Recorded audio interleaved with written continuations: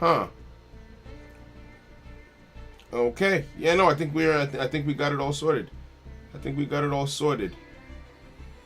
Switch this out for this. And just like that, okay, beautiful. Just like that, we're here.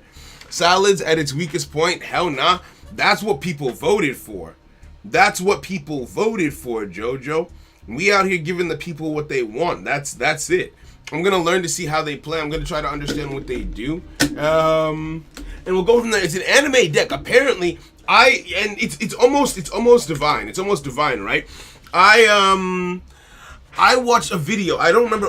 Was it Everyday Yu-Gi-Oh or Dylan? Someone who makes Yu-Gi-Oh content, and a short from them popped up today, and it was about the person who composes the duels for Yu-Gi-Oh. I didn't even know that there was a composer for Yu-Gi-Oh duels. I think that that's super cool because I started doing that myself now, especially having created custom cards. And duel composition is tough, right? But I just find it really, really cool that there's a duel composer, and apparently SALAMANGREATS was one of the hardest decks to compose duels for in the Vrains anime because the deck was just too good, and that popped up for me like today. So that was insane. Yo, Kasai, what's good? Brandon's good to see you. So all Champions League is tomorrow. I can't compete since I'm busy. Give my place to someone else. Nah, you just hold your star chips. You just hold your star chips. If someone can't make it tomorrow, they let me know in advance. They get to keep their star chips for the next league, so don't you worry about that, right? At full power, the deck is strong, no cap. The deck is very consistent. Alright. Yu-Gi-Oh! Everything. That's the one. That's the one. That's the one. That's the one. Code Talk is never going to get played. Hey, the people voted. The people voted is the thing. Right? Yeah, Raid Raptors came very, very close. They came very, very close, but SALAMANGREATS won it out. Velvet helped us make this account, and she also grinded it up to plat rank for us, but because I'm late, it's back down to gold. Which deck is actually the correct one? And also, do I have sound settings? Do I have... Why can't I hear? Okay, that's better. Now I can hear it. Can I self-proclaim being a master of salads? I mean, you can do. Make Salaman great again. I like that. Michael, I'm vibing, bro. How you feeling today? How you feeling today, man? It's good to see you.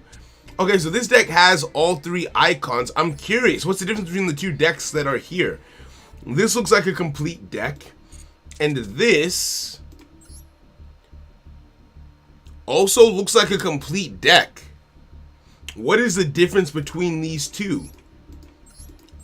They're not labeled. They just say deck.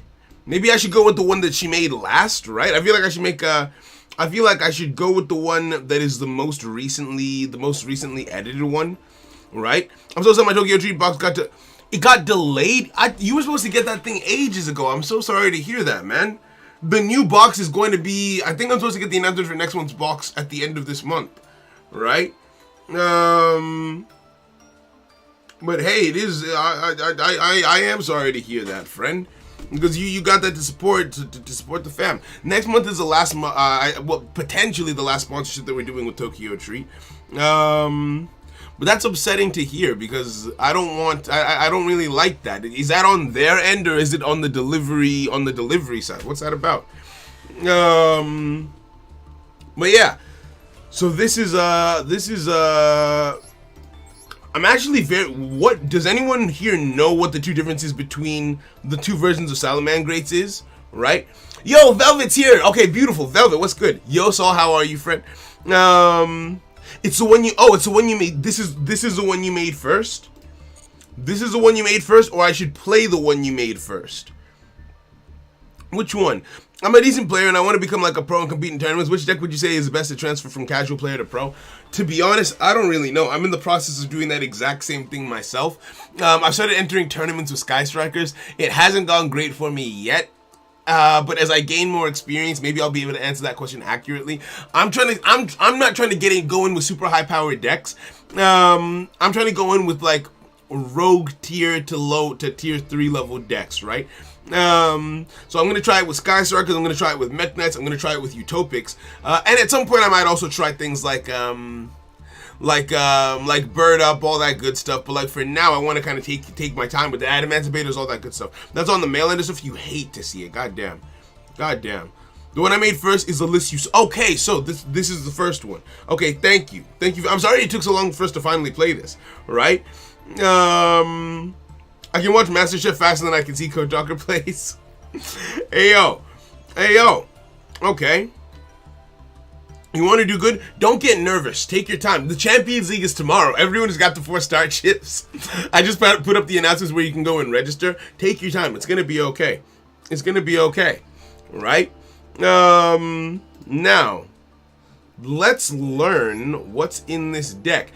A deck that's this link heavy, I don't feel like I can learn on the fly. I recognize this from when we played Live Twins. This lets me search out Cyberse monsters, but I have to discard one. Okay. I obviously recognize Ash Blossom.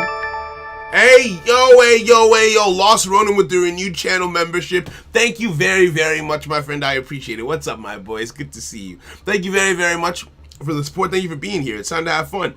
It's time to have fun. You're working on an OC? That's fire. I don't want to get too sidetracked.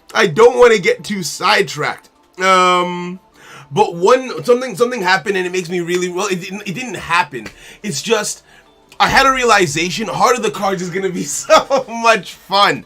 And I'm going to be including you guys in the process of Heart of the Cards a little bit. I have decided so for one, a lot of the duels are going to be scripted in Master Duel. Hey yo, Mr. Boopy becoming a channel member. Thank you very, very much for the support, my friend. I appreciate you. Thank you, bro. Thank you, my G. Welcome to the family. Yo, Ace, how you doing, broski? It's good to see you. Right? When are you gonna post a contest? So, Brandon, I wanna ask about that. You know what? Let's do that right now. Let's iron it out right now because Shadow. So, I wanted Shadow to be the one to post it, which is why it hasn't gotten posted yet. But Shadow wanted to clarify some things. So, when you say an anime opening, because we were going back and forth about it, I don't know that everyone in the Discord will have, or how many people in the Discord will have the capability to make, for example, animation, or if it's Japanese music. But if we're talking about fan art, I feel like that's more of a wide blanket because we do have a lot of artists in the server. So we wanted to get to make the rules clear to anyone who wants to enter, we wanted to get it straight from you exactly what you want people to enter with. Is it fan art because that creates a much wider net? Is it just art in general? Or is it art that relates specifically to me, or art that relates specifically to Yu-Gi-Oh?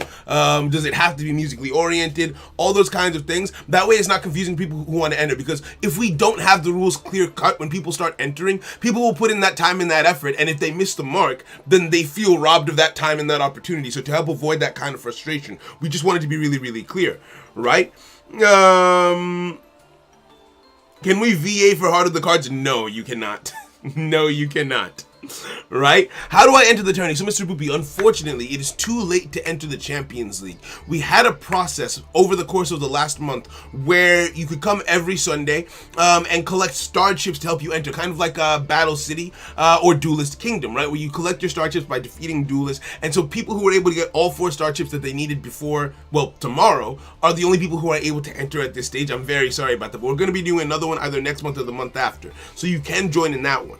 And we do regular tournaments on Thursdays anyway. So those are always available to everyone. Those are open to everyone, right? I was saying something about Heart of the Cards, but I got distracted. Oh, right. We're doing a lot more custom cards, right? I have had my eyes open to how fun it is to make custom cards, but it's also so difficult because with a custom card, you want to plug the holes that a deck currently has. I feel like with the custom cards that I made for Bujins, they are... If Bujins had some of the cards that I designed, they have the potential to be a lot more relevant. I don't know if they would. I don't know if they wouldn't make them top tier. I don't know of, but like just a lot more powerful, a lot more relevant. Maybe actually, because there are some really cool cards that have been added in that I put in there, and I can write them into the series. All that I need to do is create the card art, create the card, and then in Master Duel or in a simulator, most likely Master Duel because we have a lot of the decks pre-built in Master Duel, change out the ratios and replace certain cards with the custom ones mentally. We couldn't script out the duels like we would, but we can use the hand draw effect to draw the cards and then just script the duel based on what would happen. So it takes a little bit more brain power, but then I like that I can do it that way and add in like more unique stuff, right? So literally any effect that I want to exist, I'm not bound by any rules. I'm not using Master Duel as an engine in the series anymore. It's all going to be drawn by my artists. And so the sky is the limit. The sky is the limit. So yeah, when it comes to the community making custom cards, what what it's going to be is, if I don't want to open the floodgates to it just yet, so y'all don't get too excited right off the bat. Like I talked about in the last stream, I'm currently editing the videos where I review some custom cards that I found. First for digital bugs, some of the stuff that I found for Prago, all that good stuff. So some of the stuff that I found from Sankyo, rather, my bad, is what we're going to be looking into first, and then going from there. As I get further along in Heart of the Cards, if I find a place where a custom deck can fit, then we will have a situation where a member of the community might be able to have an archetype or a deck that they make be featured, right? I was actually considering just putting Sankyo's Halloween deck in Heart of the Cards. I thought it was that cool. But the problem is I couldn't find a character that fit with that aesthetic, unfortunately, right? So we'll see how it goes. All right, now down to business today. I messaged him saying it could be anything that they wanted. The only rule is that it has to be posted on YouTube, but it's based on you. I feel like that's what makes it a problem. I feel like because Shadow hasn't had I don't think Shadow's had a chance to get back to me on that yet. But I think that's what makes it a problem, is that that's too wide of a bracket, right?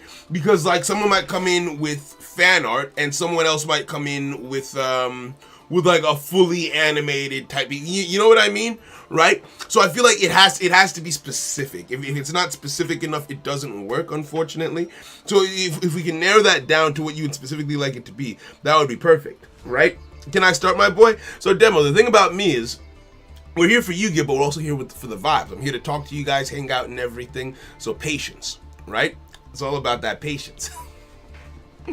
Right? I like to vibe out sometimes, right? We've been live for about 15 minutes, kind of just hanging out and everything. But yeah, we are about to start. Okay. Testing out a new deck and slowly working out. You love to see it. Okay, now, let's check this out. Max C at 3, I know what Max C does. So I love having the benefit of having well, I guess staples don't really count. The benefit of having staples is that like 1, 2, 3, 4, 5, 6 I don't need to read. Another 3 cards I don't need to read. I've played this card before, so I don't need to read it. I don't need to read this. I don't need to read this. So there aren't actually that many cards in the deck that I don't recognize when you think about it. Let's start here. The Sea Archiver. If a monster is normal or special summoned to a zone a link monster points to, except during the damage step, you can special summon this card from your graveyard if it was there when the summon resolved, or in hand even if not. But banish it when it leaves the field. You can only use the effective Sea Archiver once per turn. This seems like a worse Parallel Exceed. Why would I not just run Parallel Exceed in this deck? Do the Salamangreats require me specifically to use Cyburst cards? 2 fire effect monsters. You are a water monster, so I can't make you with this. 2+ fire effect monsters. 2+ effect monsters. 2 Cyburst monsters. I don't see this doing much that Parallel Exceed wouldn't. Parallel. And this is a Cyburst monster. Hold on, why am I not using Parallel Exceed in this? Why am I not using Parallel? Why are we not doing Parallel Exceed in this deck? Is my question. Well, it's based on skill right now. Not even has the skill to do the thing like draw and edit well, so I was trying to let everyone have a chance. I can understand that.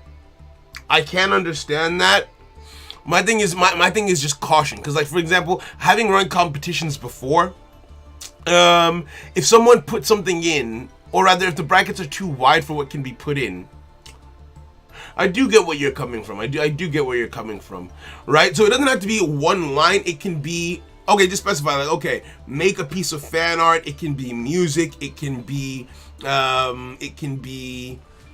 right? Just kind of lay out the things that we're specifically looking for. It can be music. It can be fan art. It can be animation. It can be this. And if that's okay, then yeah, I think that's a fine bracket then. That's a fine bracket. This is a control deck. Okay. Parallel Exceed can be banished with desires, but so can the unicorn thing, can't it? It's for the rank 3. 2, 2, 3, 3. 2 fire effect monsters. So do you mean this one? Transcode Talker, 2+ effect monsters. But Parallel Exceed could do that one too, right? Okay, you'll do it that way. Okay, perfect. In that case, I will message Skamori today to just kind of clarify. That way we have a message that can be posted in the announcements tab, and we'll go from there. right? Rank, not link rate. Rank, oh, 2 level 3 monsters. Oh, the unicorn is for this thing. Okay, I guess that makes enough sense. The parallel exceed would be a level 4. Fair enough. Fair enough. But with only one Xyz monster in the deck, I feel weird about that. I feel weird about that. Okay, I bet. Thank you for forwarding my star chips to next month. Yo, no problem, Ganesh. It's all good. It's all good. Don't you sweat it, right? You earned them. They're yours. Let's keep reading. This card art is cool. This card art is cool as hell. If this face of card leaves the field, you can discard 1 Cyberus monster and draw 2 cards.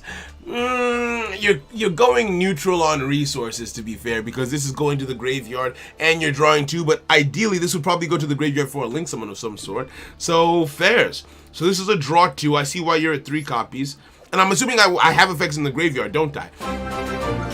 Hey, yo! Revo, thank you for the sub. Welcome, my friend. Welcome, welcome, welcome, welcome. There's only 15 now in the championship, then that means someone gets a buy. No problem at all. Right? Okay, let's keep reading. Let's keep reading. Unicorn, it's a seahorse. Listen, listen, listen. I decide what these cards are, okay? I am the master of all of this. I'm playing with you. Okay, what does this do? What does this do? Salamangreat Foxy. Again, some pretty cool card art. When this card is normal summon, you can excavate the top 3 cards of your deck, and if you do, add 1 excavated Salamangreat card to your hand, shuffle the rest into the deck. If this card is in your graveyard and a face-up spell trap is on the field, discard 1 Salamangreat card, special summon this card, then destroy 1 face-up spell trap on the field. That's not optional. Oh, wait, no, it is. Then you can destroy 1 straight-up spell trap, 1 face-up spell trap on the field. You can only use this effect once per turn and only once that turn. Okay. Where's the power? If a Salamangreat monster is sent to your graveyard, special summon this card from your hand. If this card is normally special summon, you can send 1 Salamangreat card from your hand, card from your deck to the graveyard, except this one. You can only use the effect of Salamangreat Gazelle once per turn. Where are the strong graveyard effects? That's what I'm looking for. That's what I'm looking for. Salads are down bad for Gazelle. They kind of need him at more than 1. Where is the power? If you control a Salamangreat card, you can discard this card and then target 1 face-up monster on the field against 500 attack until the end of the turn. If you control a Salamangreat monster other than Salamangreat Spine, and this card is in your graveyard, special summon this card with banish it when it leaves the field. Okay, that's not bad at all, actually. That is not bad. Because it sends itself to the graveyard and then special summons itself from the graveyard, so that's pretty cool. What does this do? Here, this card is sent to the graveyard. Target 1 Salamangreat spell trap in your graveyard, set that card. Okay, this is where now we're getting into the graveyard effects. If this is in your graveyard, you can target 1 Salamangreat monster you control, except Salamangreat Falco, return that monster to the hand. If you do special summon this card, you can only use 1 Salamangreat Falco effect per turn and only once that turn. This is a level 4, okay? Okay? Goes in match. Let me figure out what I've got in here before I start looking into other stuff, right? Let me figure that out. Let me figure that out, right? Yo, Vika, so far I'm still looking around to see what's what.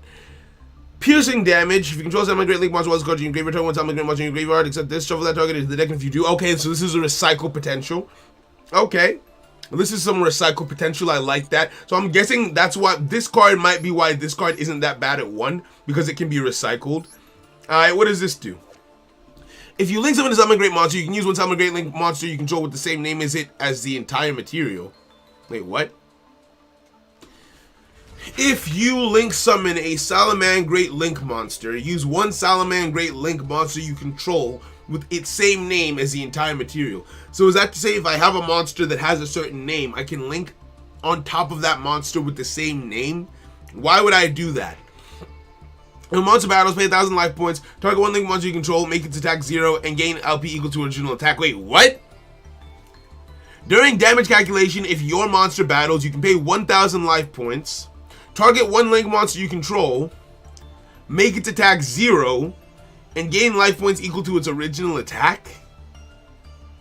That sounds horrible. Why is this here? Why is this here? They get effects when linked using themselves. Oh, okay. So when I read the link monsters, I'll understand it a little bit better. So I'm guessing it's that first effect that makes it relevant then. That link using themselves effect. Okay. What is this? Will of the Salamangreat. During your main phase, you can special summon 1 Salamangreat monster from your hand or graveyard. Okay. Continue spell. You can send this face-up card from the field to the graveyard. Target 1 Salamangreat Link monster you control. that was link someone using a monster with the same name as material. Special summon Salamangreat monsters from your hand and or graveyard and defense position up to the number of that monster's link rating. Okay, that's kind of cool. That's some free summons. I like that. What does this do? Salamangreat Circle. Add a Salamangreat monster from your deck to your hand. Fire. Target one Salamangreat link monster you control that was linked someone using a monster with the same name. That link monster is unaffected by monster effects this turn except its own. Protection and searching. I love quick play cards that do stuff like this, where it's just protection on protection. What does this do? It's a search and it has more value than just being a search. Activate one of these effects. Send one Salamangreat monster from your hand or face up field to the graveyard. Target a card on the field and destroy it. Okay. Target a Salamangreat link monster you control that was linked someone using monster with the same name. Destroy cards your opponent controls up to that monster's link rating. Non-targeted destruction. I like that. I like that. What is this? When a spell trap or monster event is activated while you control a Salamangreat link monster, negate the activation and destroy that card. While it's in the graveyard, if a Salamangreat link monster is linked someone to your field using the monster with the same name material, you can set this card and banish it with leaves the field. You can only use this card once per turn and only once that turn. Okay. Alright, bet. Salads remind me of Sky Strikers. How so? How so? Has anyone gotten DC'd for a game for no reason? No one won in 3 turns? Yeah, that's either a glitch or someone hacking. I still don't know, to be completely honest with you. I still don't know. I have no idea. Saul, you still owe me a duel. You're using Salamangreats. A good suggestion is to not use Sanctuary unless you necessarily have to. I do, don't I? Do I owe you? I feel like there is someone who I owe. I think yes. I think I owe you a duel. I think I do. I think I do. I think I do. Did I say? There was someone who in the middle of a stream didn't get a chance, and I did say that they would get a chance to duel on the next one. I'm going to choose to believe that that was you. I'm going to choose to believe it. Okay. What about some locals in Dueling Book? I heard they have the ability to add custom cards. Yeah, but the overlay is ass. It's just ugly. It's just ugly. Salamangreat and Sky Strikers were both top tier in the format called Eternal format. Why was it called that? Why was it called that? Okay. It was you? Okay, then yeah. That's it. That's it. Fear, you a lie. You a lie. Alright. No. It's not if you didn't get to duel me. There was someone who I specifically promised to duel for a specific reason. Something had happened, and I specifically promised someone a duel a few days ago. It's just slipping my mind who it was. But, I'm going to choose to believe Joshua that it was them, and we go from there. Right? What is this? Detachment you from this card. Person wants Salamangreat monster from your deck. Hey, I can learn this on the fly. Okay, let's enter some duels. First, I want to play on the ladder real quick. We're gonna make a room, but first I want to play on the ladder real quick because Velvet has helped us to grind this account up, and I want to start getting it back up to plat so I can make a video on it, or I might just make the video in gold. We'll see. But if I do that, I have to do it today. Oh, I would have to record that video today, wouldn't I? Change decks. It's this one, right? It's this one. So, Velvet, what's the other deck then? What's the other version of the deck that's on the account? I'm actually very curious. I'm very curious, right? I've been like 200 on getting my TCG plant deck the other day. Oh, that's a lot. That's a lot. That's a lot. Right? That's a lot. Is it okay if I use my Megalith pile? It has long combos. What do you mean? Do you mean today or in general? Do you mean today or in general or during the Champions League? If it's during the Champions League, you can use whatever you want, but if you go to time, you might put yourself at a disadvantage.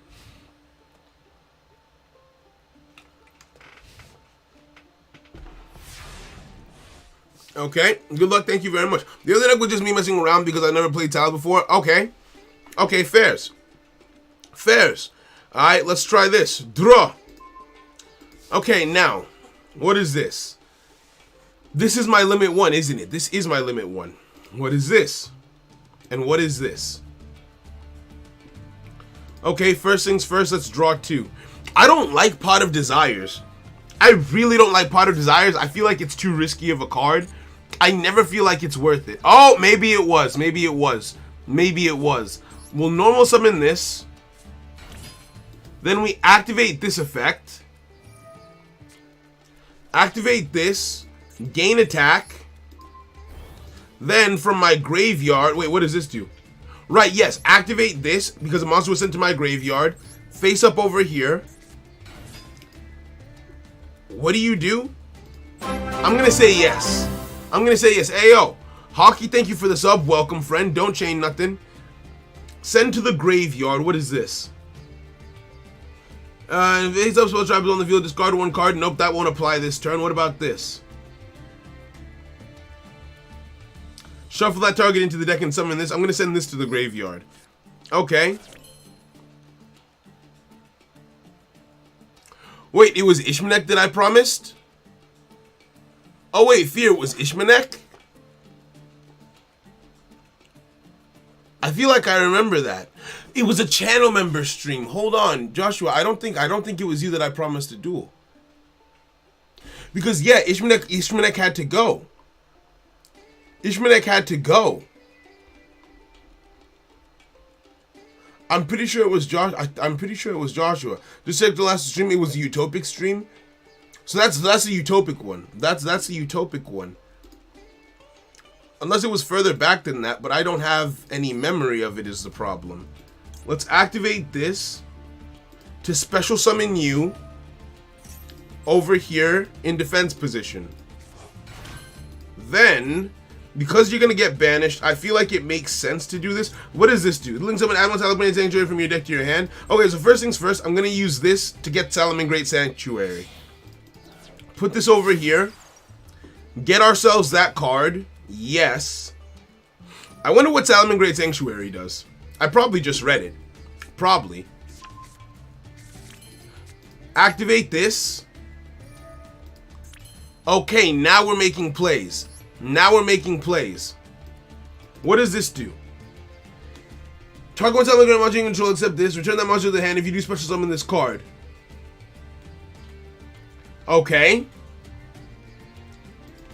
What does the XZs do? What does the XZs do? You have no material in this card. Special summon Salamangreat monster from your deck in defense position. Okay, let's do this. Let's do this. That way I don't lose this card. I don't want to lose this card, so I'm going to do this. Put you in face-up defense position. Then, for my next trick, I'm completely guessing. All of this is just pure guesswork. Send this to the graveyard because you're a limit 1. And then I get to special summon a monster from my deck. The card that I'll summon is... I might as well get this because it's the only one that's not currently in play. Then special summon from my graveyard this one. I activate your effect and I can shuffle this back into my main deck to summon you onto the field and face up. Oh, okay, I'll put you over here then. What is this card in my graveyard trying to do? What do you do? What does this do? You don't want something monster you control. Return that monster to the hand if you do special summon this card. I don't know if I want to do that. Okay, what else can I do here? I've already got Sanctuary. What is this? If you're, it's probably not you. What do you do? A fire monster is normal special summon to the zone this card points to. Add a fire. Okay. If this card was linked, someone uses Salamangreat Wolf as. Huh. The using this card as material, right?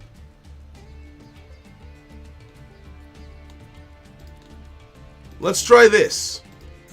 I'll take you, and I'll take you. Okay, now I'm curious about something. Salamangreat Sunlight Wolf, put it over here, then special summon into a Salamangreat Sunlight Wolf using just the Sunlight Wolf as a material. And I'm supposed to get a special effect, aren't I? I'll put it over here this time, that way I can summon something underneath it. What do I get? What's the special effect? You can add one Salamangreat spell trap from your graveyard to your hand. There's nothing in my graveyard that I would be adding to my hand here. Okay, well, that did not work out in my favor. What else can I do then? What else can I make? What does the Link 3 do? What do you do? Target one card in your opponent's spell traps. Don't shuffle into the deck. Once returning, maybe you can target one face-up monster on the field and one monster in the graveyard. The attack of the first becomes...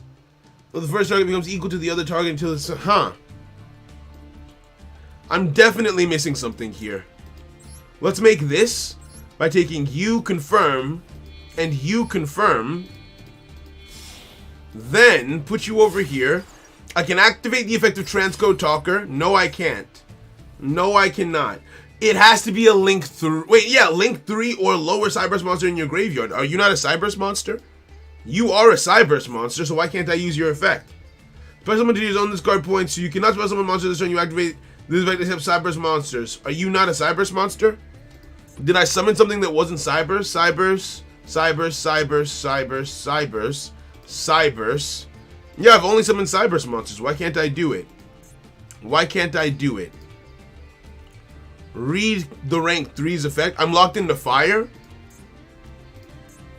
But this is a fire monster. When the card is called Link, you type one Link 3 or lower Cyburst Link monster in your graveyard except Transcode Talker. Can someone tell me why? Yo, follow, I'm doing good. I'm doing good. Thank you, friend. It only summons fire? Hold on. How many? You gotta tell me specifically. What card is causing the effect? What card is causing the effect? Is it this? Monster effects for the rest of the turn except fire monster. Okay, thank you. Right? So if you're gonna give me feedback, that's absolutely fine because it's part of the learning process. But you have to let me know specifically what card you're talking about. Just telling me the effective play won't really help me. Okay, so I'm locked into fire monsters for the rest of this turn. Understood. Right? We'll set this face down. I think we're in gold rank, so I doubt my opponent's gonna have anything. They've actually been Nick, whoever Nick is, they've been very kind for sitting here while I figure this out. What does this one do? I can return a card from my deck to my hand. Okay, I don't from the face-up field to my hand rather. I don't think I want to do that, so I'm just gonna swing. Yeah, I'll just swing. What does this do? Pay 1,000 life points, target one Link monster you control, make its attack 0, and gain life points. Why would I ever want to do that? Why would I ever want to do that is my question. Actually, wait, if my Link monster isn't the one attacking, then maybe that makes sense? I guess. Do I get my attack points back after this? You don't get the attack points back? You don't? Okay. That effect is ass. That effect is ass then. Why would I ever want to do that? Why would I ever want to do that? Okay. It was called TOS format. TOS stands for Thunder, Orca, Salamangreat, Sky Strikers. Okay. Okay, that makes sense. That's for Ibli Lock. Okay. It's a funny effect. I hate that.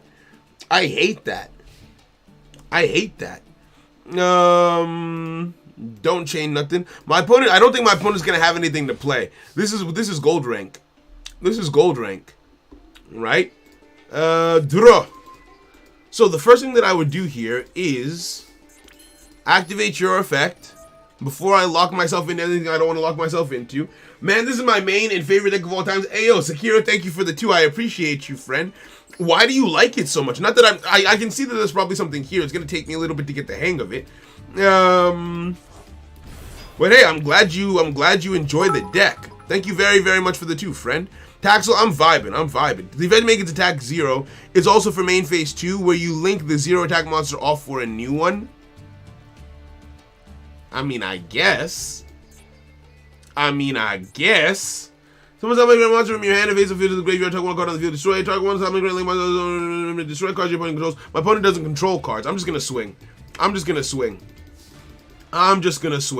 Right? There's no need for all that. Is this gonna ask me every time I swing? Is that field spell gonna ask me that question every single time I swing? That is gonna get annoying. Okay, alright, let's figure this out. Don't chain this. Hey, yo, David, thank you for the sub. Welcome, friend. Welcome. Right? This deck can recycle Ash. Okay, that makes sense. Update Jammer. I have to go. Hey, yo, Anime Craze, thank you for coming through. I appreciate you, bro. Sanky's always gonna ask me. Okay, that is gonna get really annoying.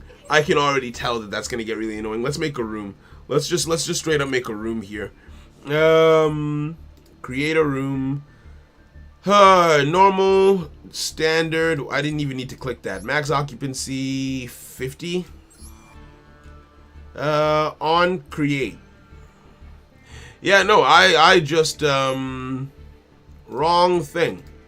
Room details, copy your room ID. You guys can hop in, and I'm just gonna pin that to the top of chat. If anyone asks for the room code, you can let them know that it's there. I'm always so confused. I'm always so confused when people ask for the room ID when it's pinned to the top of chat. Like, does YouTube not show you the top pinned message immediately? Like, the message says room ID and it has the room name, right? Oh, I lost it. There we go. Right? I hate Zhang's prompt. Yeah, it's annoying.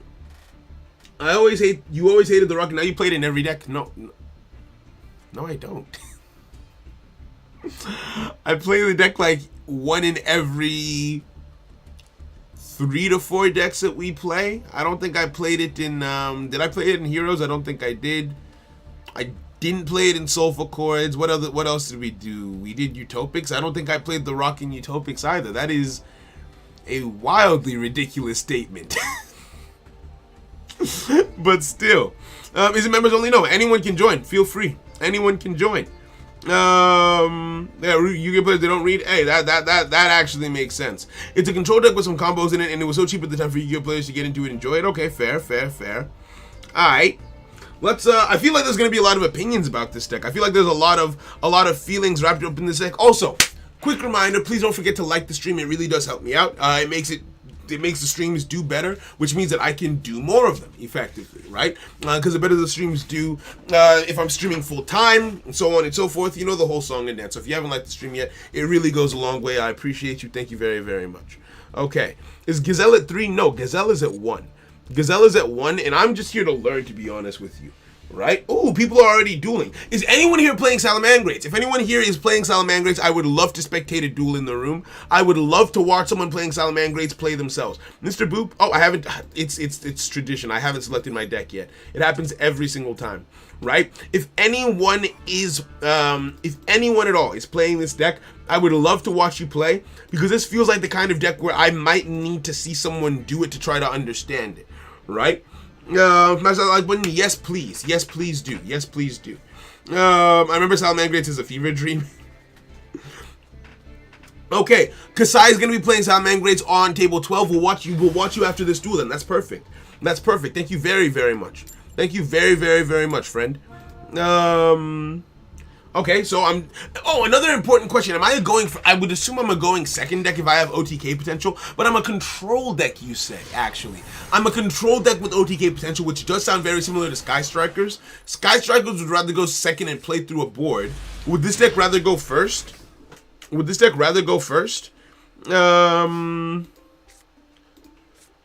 this leaves the field, discard a Cyberse monster, draw 2 cards. Okay, so in that case, add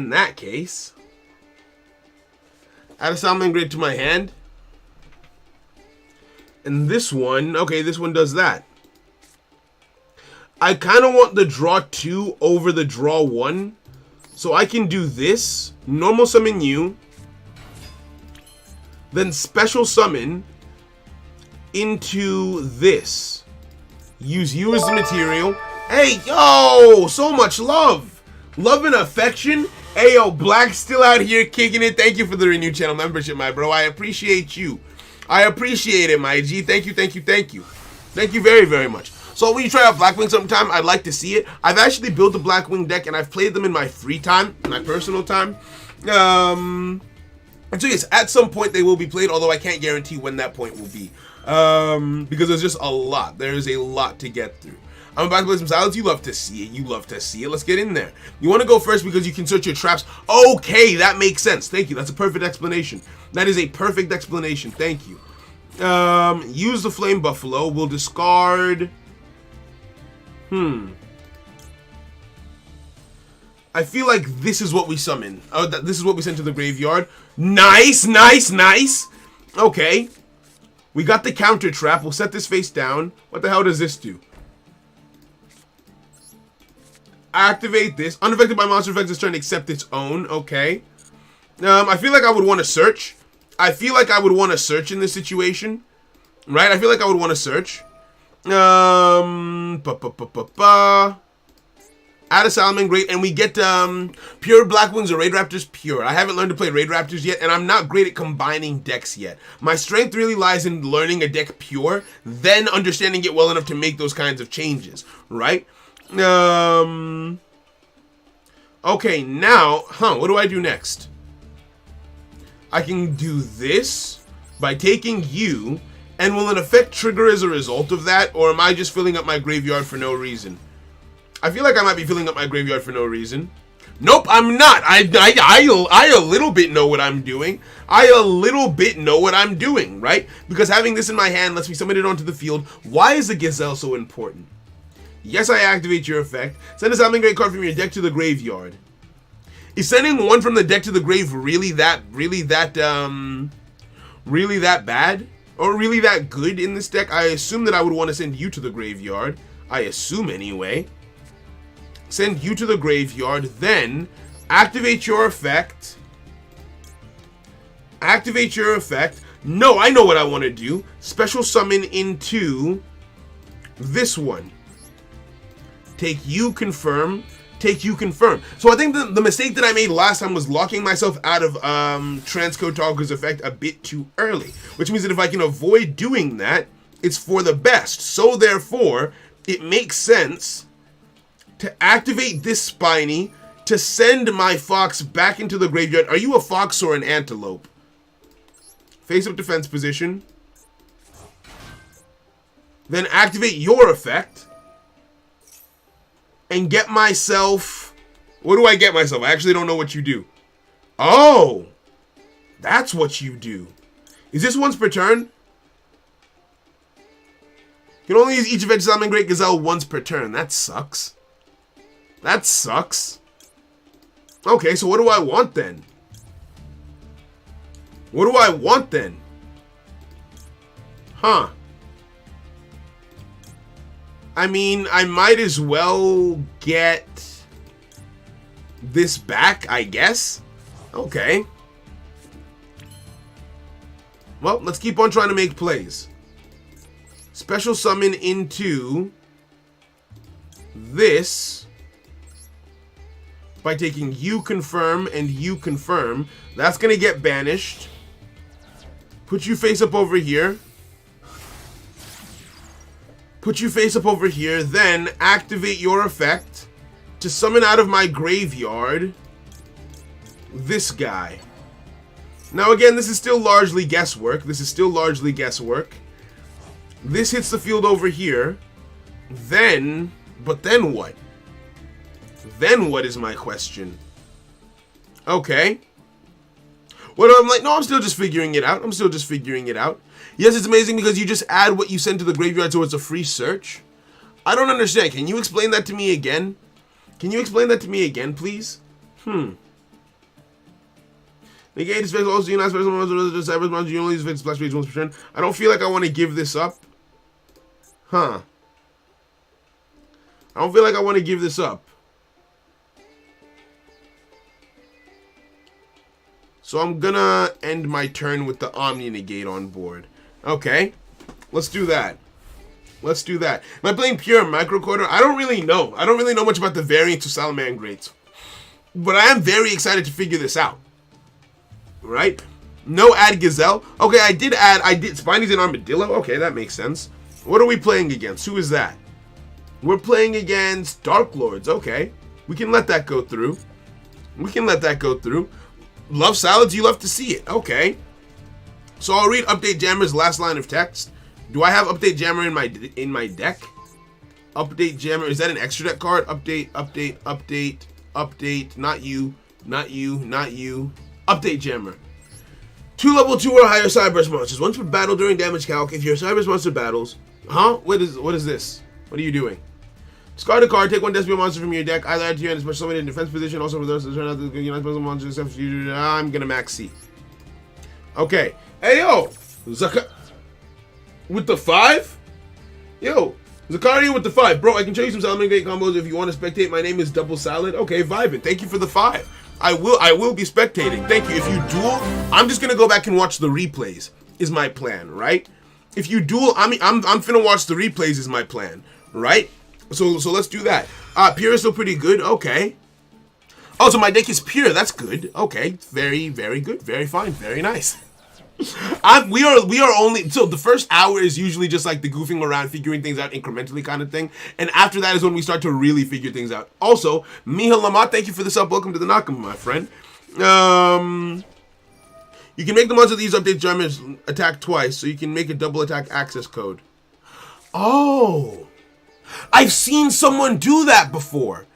I think it was a double attack access code. And if I'm not is there a way to make it unaffected as well? Can you do that? Why did that sound effect just come through? Zakir, thank you very much for the 5. I appreciate you, friend. You add back what you send with Gazelle, so it's a free search. What does Gazelle say? If a card is sent to the graveyard, accept this. Send one Salamangreat card from your deck to the graveyard, except Salamangreat Gazelle. Wait, what? What is asking me something? What is asking me something? Breathalix? Belanix? What the hell do you do? If I would be destroyed. Oh, I'm about to be destroyed? Thank you, I guess. Thank you, I guess, for protecting me. Alright, bet. Bet. What is this? Why would I reduce my attack here? Is there any reason why I would reduce my attack here? Why are you asking me that? Stop asking dumb questions. Dumb questions get dumb answers. Why? Why? Is there any good reason why that would happen? Jojo, we're not doing that today. We're not doing that today. We're not doing that today. We're not doing that today.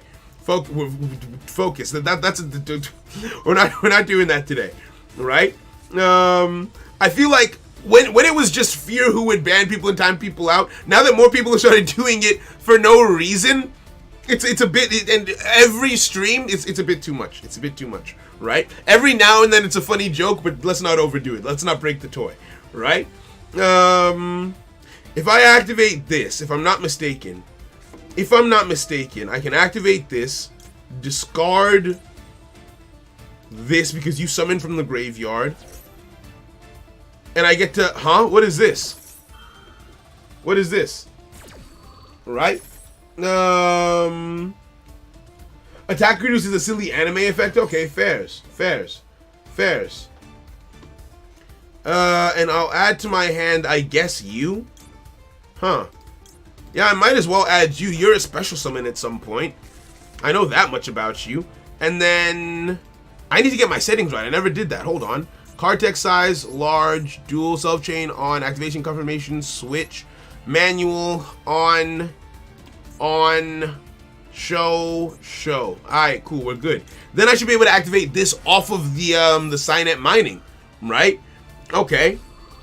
How I get Code Talker? I don't really know yet. I don't know how Code Talkers work, right? But yeah. Yo, Jacob, I'm vibing. I hope you're having a fantastic day, friend. What's good? So this hits the field.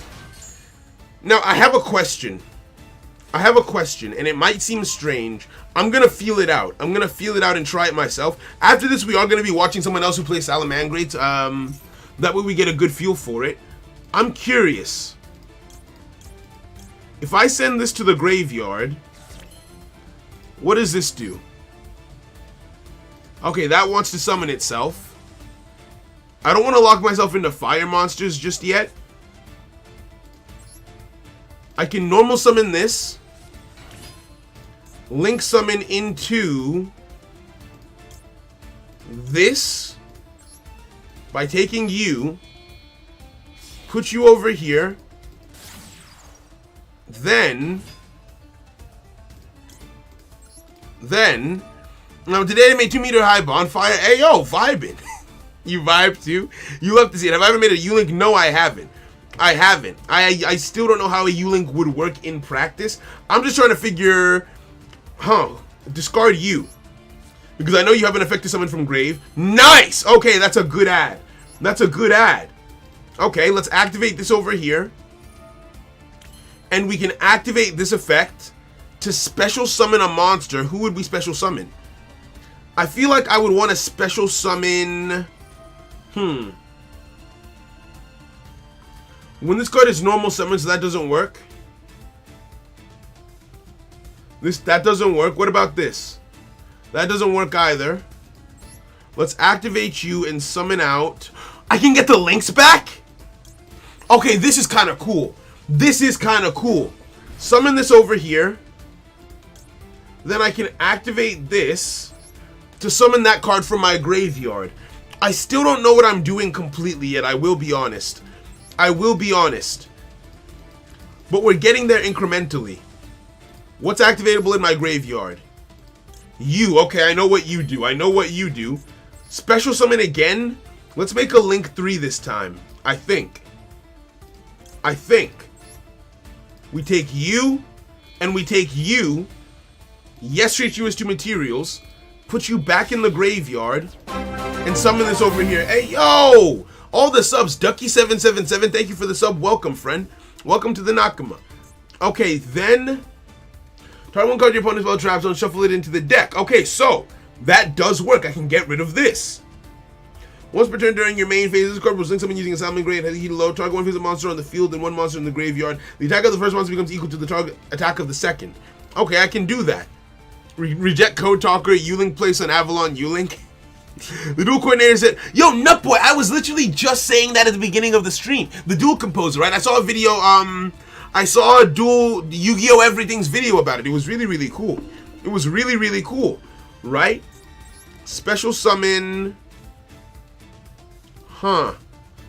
This is kind of tough. Think so. Don't get it wrong. You can figure this out, right? Why didn't I get that bounce effect? Why didn't I get that? I have an XZ summon, so I'm not locked into fire effects yet. I want to do a bit more to try and clear the field here, if possible. So here's what I'm going to do. I'm going to make Splash Mage, take you and take you. Put you over here. Then,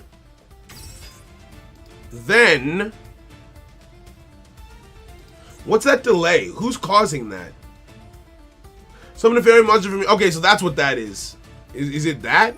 Oh, it's you. Negate is effective. Oh, you had a negate. I should have been paying more attention. So I can't use that now. That's fine, I guess. That's fine, I guess. So your wind, your fire. Your fire, your fire. Oh, that's not great. Your earth. So I've got fire, wind, and earth. That's 3 destruction effects. What does it say specifically? I was really hoping that I would get that bounce back. Damn it. Okay, instead of that, special summon from the graveyard. Let's get this out. Let's get this out by recycling you back into the deck. Put you in face-up defense position over here. Then, special summon, again, you. Face-up defense position. Now, special summon into... I need 1 more. Splash Mage is water. What does this say? 2 Cyberse monsters. You're a Cyberse monster. So, I'm going to make this. Put you over here. Done. Linkaribo. Then, special summon into Splash Mage by taking you confirm. And you confirm. Put you over here. Now, activate this effect. Target a Cyberse monster, special summon it in defense position, but negate its effects. Sure, why not? Put you over here. And now I should have just about enough. If I do this. It has to be fire? Damn it. It has to be fire. Cancel. Okay, in that case, we make this by taking you, no, you, no, you, no, and you. Actually, I didn't need the bull. Just realized that. Put you over here. Then activate your effect. and then activate your effect, which can't be responded to target you and boost up my attack. Target you, boost up my attack, and then activate your effect. And now we have enough resources in the graveyard to not really have to worry about the typings. So we'll banish Link Karibo as the dark so we don't accidentally destroy access code. Get rid of that. Activate this. Banish our Earth. Get rid of the fusion. Are you indestructible by chance? Oh, okay. Well, let's destroy it again. Activate this. Oh, we're running low. I didn't realize that you could survive one. I did not realize you could survive one. Okay. Get rid of a fire. Let's destroy this. Activate you again. Get rid of our water. Okay, good. We're still okay. We're still okay. Destroy this. Activate this.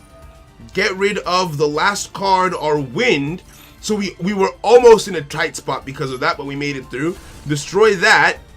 And then we swing twice directly for game. Huh? No. Why would I activate that? Why would I activate that? GG's. GG's. I've done everything correctly, yes? Did I get that right? Did I get that right? You don't need to destroy Despia? Oh, actually, yeah. He was in attack position. Yeah. GG's, Mr. Boop. GG's, Mr. Boop. That felt good, but I want to see someone else. I want to see someone else do it. I want to see someone else do it. Right?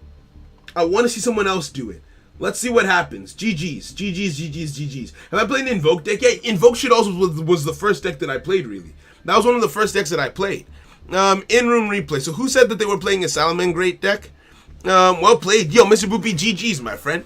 GG's. Yo, El Demo, anyone can join as long. Double salad? Okay. Double salad, double salad, double salad, double salad, double salad, double salad, double salad, double salad. Where are you? Double salad, double salad, double salad, double salad. Huh? Are you still in your game? Oh, you're still playing. Okay, fair. Would you like to try my Invoke deck? Not today. Here's the thing. I don't really love Invoked like that. It was one of the first things that I tried. And, like, I value its splashability as an engine, but I'm not crazy about the Invoked cards, right? Where's Double Salad? Huh? Double. Have I passed by it and just not seen it? Right? Double. There. Oh, it's one of the glitch ones where you can't spectate it. Damn it. I didn't know you could attack. You hate to see it. I learned that today. Soul Burner was also playing Salamangreats. Thank you very much. Thank you very, very much. In-room replay. Thank you very, very much, my friend. Soul Burner. So you lost that one. I want to see one where you won. Thank you very much, Craze. Thank you very, very much. Okay. Let's watch this. Woo! That was fun. I like that I got it. I feel like I got to the right place by taking the wrong steps, but I got there is the thing. Okay, so Salamangreats. I wish Salamangreats was at the bottom so I could watch it from your perspective. Can I rotate this? Is there a way for me to... I don't think that there is. I'm pretty sure there's no way to rotate it. Alright, fairs. So, you were up against an Alistair player. Oh, it's Invoked. Okay, Gumi playing Invoked. You love to see it. Why is this here? Are you playing... Wait, what? 2 level 9 monsters. Why is this here? Okay, negating that. I see that you've got Signet Mining, same as me. You are playing this thing! Parallel Exceed! Parallel Exceed is in the deck. So the deck that we built off of, why weren't they playing it? I wonder. Okay.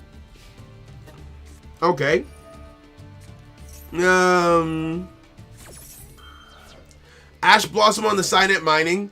Because you've opened the Gazelle here, I don't think it matters because the card was still sent to the graveyard, which means that the Gazelle should still activate. The Gazelle activates to send... So I was right about sending the Rock Boy to the graveyard, okay. Link 1, and that's going to search out your field spell. I want to see how well I can follow this place. And then the parallel executable summon itself onto the field. Maxi is dangerous. But we see that called by is what's face down. You could OTK here easily. This is an easy OTK with double access code, unless they draw into like a Nibiru or something. Okay, you added that to your hand. Parallel execute summon another card from the deck. Activated this. Straight into the update jammer. That was fast. I thought you was going to dance around it a little bit more. Okay. Link 2. Sunlight Wolf. Activating that to shuffle a card back into the deck. Choosing to banish the Jaguar instead of the Gazelle. I would have banished the Gazelle. It's a one-of. If you called by that Gazelle, that's tough. That's tough against a Salamangrate player. Activating one of the Salamangrates to let you summon a card from the graveyard. Choosing to get a Sunlight Wolf onto the field. Then I'm assuming activating the continuous spell to get the... Oh, okay, get that right back. Going straight into the access code. So it's not that complicated. It's really not that complicated. True. Even at just 4,000 attack, a double access code is lethal. Even at just 4,000 attack, double access code is game. So you don't need to do all that fancy footwork. You just need enough attributes in the graveyard to clear everything on the field, and that's a GG. Thank you very, very much. Thank you very, very much. Okay, fairs. Fairs. Red also played using them. Okay, fairs. Thank you. Thank you. Let's look at another duel. I want to see multiple perspectives of the deck. Red. Play. Okay. Alistair's in the chat. Alistair's he's an MVP. He can just fit into so many. He can just fit into so many decks, right? Oh, I shouldn't have my overlay on. It's not me playing, it's you guys playing. Let's watch this. Right? So what happened here? Duel? Oh, and thank goodness we're watching from your perspective this time. So you're going second. So I feel like this is a going second deck. You want to OTK with that access code. I'm also seeing a common trend that there are a lot of hand traps in these decks, which leads me to believe even more strongly that they're going second decks, right? Shutting down Fur Hires. Oh, what an interesting combo deck. Revolt mixed with Fur Hires. Okay, so try Brigade Fur Hires. Wait. Pause. Too fast. Slow down. So, you drew... What happened? Okay, you Pot of Desires, banished all that. You drew Droll, you drew Ash, you normaled Buffalo. You sent a Buffalo to the graveyard. Did you have all 3 Buffaloes in play? No. No, you linked Buffalo away. You normal summoned Buffalo, you linked Buffalo to the graveyard, you summoned your Link 1. Then Buffalo in the graveyard will let you draw 2 by discarding another Buffalo. The Gazelle hits the field. End phase. You have too many hand traps to make a Salamangrate play here. Okay. So what do you do in the long game? Ash Blossom, that makes sense. Don't let them get more cards. Don't let them draw more cards. Then this will still activate, summon another card. That's 2. That's 3. I think I see where this is going. That's 4. That's 5. You're going to activate, destroy that card on the field, Nibiru. Although you sent their kit to the graveyard with your Nibiru, luckily they only have a Raigeki in hand. So even if they get a Fractal, they still don't have a play. So you got lucky on that one. If they had a Beast Warrior in the hand, they would have been a little bit stuck. Or rather, you might have been a little bit stuck because they would banish this and swing at you. Right? Although it still wouldn't be lethal, to be fair. Draw and Lockbird preventing more draws. Fractal still sending itself to the graveyard to send a kit. Activating Tri-Brigade Revolt, the face down card, still going in for that access code talker. Did I just say access code talker? That charade. I'm sorry, there's so many monsters. Charade, I'm actually very excited to see how you came out of this. Although you're not in that bad of a position, come to think of it, because of that Droll and Lockbird, they don't get the draws that they want. End phase rolls around, all that they've got is a Shurag and nothing to help with summons. Nothing to help with summons here. Normal summon this, link summon into that, then you get to special summon the Gazelle from your hand. The Gazelle will then send a card from the deck to the graveyard in the form of the Rock Boy. Huh. You chose to do that? Why? You wanted an extra card in hand, I'm guessing?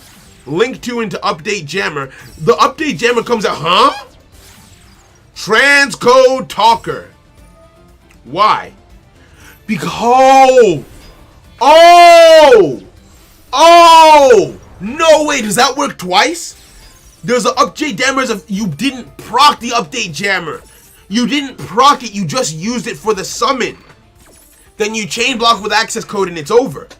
You banish earth, you banish water. He gets draws. No, because you can't. Okay, maybe because you can't respond to access code's effect. You swing in once, you swing in a second time, and that's game. Phenomenal. Phenomenal. It was so you can reuse the Gazelle if you needed to. Okay, alright. Alright, Fairs, thank you. Thank you very, very much. Rangeless on Master Duel. I'll take a look at that as well. I'm really liking this. I'm really liking this. Is it Update Jammer? Yes. Mr. Boppy, it was Update Jammer that let me attack twice. It was. Check room replay, Rangeless, thank you. I'm actually really liking this, seeing people who play this deck. And watching the replays. I want to refresh this in case there's any new replays. I feel like this is a very interesting way to learn, right? Rangeless. Let's take a look at this. Play replays, right? I feel like I've got a very solid idea of what this deck does. So where's the control aspect of this actually? Because so far, all I'm seeing is OTK potential. The only control aspect I'm seeing is coming from the hand traps, and I don't feel like that counts as control. Yep, hand traps. Well, I guess only one hand trap on turn 1. Now, I don't know if you chose to go first, and I'm curious to see how this goes. Chose the bull. Because you can use circle, add Gazelle to your hand. Okay. Normal summon bull, link summon away. You get to draw 2, then the Gazelle will activate and send a card from your deck to the graveyard. This is a crazy opening. I have a question. What is this thing? I don't have this. Who are you? Lady Debug. If this card is normal special summon, add 1 level 3 or lower. Or special summoned. Ooh, that could be good. Add a level 3 or lower Cyber's monster from your deck to your hand. You only use this effect once per turn. I want to see if this comes into play in this duel, and if it does, I might consider adding that to my deck.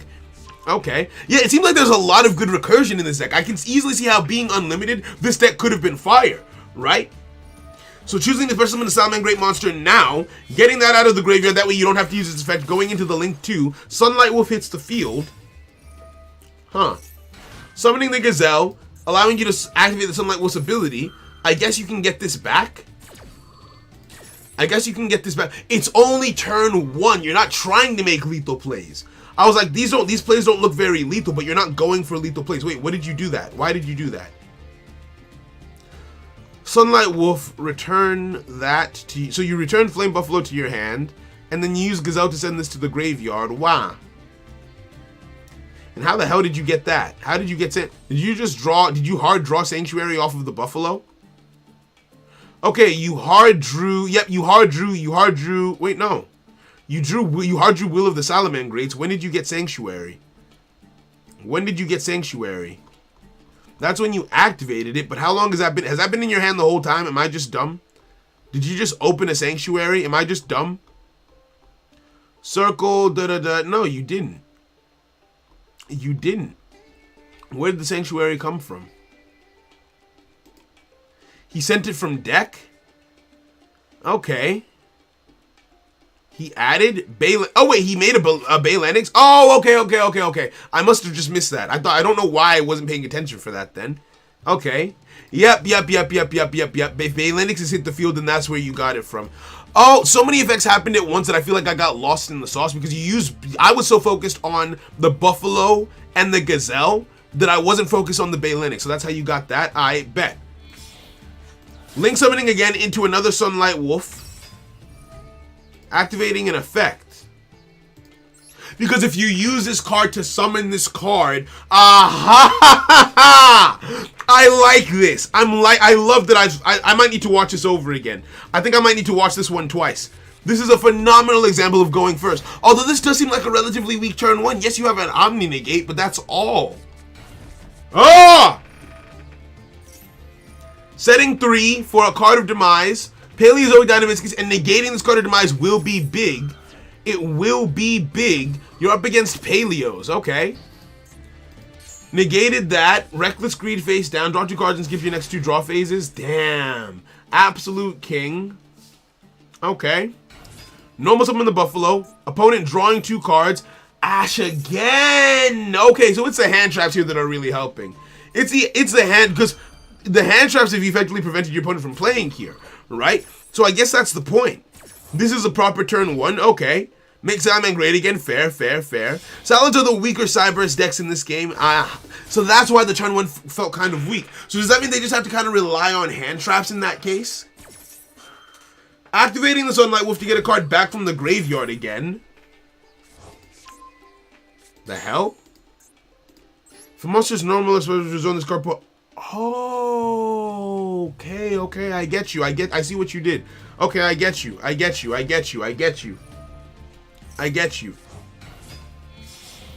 Special summoning into Transcode Talker. Transcode Talker will resummon the card, the Update Jammer, put it back on the field. Do you not need more attributes in the grave? You've got... I mean, I guess you have enough. You've got Wind, you've got Earth, you've got Fire. Wind, Earth, and Fire. Is that enough? Wind, Earth, Fire. That's only 3 destruction effects. Actually, no, they've only got 3 cards. Never mind, I'm dumb. Never mind, I'm just dumb. 1, 2, destroy the face down card, and that's a game, right? Now, I do feel, oh, and the Omni Negate comes through. I feel like the hand traps carry this deck a little bit in terms of its defensive potential. I don't feel like, this doesn't feel like a control deck to me. Maybe that's what it should be at full power. But like this, it doesn't feel like it's controlling the board. It more so feels like the hand traps stop your opponent from playing as much as you can, and then you OTK on your turn, right?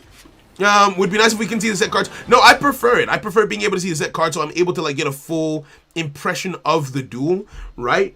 I managed to somehow beat a Code Talking player yesterday. It was my first time facing it, so you had to read a lot. Damn. Alright. I like this. I'm ready to go again. I think I'm ready to go again. The only change that I'm considering making to my deck is adding in the Link Spider, right? I'm very strongly considering adding in the, not Link Spider, Parallel Exceed. I'm very strongly considering adding in Parallel Exceed, but that's about it. It's mid-range. Define mid-range. Can you define mid-range? Can you define mid-range? Right? With Code Talker Disrupt the trend, can I pull? What's a pull? Can I please? Can I please what? Can I please what?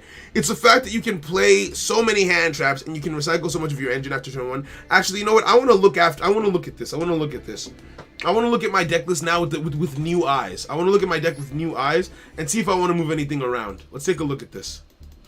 Right? I'm very glad that I watched those duels. Thank you guys very much for playing. Thank you very much for playing and helping me get that insight. Right? First things first, accessories. Hold on. So that I don't get confused. I'm going to use the Ash Blossom sleeves. I'm going to use the Ash Blossom sleeves, the link case, this dual field parts, this one, mate's base, this one, 3 main cards, change 3 main. Just so I don't get confused and accidentally select the other deck. From my experience, the most important cards are the Gazelle, the Update Jammer, and the Gazelle, the Update Jammer, and the Spell card is what I would put as the 3 main cards so far in terms of importance. I like to use that to kind of gauge and like measure my understanding of the deck, the cards that I like asking myself the 3 main cards, right? But yeah. It works without dedicating too many deck spots to it. Yeah, that makes sense. So it's a lot of recycling. I just lost best of 3 against Magnite by breaking with Rankings. You hate to see it. Okay. 7K. Maybe. I only have 7K because Velvet did such a good job on helping me grind the account. She was amazing. Right? Right? Did I see the replay? I think I want to look into more. Of playing myself and see what we get going on, right? Buffalo, wolf? Who's the wolf? Do you mean the fox? Falco, jaguar, spiny. Do you mean the fox? In any event, the one card that I really don't like is Pot of Desires. Can I take Pot of Desires out of my deck? Because a thought occurs to me. It is not safe to Pot of Desires when I have a limit 1 card, right? That is way too dangerous, is it not?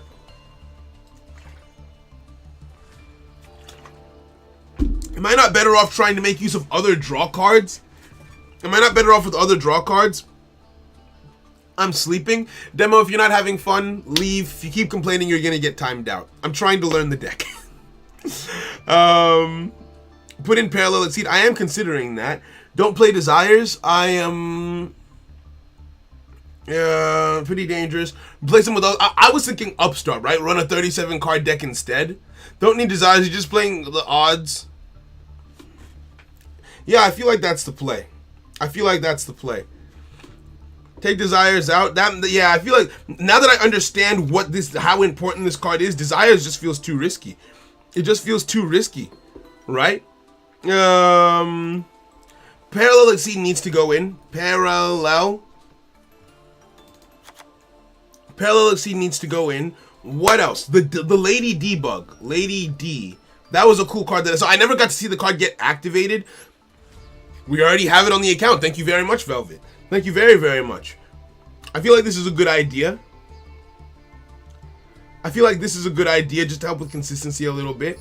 Because this is a level 3 Cyberse monster, so it can help me with my searches. Okay. Okay. Avarice. Have I considered triple tactic for the draw power? Is that the one where if my opponent activates an effect on my turn, I get to draw 2 cards? Triple. I don't really like that card. It's too risky. It's too situational. Tactics. Tal. Yeah, this one. I don't like this card very much. If your opponent's activated a monster effect during the main phase of this turn, activate one of these effects, draw 2 cards, take control of it. Yeah, it's very risky. It's very risky. It's very risky. A lot of people never expect. Yeah, people don't play around evenly. People don't play around evenly. Ladybug should be a 3 of, you think? But I don't want to use my normal summon on her, do I? Wait a second, I have a question. What does this card require? A level 4 lower Cyberse monster? Oh, yeah. We want more of her. Oh, what do we take out? What do we take out is the question. What do we take out? I want more of Lady Debug, because that means I can normal Lady Debug, link into this, and then special summon this from my hand that I searched out with the Lady Debug, which is fire. Then I can send this to the graveyard. If I've got to... Oof! I see the plays. Okay. 1 Foxy is enough. I feel like this deck relies heavily on the hand traps. I don't want to take out too many hand traps. I think 3 Nibiru is essential, although I think because of how much drawing this deck does, Maxi doesn't feel like it's essential. Maxi does not feel essential. Obviously, no deck dislikes Maxi, but I definitely don't think I need 3 copies of it. I definitely don't. If anything, I kind of want to add Called by the Grave or cross out Designator to protect myself from Nibiru. Now I'm looking into the weaknesses of the deck. And one weakness is all of those special summons. We're very weak to Nibiru, I think. Right?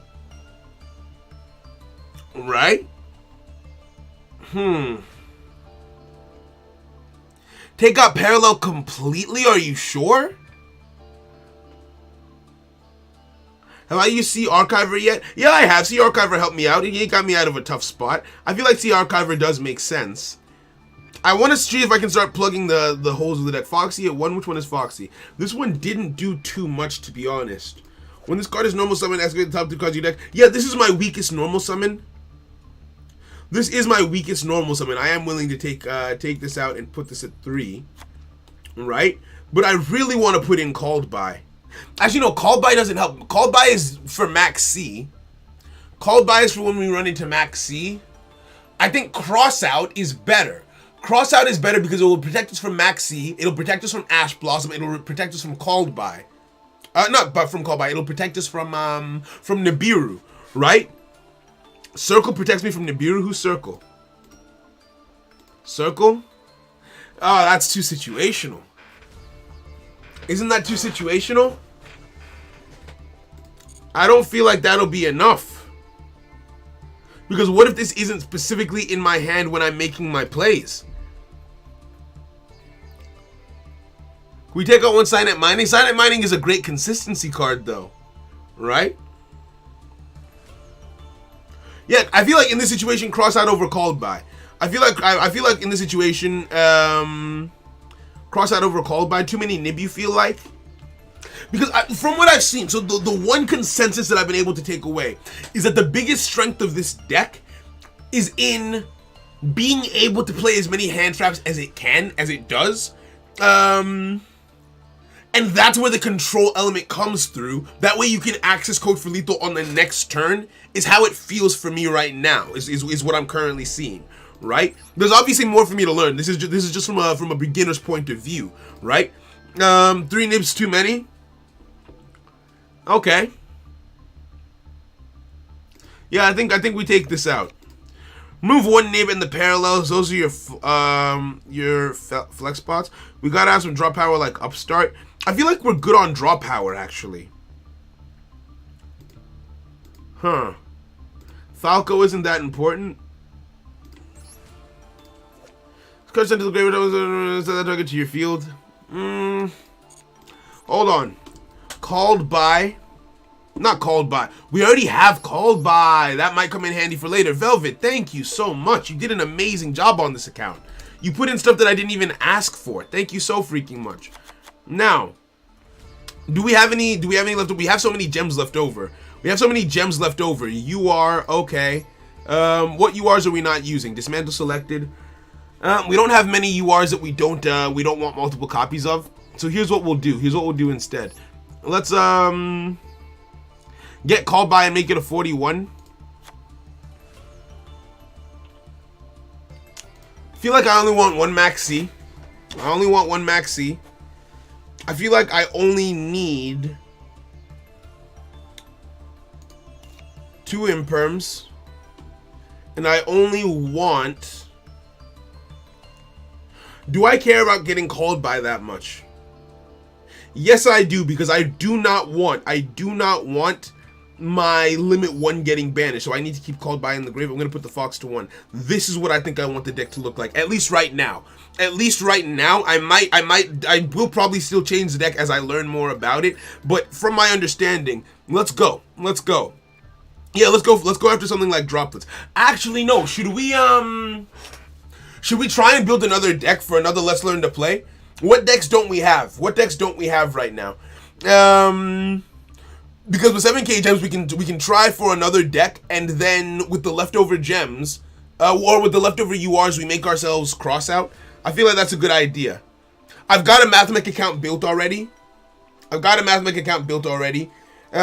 got what's Crusadia? Is Crusadia the same as Despia? I've got Despia done already. Plunder Patrol is a really good idea. Plunder Patrol is a really I've been considering Plunder Patrol. I played a member of my team played it, and it was really, really cool.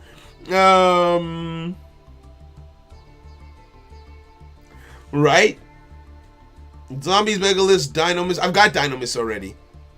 Right? What's a mirror? I don't know what mirror is.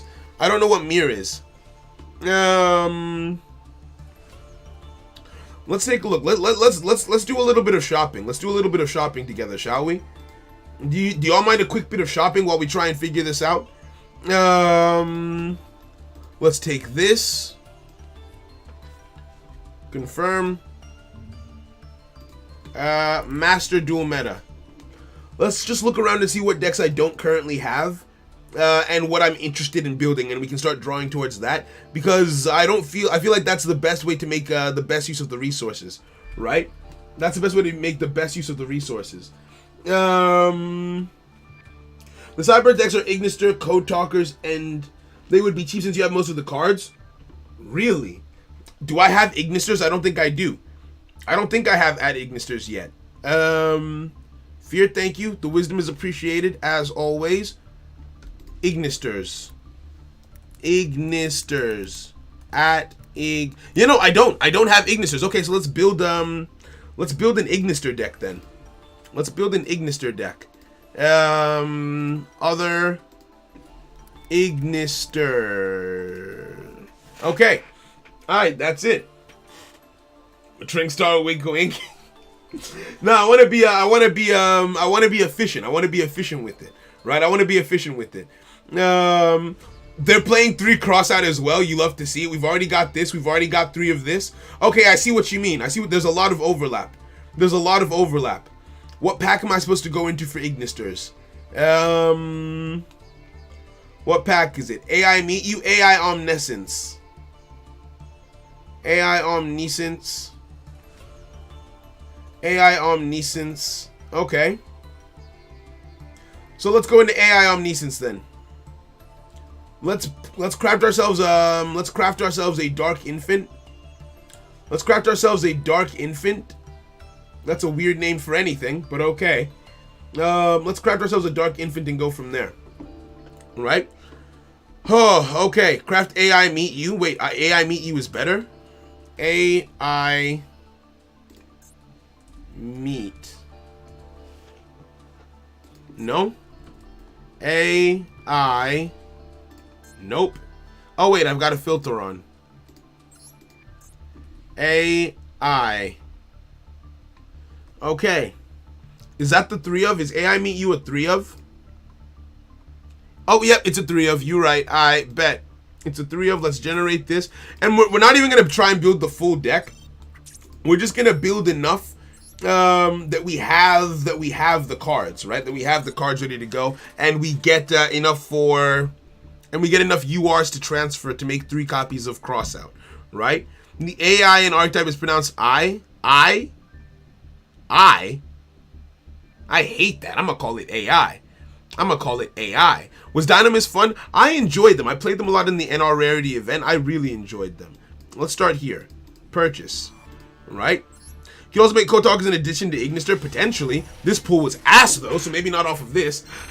These are the worst kind of pulls. These are the worst kind of pulls where you get a single card that's relevant to you.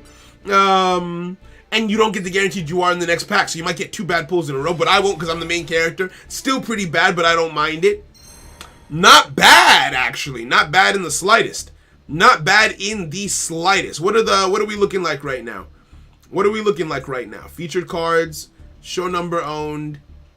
Okay, I've still got a ways to go. I've still got a ways to go. I think 1 or 2 more pulls out here. 1 or 2 more 10 pulls out here might be good. Okay. Stop. No more pulls. No more pulls. I'm good. I'm good. Okay. If I have enough SR... Wait, do I only need SRs now? What did I see? Are there 1-ofs? Are the extra deck cards all 1-ofs? Let me take a look at this. Oh, damn, yeah, there is. The URs are 1-ofs. Okay, bet. That's fine then. Yeah, so we can use SR gems on the rest. So that's Ignisters down. That's Ignisters down. I guess we go after Cyburst next. I guess we go after Cyburst next. Right?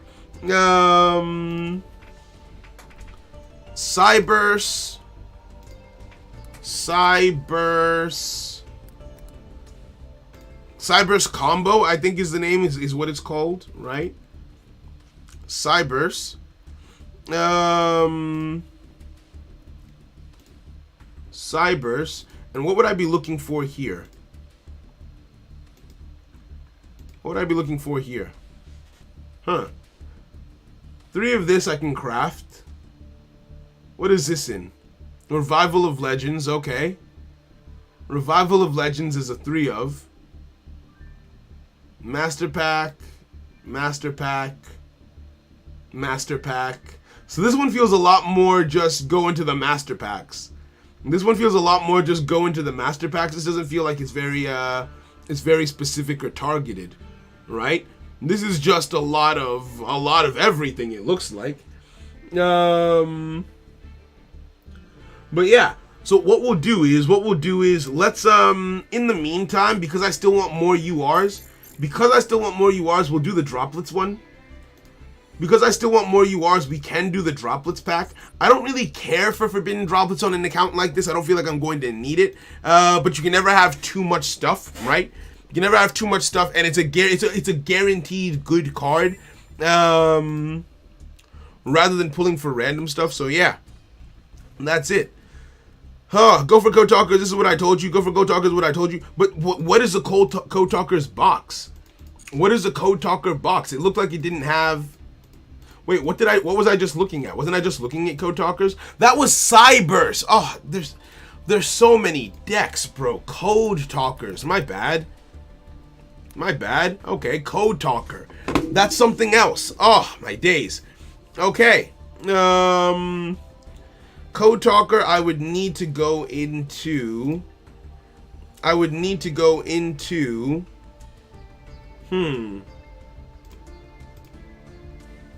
Okay, I would still need to go into Deceitful Wings. I've already got this. This is in Revival of Legends, Soldiers from the... I've already got that, so Revival of Legends, Cosmic Mechanical Entities. This feels so helter-skelter. It feels like it's everywhere, right? I've already got this. Revival of Legends, Soldiers of the Storm. So I feel like I want Revival of Legends. I feel like the one I want is Revival of Legends. Yeah, I feel like we go into Revival of Legends. Sure, why not? Why not? Why not? And we just do some pulls in Revival of Legends. Okay, bet. Oh, okay. Soldiers of the Storm. I want Soldiers of the Storm. Okay. Okay. Entities. Soldiers of the Storm. I bet. Edit deck. So where is Soldiers of the Storm then? What can I get that's in Soldiers of the Storm? What was the name of that card? That card that was in Soldiers of the Storm. Microcoder. I'll craft a microcoder. Microcoder. I've already got a microcoder. Okay, let's just generate one to make the pack appear. And we head over... Huh? Okay, yeah, Soldiers of the Storm. Soldiers of the Storm. I bet. And we just do a couple of pulls over here. Wouldn't I have some of this? Show number owned. Okay, I have some of it, not all of it. I feel like we don't need to do too many pulls over here either. So this is a couple of decks that we've got on this one account that we can do in the near future. Excuse me. Okay, this isn't really anything special. We can transfer that access code. I'm actually hoping for a prismatic that I don't need so I can transfer it. I'm looking for Firewall Dragon here. Okay, still no Firewall, so I'm gonna go again. At the end of the day, this is just UR fodder. Right? Skip. Damn, we are getting shafted. We are getting worked. I think that's everything I need, right? Other than the Firewall Dragon, that's everything that I need, right? Oh, wrong button. Wrong button. Featured cards. I want to see if I can pull the Firewall Dragon naturally. Take a look at Waking the Dragon Deacon Backrobate. Stop now, but shouldn't not, because the whole point is to get enough URs, isn't it? Do I already have enough URs that I can transfer? Right? Because my main thing isn't necessarily the deck. It's getting these cards for... It's getting Crossout Designator for this deck is what I'm most concerned about. If do this, UR, okay. Dismantle selected. Don't need this. I do need this. I don't need this. Do I need this? Why do I have this? Don't need this. Don't need 3 of this.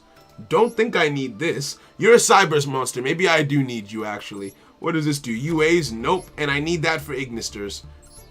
Yeah, I don't have enough. I'm still short. Actually, wait a second. If I transfer this, I'm not short. Stop now. Stop. Go for droplets. I don't think I need droplets on this account. I don't feel like I need droplets on this account. Wait a second. We're only 1 crafting point. We're only 1 crafting point away from 90. Oh, EZ. EZ. Come down here. Come down here. We are on 1, 2, 3. We would have to win like 1 or 2 duels on ladder. Let's win a duel on the ladder real quick, and then we're good to go. Yeah, if we just win a duel on the ladder, we can stop. We don't really need to look into anything else. All right? Let's copy this. copy, and make a version that we can play on the ladder while we figure this out, right? Edit. I don't need that fusion. I don't need that fusion. Are you sure? If you're sure I don't need that fusion, then that means we're done. Never mind. If I don't need that fusion, then that means we're done. Delete, delete. I just saw the name Cyburst and I wanted to be careful. But if that's not needed, then yeah, we're all good here. Maybe that I can Master Duel to see what I'm missing. I could do, but I don't want to waste too much time on it, right? Because it's just my main, because when we do the streams for those decks, then we can get more in-depth into it. But for now, I don't want to lose the plot too much, right? We've got what we came for. We can craft these. Give me a prismatic. Okay, no, that's fine. We save, and I'm ready to hop into more duels. I'm actually excited to try the deck again now. Now that I kind of know what I'm doing, I like this deck. This deck is pretty cool. I went to the same place again. This deck is pretty cool. This deck is pretty cool in my opinion. I feel like there should be more to it, but it feels simple, right? It feels relatively simple, if I'm being completely honest. This doesn't feel like it's too extra. This does not feel like it's too extra at all. The fusion is good for an FTK, but if it's not included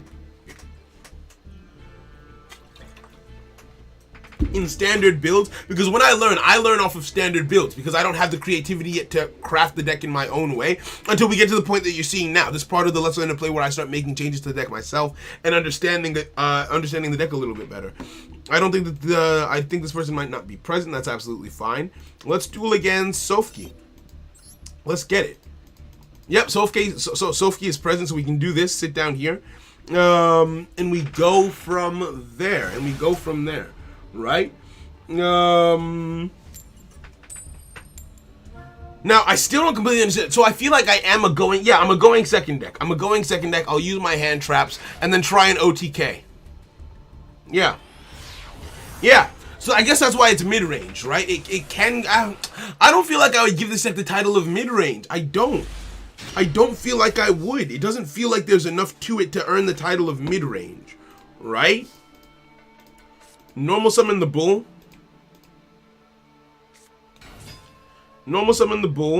There's a delay.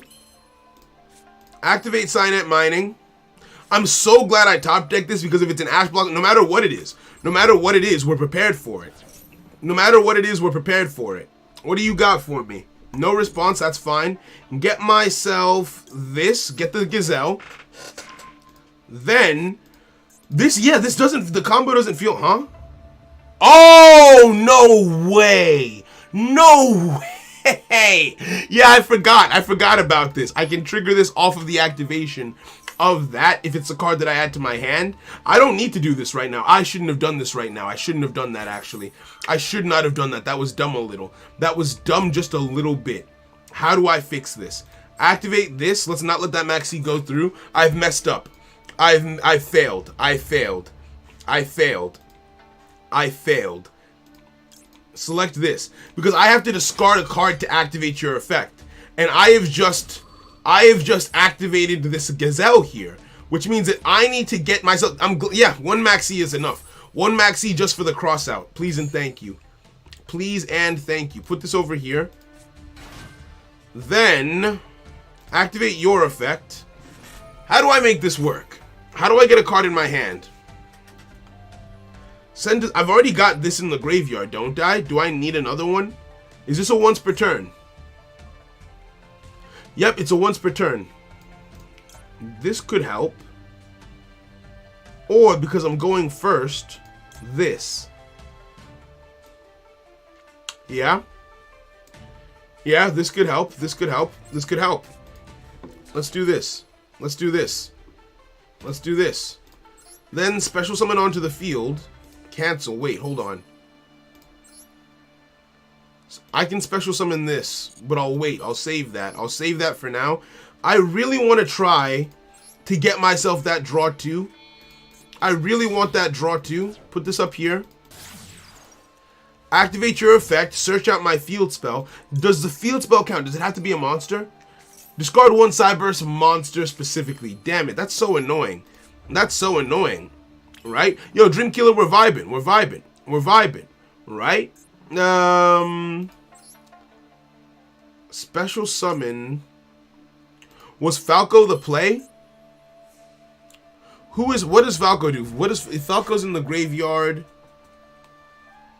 I can get a spell and add it to my hand. I can see why you would want Falco. But I don't think Falco is necessary. I don't think that there's a way for me to get that draw 2 that I'm going after. I feel like that draw 2 is a miss. Add a fire monster from your graveyard to your hand. Wait a second. Oh no. Yeah, no. There's no straightforward way to make that happen. Unfortunately. Okay. Having 3 Nibiru with 3 copies of Ash kind of throws off this deck. You don't really need more than 1 copy of Ash at the most. I'm gonna disagree, but that's okay. Put this over here.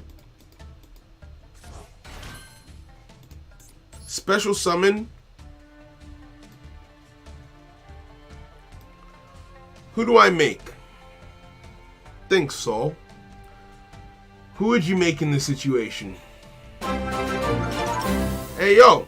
DJ, thank you for the sub. Welcome, friend. Welcome. Go Stalio to summon from deck. I don't know if I want this, though.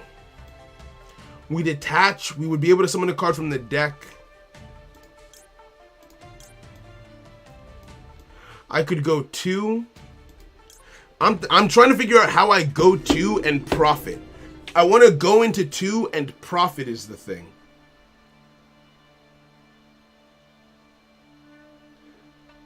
Alright? I want to go into 2 and profit, but I don't think I have another special summon in my pocket.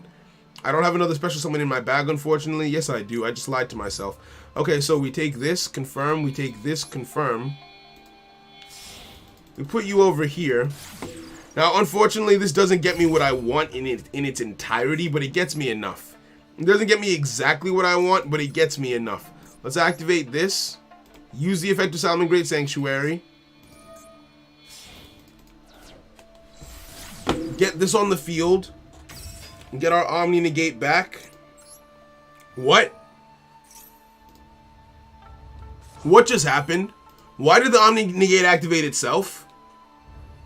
You can add 1 during your main phase, if you control this card that was linked something using Salamangreat Sunlight Woven between, you can add 1 Salamangreat spell trap from your deck, from your graveyard to your hand. That's not what was supposed to happen.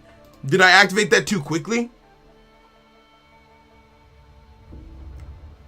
Falco would have given me the draw 2. Okay, so Falco does. Okay, thank you. Question marks. Thank you. Question. Thank you. Right? Because okay, so and this is one thing. It's not. I feel like people think it's easier than it actually is to teach someone how to play a deck in Yu-Gi-Oh, right? Just telling me to do something doesn't make me think this is the right play. What did I just do? Whatever, I don't care. Telling me to do something doesn't make me think it's the right play. You have to give me a reason as to why I would do that thing for it to make sense. You're no god. I don't know that you're right. You could just be dumb. Right? You have to understand where I'm coming from. You could be dumb. So unless you explain why you're saying what you're saying, it doesn't register with me, right? That Falco play makes a lot of sense with the context of the benefit that I would have been able to get. Falco was the right play there. I now feel like Falco was the right play there, right? Right? Ooh, it's MathMex. Subtraction. Okay, that's fine. I didn't give you a reason for dinos, you just did what I said. Well, yeah, but I trust you already. I've seen how good you are at the game, right? I already have trust for you, so that's different, right? Tribute summon Nib, best play. I will pass. I'm a pass, right? Yo, Yugi, how you doing, friend? You can do either better to use Will so you can use the effect again. Okay, that makes sense. That makes sense. Okay, going for a Synchro Summon. I'm going to activate this because you summon a card in front of me. And add a card from my graveyard to my hand. Right? But at least the chat is way smarter than you in Yu-Gi-Oh! I disagree. I think the chat thinks that they're smarter than me in Yu-Gi-Oh! Which is an easy thing to feel. It's an easy thing to have a complex like that. But the chat as a whole, some people are good at one deck in general. right? But I've played more decks than most people here combined. Is one thing that, as the more we do this series, the better I get at the game. So I have to have a reason to understand. So people who are experts at this deck will be better than me with this deck, but not everyone in the chat is an expert with this deck, right? That's not a superiority thing. It's just like I've, by virtue of doing a series like this, I've played and understood more decks than the average Yu-Gi-Oh player has, right? So yeah, if you're talking about Yu-Gi-Oh in general, I disagree on that point. If you're talking about this deck in particular, then no, I think you're right. I think you are right, because there will be people who are better than me with this specific deck. Let's add the Buffalo back to my hand and try again next turn, right? But yeah, so that's it. False, I'm not a smart man. Yeah. Hey, yo, thank you. Can't confirm as a person in chat, I am... I love you guys, honestly. You guys, it's all good. It's all good. You play it around, that's all good, right? Happy Saturday, Ripsy. We vibing out here. I have so much fun hanging out with you guys. Like, yes, I'm turning streaming into a career, but like the amount of friends that I made, the amount of banter that we have, the good times, the misplays, the laughs, it's just all in good fun, right? But yeah. That's it. I've understood better than the average Yu-Gi-Oh people do. Seeing people playing with Drytron's Eldritch and ETC, I have to agree on that. Yeah. Yo, D-Son, thank you for the sub and welcome, friend. Welcome. I have a strong urge to make the Galaxy Eyes deck. Do I have a video on that deck? Yes, I do. I've got two. I've got Inside the Mind of a Galaxy Eyes player, and I've got a Galaxy Eyes deck profile that you can check out on the channel, my friend. But yeah. We tell you to read cards because we can't read ourselves. Right? But yeah, no, but I misplay all the time, despite the experience that I have. Like, for example, some people might not have used their negate there. They would have waited to use a negate here. The reason why I was comfortable using my negate there is because of this giant rock in my hand. That was the only reason why I thought, okay, yeah, it doesn't really matter. Because by virtue of this deck, unless you do more summons, you're not a threat to me, right? So that was my thought process. I was like, I bet. Activating this card in hand, gonna special summon itself onto the field. And just like that, done. Right? So that's why I chose not to save. That's why I chose not to save the negate. There's a delay. What do you have? Okay. Wait a second. How did you wait? Okay, maybe I'm not as good as I thought. What does this do? That's not what you do. Wait, that's not what this card does. How did you do that? You contribute one monster, special summon one level 4 monster to add one. This is a searcher. Can someone tell me how he negated, please? I've never played against Math. How did he negate? He got. Oh, I hate cards like that, bro. I hate cards. Oh my days. What did the XYZ materials do? What does this do? Once returning the card, you can negate that effect. Of course, it gives him a negate. Okay, damn it. Ah, the materials give it the effect. But you know what? One thing that I don't like about Master Duel, right? Once the Xyz material is detached, there's nothing on the card to tell me that this card is being influenced by something else. And I wish that they would change that, right? I wish that if this card is under the influence of something, there's a little bar right here that says influence. If the XYZ materials are still attached, it shows you what's influencing it. I've seen that when I'm playing digital bugs. But when you're playing, once you detach the materials, it doesn't. Oh wait, it does? It does. Okay, no, I'm just dumb. I've never been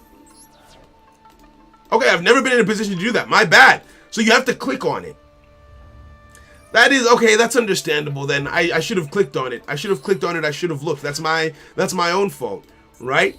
So if you click on a card, you can find out the influence. That's a new one for me. We click on it over here, and it shows like that. I'm used to the influence thing where it comes up like this, but fairs, right? Soulsworth enemy maths. True say. Right? Damn, that's pain. It doesn't always do it. I find it so confusing. I wish that, like, Like the way how tuners have like their levels are green. If a card is being influenced and it's an Xyz monster, instead of having this be 0, like light up this, make this green so I know it's being influenced without having to click on the card. That would be nice, because I thought I knew what this card did without having to read it, and it turns out I don't, or it turns out I didn't. But you hate to see it, right? Sometimes they have an influence emblem. I think sometimes they do, but I think that's only when they have the material equipped. I noticed it doesn't. I don't know exactly how it works. It's not a consistent across the board thing. Because when I was playing Digital Bugs, I noticed sometimes it said, sometimes I could see the influence thing, sometimes I couldn't. Over here is where I think it was. But hey, it is what it is. Now, so I'll just know what's happening at every move like me. You're a god gamer. I have to get to that level, I suppose. Okay. So now we're in danger. They can make a completely... Actually, no, we're not in danger. I lied to you.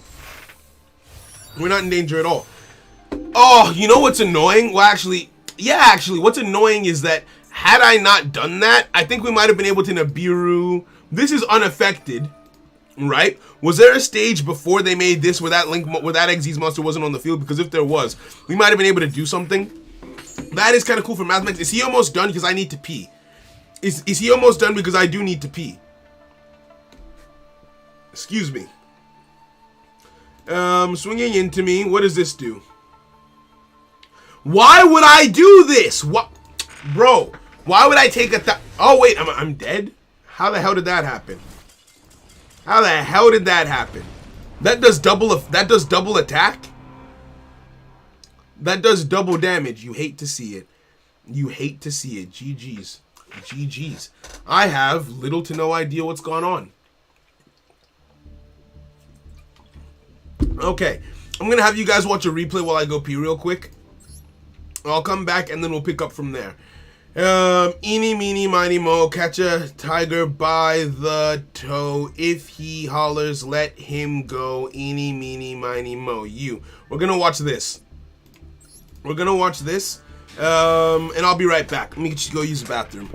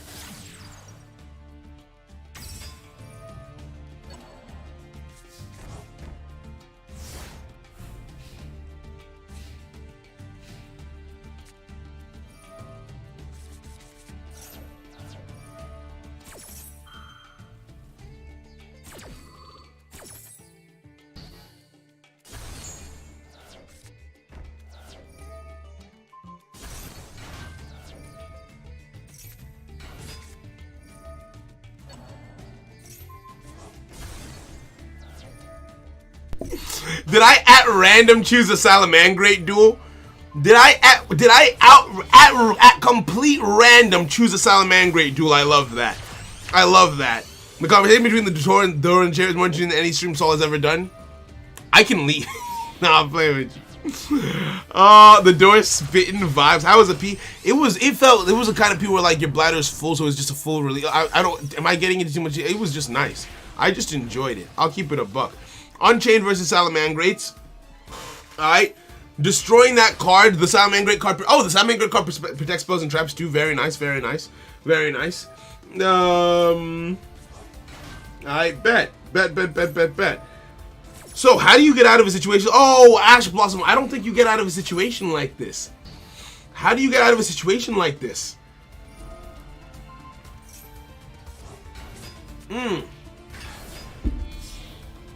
Alright, spitting. Battle Linux hits the field, but this... Wait, what? Pause.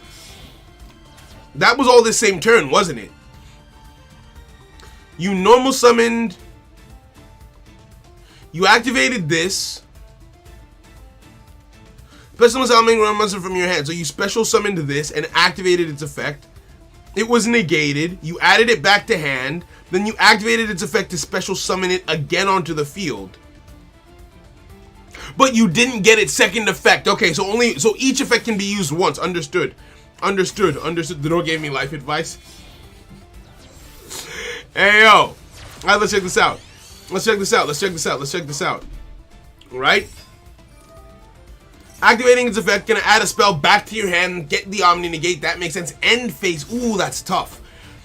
See, I feel like this deck doesn't have that much offensive power outside of access code. Like, I don't feel like there's a lot of like, okay, I'm gonna pop that card. I'm gonna do that thing to get that thing to do that thing, right? And the monsters don't have super high attack values. You know what I think? I think I have too high expectations of decks, and this is gonna sound to people who don't like the deck, it's gonna sound strange to you. I think I have too high expectations of decks that I play sometimes because of Boojins, right? Specifically because of Boojins, and why that is because even if you don't personally think Boojins are good, Boojins can give you almost any effect in the game. It's just they can only do it once each, right? They can give you any attack value you want. If you need offense, you can boost your attack to any value in the game once per turn. If you need to pop a card on the field, you can do that once per turn. If you need to be untargetable, they can do that once per turn. If you need to be indestructible, you can do that once per turn. If you need to take no damage for the turn, you can do that once, right? So because I'm so used to having a deck that can touch on anything that I need in any given situation, I'm always looking like, okay, this just doesn't feel like it gives me enough options because I'm used to playing a deck that gives me basically every option at once, right? This is why salads are known as Access Code Turbo. Okay, fair. Gotta go. Thanks for the Duel. I've been trying to learn how to play this deck. Hey, yo, Mr. Thank you very much for coming through. Thank you for the channel membership. Hope you have a fantastic day. And learning the deck so far has been pretty fun, right? There's still a lot to learn, I think. The fact that he's coming back here is very impressive. It's very impressive. It's very impressive. But yeah, he just loves toolbox style decks. I think so, but there's a certain aesthetic that the toolbox has to have. I don't like every toolbox deck that I've played, right? Why did I never notice that animation? Hey, yo, Zakaria, thank you. Hey, just watch me win anyways. Vibing. Let's keep on watching it. Thank you for the 2. Let's see how this goes down. Goes into another copy of Heatlow. This one does have a special effect when it's summoned. You get that back. You get to cut a monster's attack in half. So that is something. You swing into that, but when you swing into the Unchained monster, it's just going to summon another... Oh, and that's also going to summon that. Destroy a card on... Oh, no destruction. Okay, fair. Destroying that card on the field. That sound alert just came through. Thank you very much. Summon another Unchained monster onto the field. Main phase 2 rolls around. Setting 2 cards, activating that in the graveyard to add that back to your hand. Okay. I can kind of see how you get a little bit of control back here. A little bit. You can negate, okay, choosing not to use a negate there, destroying that card on the field, card in the graveyard activates, summons another card onto the field, attack position, battle phase, swinging in, protecting it, not save it, you save that negate. You really save that negate, destroying yourself in order to summon another card from the main deck. What do you get?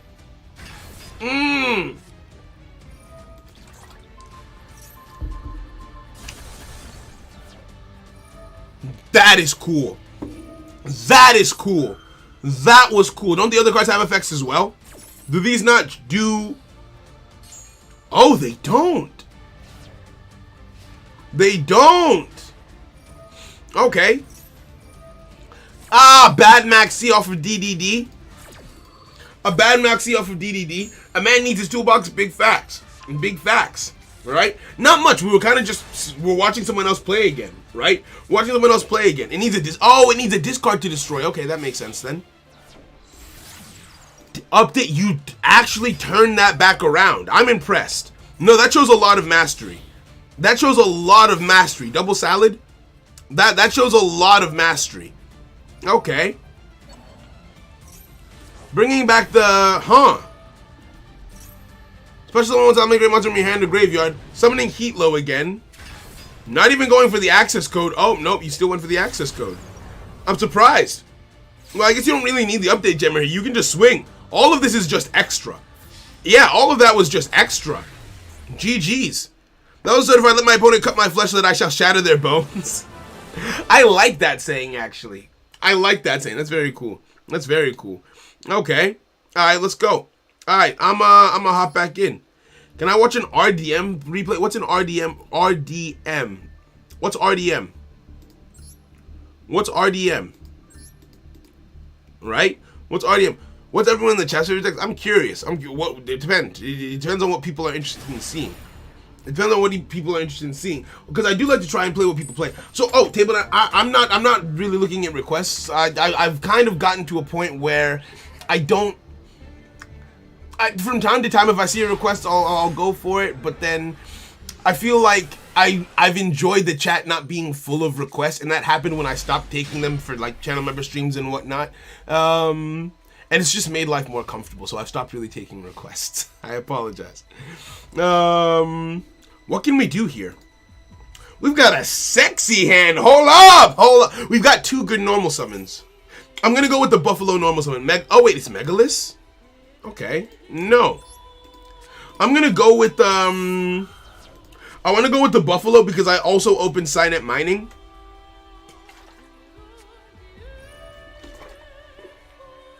I do it too. I do it too.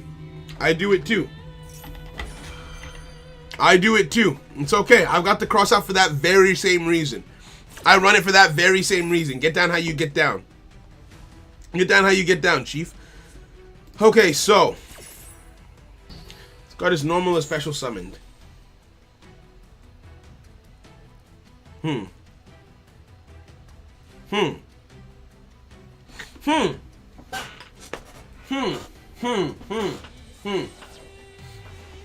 Is there a way for me to normal summon this ladybug and still get the effect of Flame Buffalo?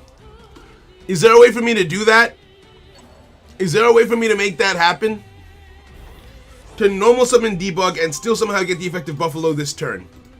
I could normal summon this. Because I would take a summon from the deck. Does this card negate the effects of the card that I summon?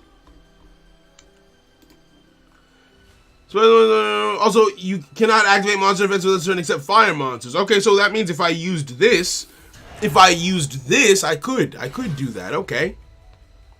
If I manage to get into a Splash Mage, what does Splash Mage say? Target one cyber monster in your graveyard. Aha! Oh wait, but it negates its effects. It negates its effects, which makes me scared. Will it remember that its effect was negated if after I send it to the graveyard again? Will it remember? Will you remember? No way. No, I think there definitely is a way. It's just being creative with it, right? I just gotta be a little bit creative with it. Now my question is, will it remember? Will it remember that its effect was negated, right? Will it remember that Splash Mage negated its effects in the graveyard, right? I actually kind of want to test it just to see now. I kind of want to test it just to see. It won't remember? Yeah, because the wording feels different. The wording feels different. It will retain any graveyard effects. That's what I'm thinking. It doesn't say negated to the end phase. I don't think it's going to remember that its effect was negated once it's in the graveyard. Let's try. Let's try. Let's try. This is what I like about Yu-Gi-Oh, man. I'm actually curious to see if this works now. Because certain effects would remember. Things under skill drain don't remember. I was having this conversation with JoJo and Skamori yesterday, right? Where they were quizzing me on like Yu-Gi-Oh knowledge and everything. And yeah, there's just a plethora of unique effects that go down, right? Remember the quiz from Shadow? Exactly, right? The quiz with Shadow from yesterday. And this feels like it's different to the wording from Imperial Order, right? And that's why I'm asking if it remembers, right? Because with skill drain it doesn't remember. With Imperial Order it would remember. I'm curious if this is a skill drain situation or an IO situation. And I feel like it would be a skill drain situation because it would no longer be on the field. Let's experiment. Let's try it out. Also, King Rico, thank you for the sub. Welcome, friend. Welcome, welcome, welcome. This is I'm gonna make a Splash Mage even if it's not necessary. Right?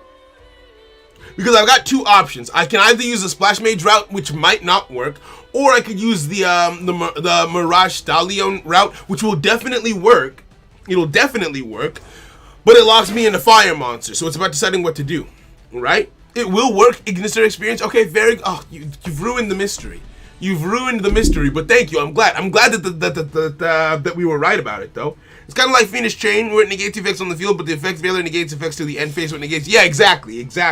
Right. That makes sense. All right, let's do it. So yeah, there is still a way to make it work. I don't think I feel like.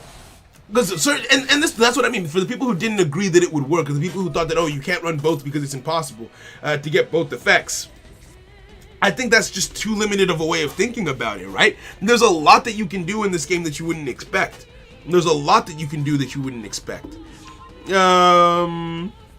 You guys are so helpful, too wholesome. I rely on my team, but also the community. The team backs me up in a more direct way, and the community members just with the information helping out. I like to think this is a very positive corner of the community, especially because I've gotten to a point as a creator where I don't really take people's shit anymore.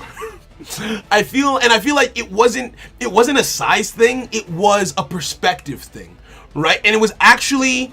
Was it fear who made me realize it? It was someone who I was having a conversation with in the Discord one day, and it was just like, look, no one's you won't make everyone happy, right? So if someone is unhappy and and that unhappiness is bringing down the general experience for everyone, silence them.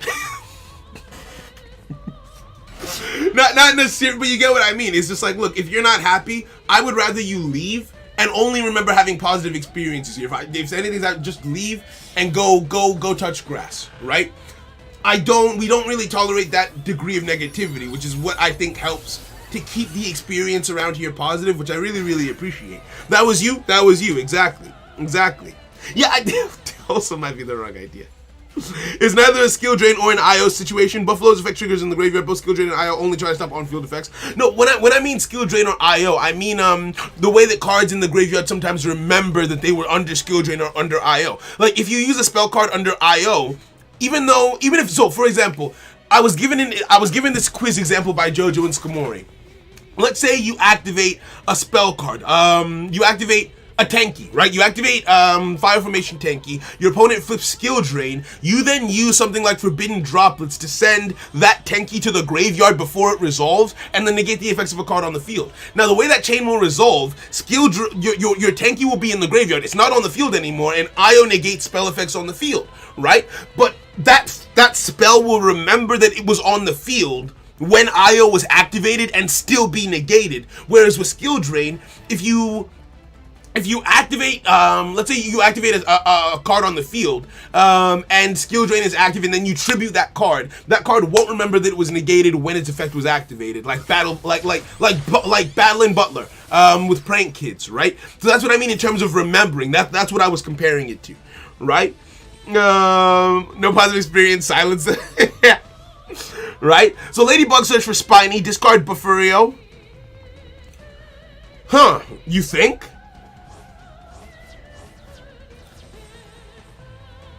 Ladybug, search for Spiny, discard Buffurio, and then discard Spiny, special Spiny, go for Link 1, splash made summon Buffurio, and discard Jaguar.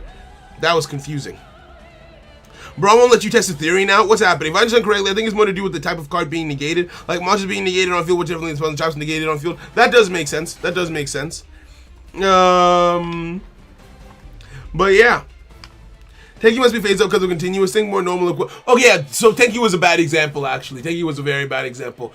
A normal spell or a continuous spell or whatever it was. You get what I mean. Tenki was a bad example. Right? But you get what I'm trying to say. So let's replace Tenki with reinforcements of the army, for example. You chain droplets onto your reinforcements of the army to send it to the graveyard. So the same thing still applies. Pandemonium plus droplet is a good example. Perfect example, actually. Okay, so what do we have here? What are we looking at? Draw. Okay, we've got a Dingarisu, an IP mask, and a set card. Okay.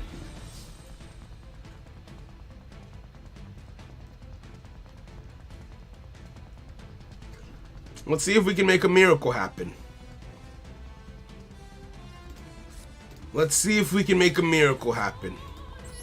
Normal summon you. Activate your effect.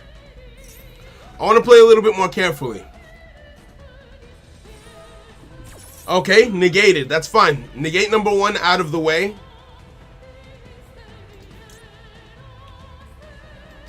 Don't chain. We're negated, we're destroyed.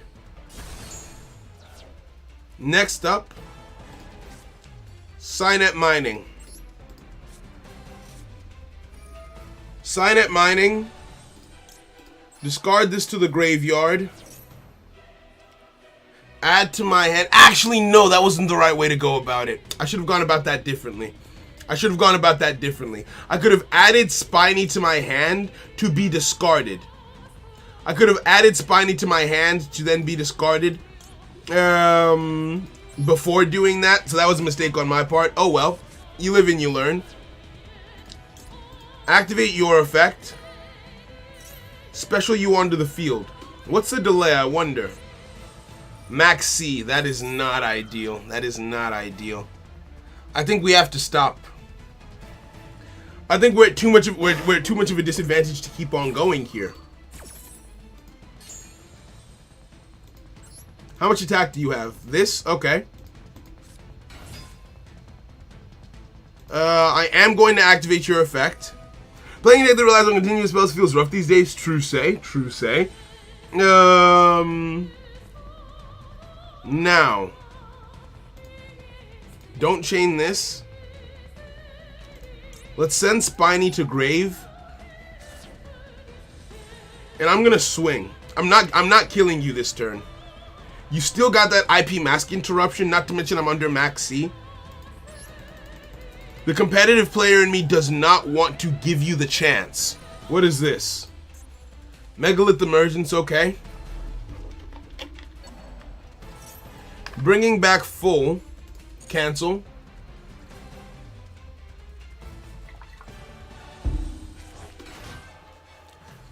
Are you gonna do something? Cancel. IP mask, I'm guessing. I'm guessing anyway. Oh wait, this can use its effect, can't it? Yep, ritual summoning from the deck. Alright, let's go. Pyro said Barone plus IP ain't enough, Maxi. Literally.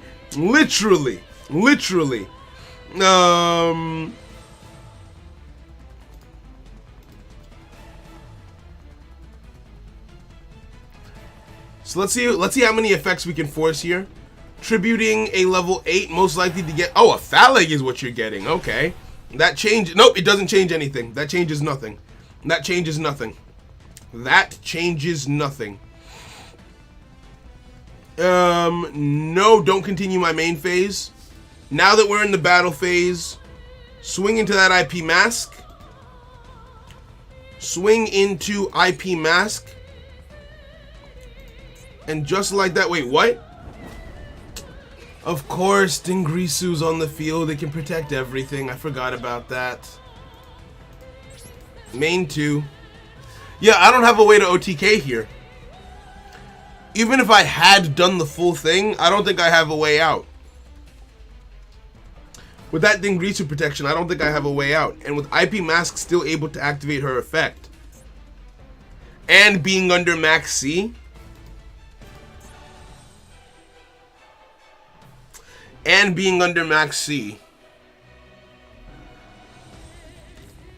don't know.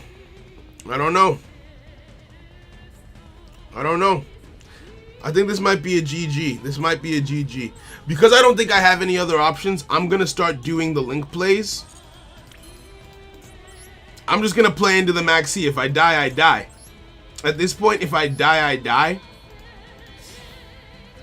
Summon this under the field. And we go from there. In the mood for non-meta, should I build Gaia or Black Luster? Gaia. I prefer Gaia to Black Luster. I much prefer Gaia to Black Luster. Activate this effect. We can get ourselves the field spell. Then there's not really much to be done. There is not really much to be done in this situation. There's not.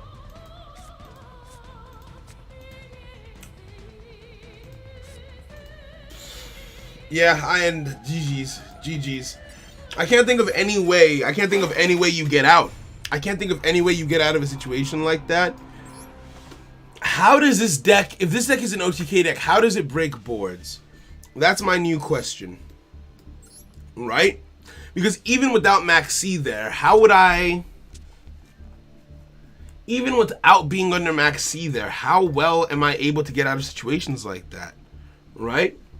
While I was looking at your hand, I doubt it. I like to believe that people, when I duel them on stream, they have enough honor within them to not look at the hand. Even if they had been looking at the hand, I don't think it would have made a difference. But I like to believe that people play with honor here. Because it's not an OTK deck, it can OTK, then what is it? There was just that one duel from Double Salad where I saw them really like get in there and play in a mid-range sort of way.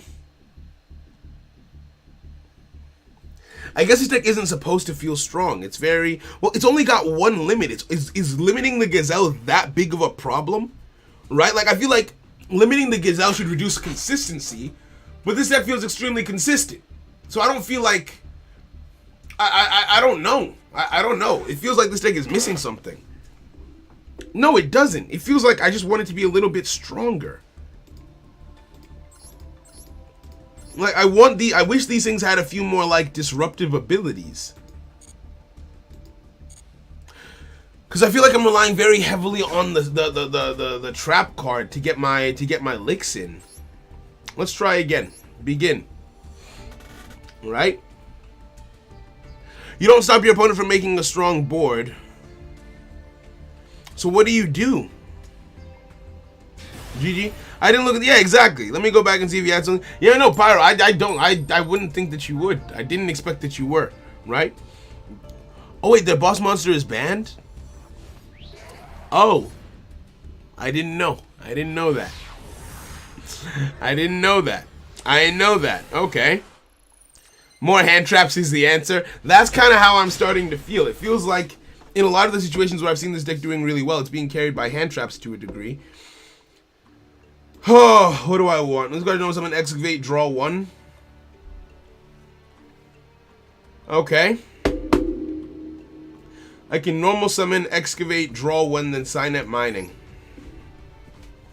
Yeah, this definitely... I feel like this should be a one of. This feels like it's my weakest normal summon because I have no control over what I get here. It's just an I get what I get kind of scenario. Right? I feel like it's I get what I get. I feel like it's an I get what I get scenario. Add a card to my hand.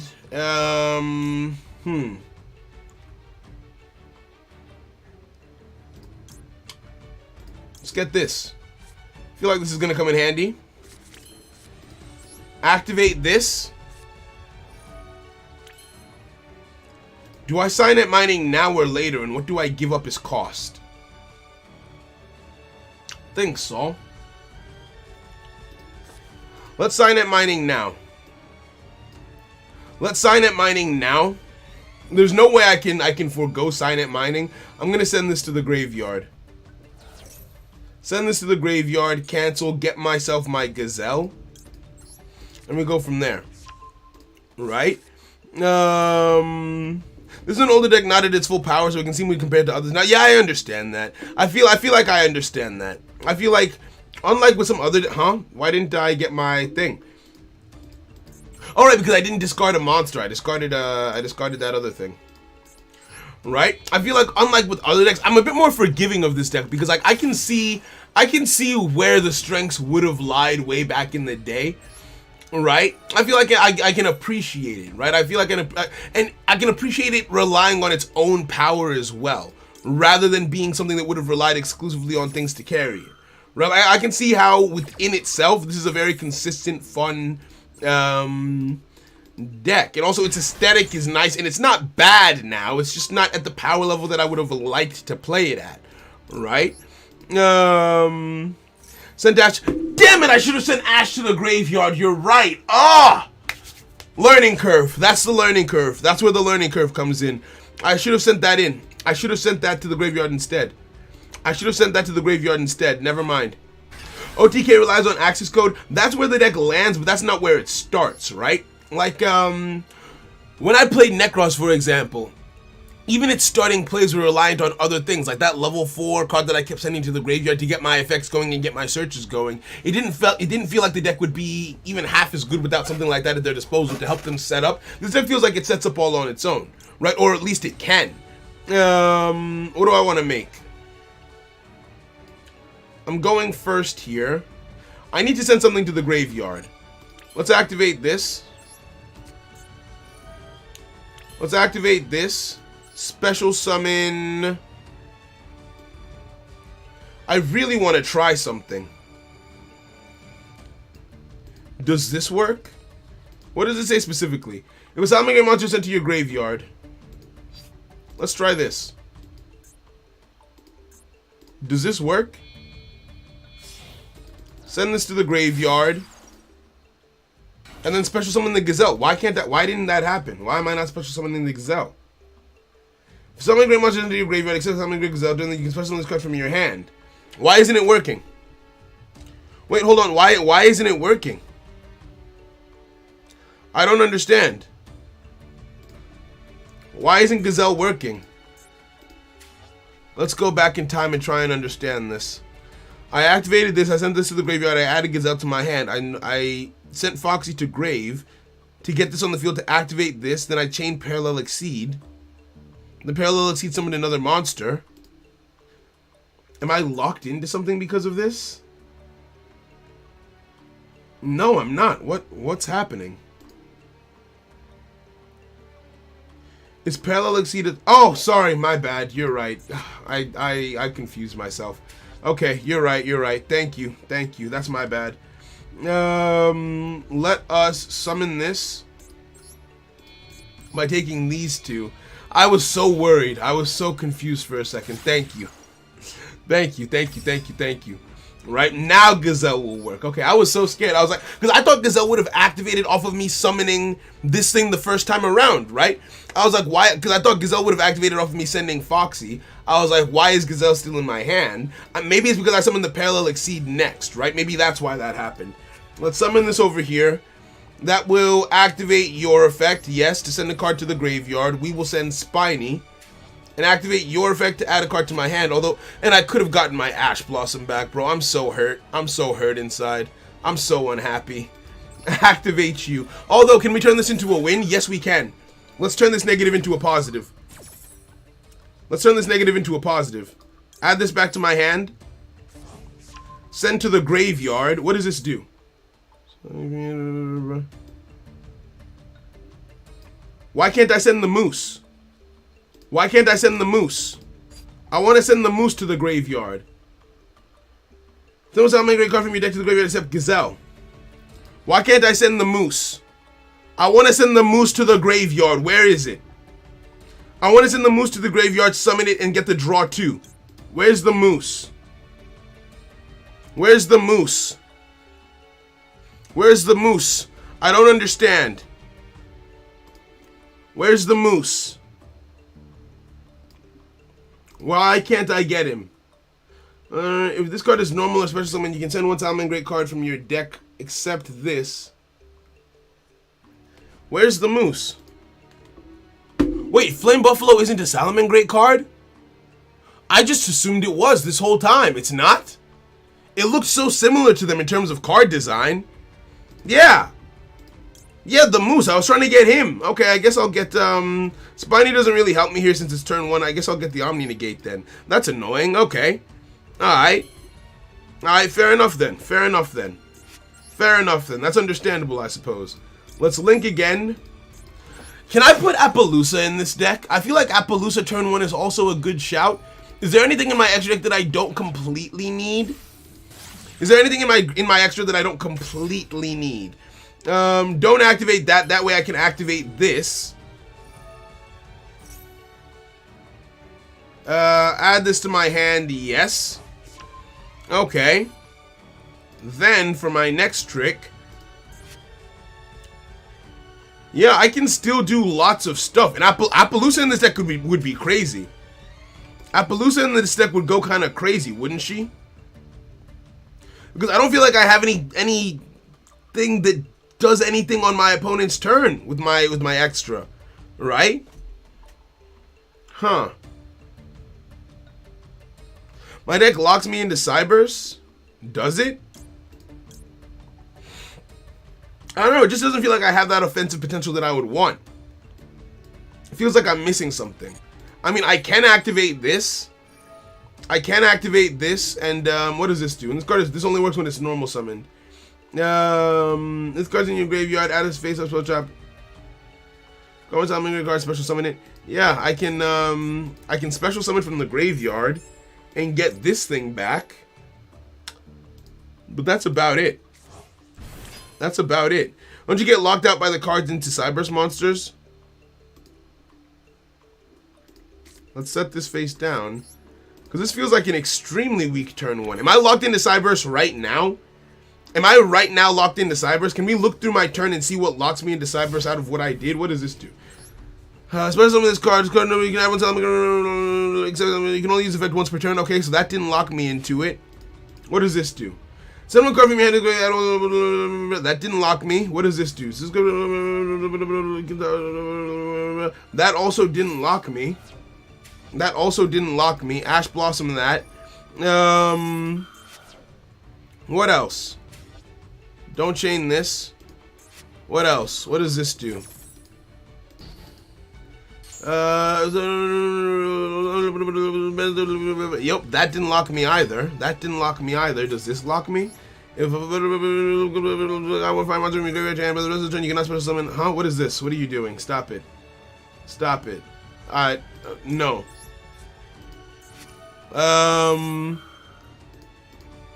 Huh.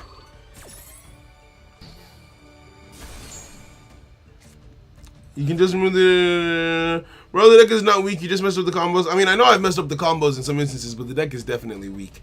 And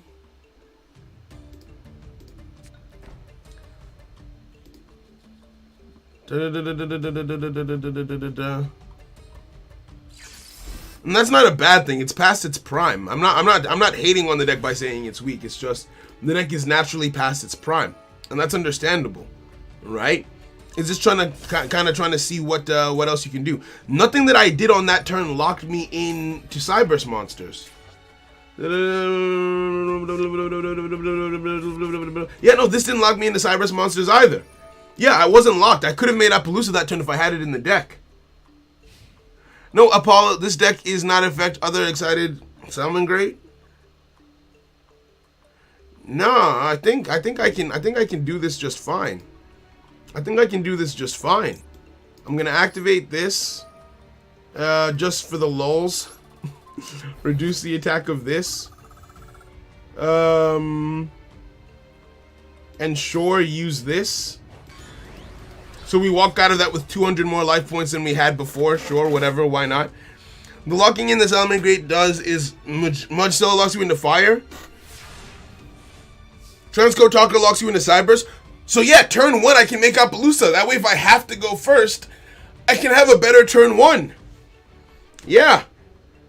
Yeah, no, we're adding Appaloosa to this deck, 100%. We're adding Appaloosa in. Let's activate this. Let's activate this, get our card back from the graveyard. And then we can definitely OTK this turn. Your opponent cannot target spellcaster monsters, destroy them. Okay. That's understandable, I guess. Have a nice day. Oh, but then you'll get to send a card from the field to the graveyard without targeting, so you'll just do it anyway. So I'm just gonna let that go through. Yeah, I'm just gonna let that go through because it's the same difference.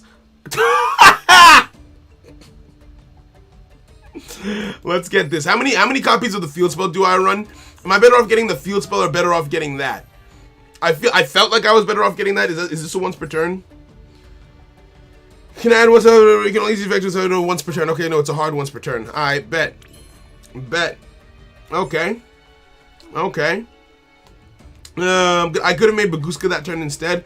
I could have, but Baguska Pass just seems boring. Baguska Pass is just boring to me. Maybe I feel like maybe I'll have to just to allow the deck to be what it is. I feel like I'm going to have to. But hey, no qualms, bygones, and all that good stuff. Let's do some stuff and things.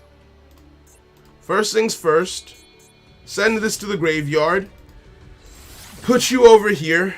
Baguska is boring. I mean, no, but I might have to is the thing. I might have to get to a point in my life where I'm willing to play Baguska is the problem. Let's add you back to my hand now. Then, for my next trick, I am going to special into a... What do I want? How do I want to go about this? There's a lot of ways to do this. There's a lot of ways to do this. This is a draw one, so I might as well let that be my normal summon. I might as well let you be my normal summon, but I still don't like you. Normal summon this. Yeah, I think I'm going to put the Fox to 1. I think I'm going to put the Fox to 1. It's just kind of the least interesting card out of all of them to me. I feel like it's the card that's doing the least for me. Yes, add a card to my hand. I'm going to get the Trap. Then for my next trick, I will link summon into... Do we make Splash Mage maybe? just for the fun of it? No. Okay. Let's make Transcode. I'll take you. Yes, treat you as 2 materials. I'll take you. Yes, treat you as 1. Put you over here. Then I can...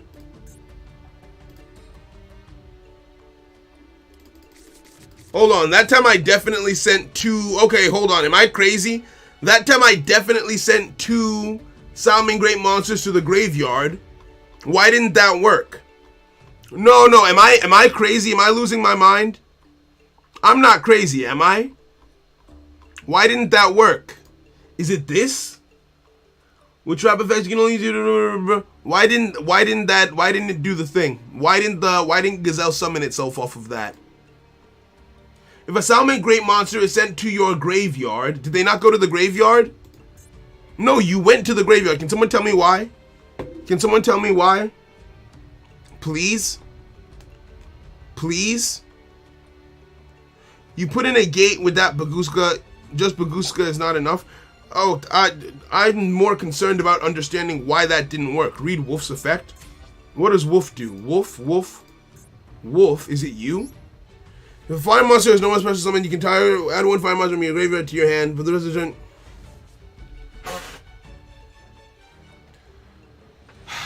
Thank you. Okay, well, that's fair enough, I suppose. I don't really need to do it that way. But I can't activate its effects either. No, wait, I can. You cannot normal summon a set or special summon. Oh, I just couldn't special summon it even if I tried. Okay. Alright, plan the second. That kind of messes up my plan A. On to plan B. On to plan B. Let's make ourselves... How much do I need to destroy this turn? And what elements do I have in my graveyard? I kind of want to make a little bit of everything. Let's send you to the graveyard. Put you over here. Special summon. I want to go crazy a little bit. Indulge me for a second. I know that all of this isn't necessary, but I want to do it anyway. Special summon into this. Put you over here. I want to see just how much I can make in one turn. Make a Splash Mage by taking you and taking you. Put you over. Oh, Splash Mage stops everything, doesn't it? But no, but Splash Mage will let me summon again. Okay. Activate the Splash Mage to get another summon off. I can get myself this, right? Oh, I'm running low on time. Oh, I kind of just want to have fun here. I know that I have game. I just wanted to have game in a fun way. Okay, we'll just do this. We'll just do this. Treat you as 3 materials, yes. Take this as well, yes. This is less fun than what I wanted to try and do. I wanted to see if it was possible to figure out a U-Link, but I don't think in that situation it would have been. You hate to see it. But yeah. I was just being dumb. I was just being dumb. Let's activate this. Banish this. Pop this. Activate this. Banish this. Not really paying attention anymore. Pop this. Activate this. So access code is the end point for this deck. This is where you're going, right? Access code is the end all for you. Which yeah, it doesn't feel ideal, but I can understand how we ended up here. GG's. Alright, GG's. Why are you trying to U-Link this poor Zark deck? I just wanted to see. I just wanted to see what I could do. I just wanted to see what I could do. I've never done it before, so I wanted to see, okay, you know what, I've already won. Let me just see if I can figure out how a U-Link works. I couldn't do it, unfortunately. Maybe some other time I will. Maybe some other time I will. GG's. Okay. Alright, that's it. Let's keep going. Imagine getting BM. It wasn't. It technically was, actually. I'm sorry. I don't usually like to BM people. I was just very curious. I was just very, very curious. Yo, HRH, it's good to see you, friend. What's good with you? What's good with you? Work what you all about, friend. Work what you all about. Hit me. Oh, if you want to link, spam code talkers are the best for that. Okay, that makes sense. When I played against Silence, she U-linked me. I posted the video of how she U-linked me in full today. So yeah, I've seen it.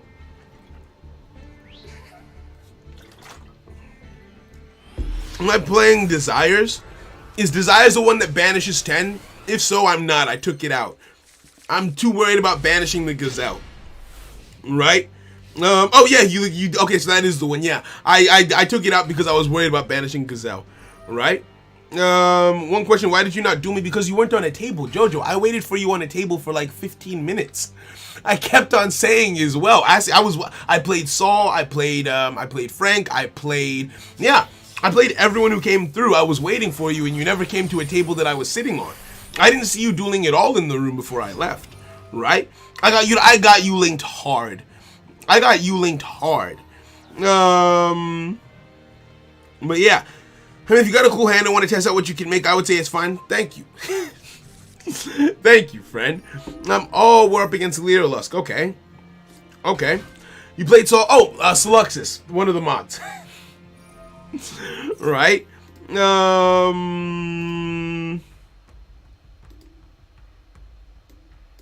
gonna let you finish. You go ahead. This isn't the most opportune time to interrupt you, and I kind of wish my toggle was off so you wouldn't know that I could. Because if I interrupt you here, you can still make a pretty decent play. You can still make a pretty decent play if I interrupt you here. So, I couldn't come through, but elbows on. Hey, it's all good, homie. It's all good. Yo, Frank, that dude would have been legendary. I wish the Wi-Fi hadn't cut it out. We were in a funny spot. What is U-Link? A U-Link is when you link summon enough monsters to form a U shape here and take up all of the available zones. Effectively putting your opponent in a position where they can't do anything no matter what they try. The board is locked down, right? Right? Okay, you're gonna activate that effect. Now, this is where it gets a little bit annoying. I'm gonna activate this now so you don't get that draw into yellow, right? Because the card that you chose to add was green. So I'm gonna activate this here. You'll still be able to make plays. But I don't want you making a Draco Future, and I don't want you getting yellow to allow you to make more XZ summons. You can still, any Tri-Brigade aspect that you have to the deck, you can still do, but I had to Nibiru before you got the negate out. Is the thing. You see what I mean? Right? Any Tri-Brigade stuff you have going on, you can still do just fine. That's absolutely fine. I just wanted to make sure that you didn't get a negate on the board so I couldn't Nibiru anymore. And I didn't want you to draw off of that card because getting the yellow in your hand, you would be fine after that, right?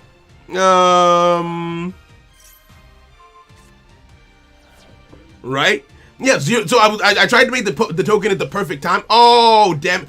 Shreg really wanted to get rid of Nibiru that badly? I would have still gone into this Morgue play, got a barrier statue on the field, that way I have to waste my main phase 1, swing into the barrier statue, and then I can start making my plays. That's very surprising. What else must you have in your hand to be confident enough to make that play? And, oh, I don't know if I would have played it that way, friend. I don't know if I would have played it that way in your position. Let's go. Although we did not open great ourselves. Looking at my hand now. Cancel. Think, Saul. Think, Saul. What do you want to do? What do you want to do? Normal summon you. Activate your effect.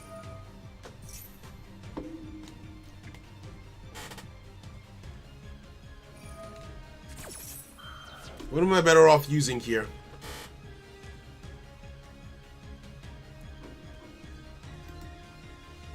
I'm better off using Crossout against a deck like this. I'm better off using Crossout here. I'm better off using Crossout here. Reason why I chose Crossout is because against Tri-Brigades, Callby can be really good. Callby can be really good against Tri-Brigades.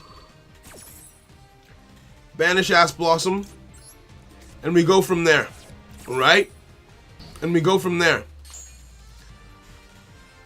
Okay. I don't really know what's what. Hey, it's all good. It's all good. It's all good. Add from my deck to my hand. If I get you, what do I do with you? I have an idea, actually. Yeah, get this. We can still make plays here. We can still make plays just fine. Special summon into this. Take you, confirm. Put you face up over here. We get ourselves the field spell. And yeah, we can still make our plays almost, well, not completely unrestricted, right? Opening better would be nice, but by activating Sanctuary here, by activating the effect of Sanctuary, don't chain, we can link again. We link again on top of this monster using itself as a material, which should trigger the Gazelle in my hand. Face up attack position. Then think, Saul. What do you want to do after that? With Gazelle on the field in face up defense position, who makes the most sense to choose? Can I OTK? Do you see lethal, Saul? Do you see lethal? Cancel. Do you see lethal? If I send this to the graveyard, I summon it from the graveyard. I can summon it onto the field, go into the link 2. The link 2 can add a card from, okay, I could do that. Add a card from my graveyard back to my hand. But I won't have any spells in the graveyard to make use of. Where would I go from there? So I wouldn't go about it that route. I could make that into that. Focus. Don't get distracted. Okay. Take a step back. Send to grave. Summon that. Link to that. Then link to that. Bring that out. Then link to that. But I would only, and then I would have 1, 2, 3, right? I would have 1, 2, 3. That's 1, 2, 3. I have lethal.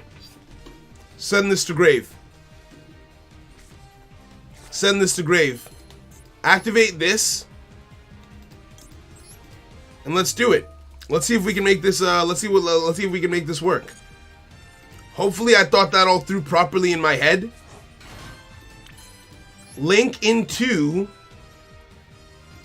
you now, like what I saw that other player do. By taking these 2 monsters, summon you here. We have wind. We link into transcode, which gives us earth, and we already have fire. We only need 3 pops to clear the field, which means don't activate this. Activate your effect. Bring you back. This is game. This is game. This is game. Easy. Easy GG's. So off of a hand that isn't crazy, I don't think, we were able to turn that into easy lethal. Now, had my opponent made the barrier statue, we'd be in a trickier spot here. We probably would have gone about this a different way because we wouldn't have a battle phase effectively to use. Because we'd have to use our battle phase getting rid of the barrier statue. Then activate this. Then activate the access code talker. And because of the 2 specific cards that we saved, in the form of Called By and Ash, we can stop both of these searches. Don't chain. Okay, so effect number 1, activate. Let's destroy it. Let's take it one at a time. Banish fire. Destroy Shuraig. You get a chance to activate in response, right? You get a chance to activate in response, and I respond to your response with a Called By the Grave. To banish your Shuraig, get out of here. Right? Alright, I like this. Activate this. We opened the perfect hand to deal with the board that was in front of us. We opened the perfect hand to deal with the board in front of us and not leave our opponent with any resources. Right? Activate this. Oh, they didn't have... Why weren't they able to do that? I wonder. Banish this. Destroy this. And that's GG's. We get to keep the card. We get to keep the Ash Blossom. No! Stop asking me! Stop asking me! I don't want to reduce my attack. I have game. That is the most annoying part. That is the most annoying part of this deck. GG's. GG's. Oh. Okay, thank you. Thank you. Thank you. Thank you. Thank you. Oh, Jojo, I saw your message. I saw your message. I saw your message. I saw your message. Thank you. GG's. GG's. Okay. Sorry that I don't see in the announcements, or maybe in my blind. Just want to know before I go, is the ban list, if the ban list is official for tomorrow? We are going to go off of the current ban list rather than the new one. Right? We're not using the new ban list. You can go under the existing ban list in game. And then in tournaments past the Champions League, we'll switch it up. Right? So GG's, let's keep it moving. Let's keep it moving. That was fun. Now, oh, you moved. You stay still. Okay. Oh, you should have activated the field spell for the culture. Right?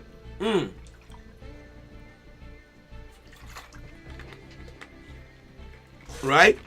So, GG's all around. Link into that, then link into that one more time. I have to think it through, right? If I can't. So my mental position is the moment in which I'm able to see the plays in my head is the point at which my opponent left. Okay, let's we'll find someone else to do. Right? No, begin. You're still. I see you. You're still here. You're still here. What's happening? Is this a bug? Okay, there we go. Yeah, the moment I can envision the plays, that means it's not just paper on. It's not just a text on a page anymore. It's in my head and that's the point at which I know that I've understood what I'm doing to a degree, is when I can think the plays in advance. If I can't do that with the deck, then that means I don't know the deck well enough. Because it means I don't know my card effects, right? You have to know the card effects to be able to try and visualize it that way. And so I like to try and do that as a test to see how well I'm doing. I think you should keep the ban list as the ban list that keeps the players following the getting the structures. Yeah, that makes sense. That's fair. That's fair. Right? So yeah, the current ban list. The current ban list sticks. Okay. I see my play. Normal Lady Debug. The hell is this? Oh, it's dangers. God damn it. There's no point in trying to negate that because it'll just activate it again. That's how dangers work, unfortunately. You can't really Ash Blossom the dangers, because that's not once per turn. The reveal effect isn't once per turn, so it would just be a waste of an Ash Blossom. My 4-star chip NFTs. Nah. Yeah. Oh my days. So, Normal Lady Debug, add the Gazelle. Normal Lady Debug, add Gazelle. Link it to the Salamanger card. Summon Parallel Exceed. Get 2 copies of Parallel Exceed on the field. Then, I've got options actually. I've got lots of options. Let's see if we get interrupted on the way there. Let's see if we get interrupted on the way there. Right? When am I going to stream again? Tomorrow we're streaming the Champions League. So yeah, we have a stream tomorrow. Tomorrow's the Champions League. Ooh! It spirals? No, you gotta show me what this is all about. We're gonna be here for a while, but I'm actually excited to watch. How did Sleeper end up in the graveyard? I'm actually excited to watch this. You don't want, unless you're running 2. I only run 1 copy of Sleeper. You're gonna bring him back. Okay, that makes, no, you didn't bring Sleeper back? What are you doing? Oh my, what are you doing? What are you doing? Go off. Show me. You can link here into your Spyro Super Agent if you'd like to. But that puts you in not so great of a position. I feel like the Dangers have high potential to help brick this archetype, to be completely honest with you. Okay. Lady Debug is a 1-card double access code with 3 pops. That makes sense. Yo, Roscoe, I'm vibing. How you doing, friend? Welcome. Okay, so I love spirals. Hey, bro, hope you're OTK blessings. Hope you're okay. Blessings all the way. Hey, yo, Dry, thank you very much. Dry, please, I appreciate that. We're vibing out here. We're having a great day. We're having a good time. I've really enjoyed this deck. This isn't a top level. This isn't a top level deck for me. Does this scratch? Oh, I'm enjoying this deck a lot. And I hate to let its power level keep it out of my top 10. It feels like it has top 10 potential. Because yeah, I've had fun with this. I understand the plays, but unfortunately there aren't enough plays in total.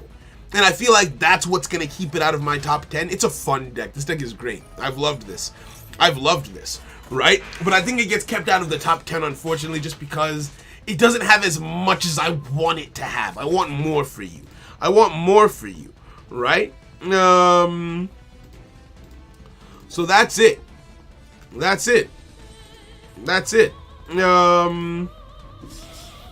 Going for Link 3?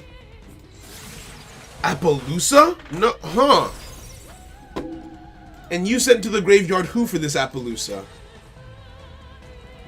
Okay, good. Master play. Okay. Yeah. You do. I mean, still, I wouldn't have done it exactly like this. But with the Dangers putting you in the positions that they did, I can understand it. Master Plan gets back on the field, activates her effect.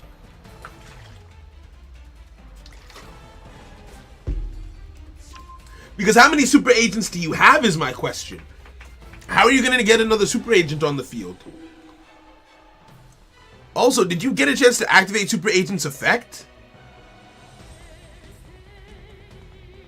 Oh, you did, and you got it right. Oh, I wish I was paying closer attention. Okay. I bet. Going into Barricade Borg Blocker. You know what I'm surprised about? I'm surprised you're not going for a U-Link. Because knowing what I'm playing, a U-Link would really set me back. Right? If I would 100% be making that U-Link. I want you to suffer. Okay, activating that. Oh, of course, you're going to bring that agent right back from the graveyard. Unless you want to go with another Master Plan, that's fine. Okay, makes sense. Master Plan's going to hit the field. But what do you make next? You can search out another card. But what do you make next? I guess since you know them at the top of my deck is a spell card, you can add to your hand with the field spell, the regular Spiral Agent, and special summon it onto the field. That way you can still use some of your other effects to keep your plays going. So there is an answer here. There is definitely an answer here. Triple Colon Trigate Wizard. That's what I think. I think the Trigate Wizard play would be a good shout. But haven't they already missed Trigate Wizard? Yeah, by using Quick Fix like that, they've missed Trigate Wizard, unfortunately. At least I don't see how you can still make a Trigate Wizard off of this. You've got the summon from the hand. And you don't have any... Because you can summon the regular Spiral Agent from the hand, but you've already banished your Quick Fix. I want to play Spirals now, but focus. Right?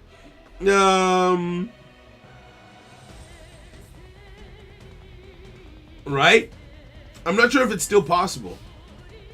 Yeah, the synergy is good, but other decks might have card advantages over Salamangreats. That makes sense. If you boost capacity, could potentially go to top 20 favorites. Nah. Nah. Okay, end phase. And then probably you're going to pay the cost of the field spell to keep it active. Not the strongest hand. And if I'm not mistaken, that card that you added to your hand, did I see you add a copy of, oh no, you set a card initially. You had already set that card, so there's no guarantee that it's a card I'm thinking of anyway. It's no guarantee that it's a card that requires you to have a thing on the field. Okay. I bet. My toggle was off. Could I have stopped any of your effects with my toggle on? I couldn't have stopped the dangers. I 100% could have stopped your master plans. I was just sitting there looking at you. I was so excited to be seeing spirals that I didn't try and stop you. I am so dumb. I am so dumb. I could have stopped your master plans. I could have stopped your master plan play. I was so excited. I was so excited to be watching spirals play that I stopped thinking. I stopped thinking completely, right? I stopped thinking completely. That's unfortunate. That is unfortunate. But hey, c'est la vie. It is what it is. Oh, right, of course, you have an Appaloosa on the field. What am I doing? I am throwing. I am hard throwing. Nice, keep it up, man. Hey, I'm trying. I prefer a more pure take on spirals, if I'm being completely honest. Yeah, I prefer a more pure take on spirals. Let's swing. So we're not in a great spot, I would say. We're not in an awful spot, I would say, too. But we definitely are in... yeah, no, we're in danger, actually. We're in danger. We're in danger. Paying attention probably would have been in my best interest. Link into you. And because that search got negated... well, to be fair, we weren't getting over that Appaloosa without wasting one effect. I just wish we had. I wish that we had been able to get that search through. Right? Let's activate this. We're lucky to have Parallel Exceed at least. We are lucky to have Parallel Exceed here.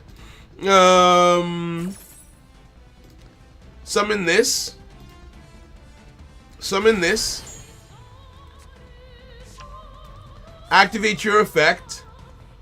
Oh, and I didn't put Appaloosa in the deck. Damn it! I needed to put Appaloosa in this deck. Appaloosa as an option will just make this a lot better for me. I personally feel like.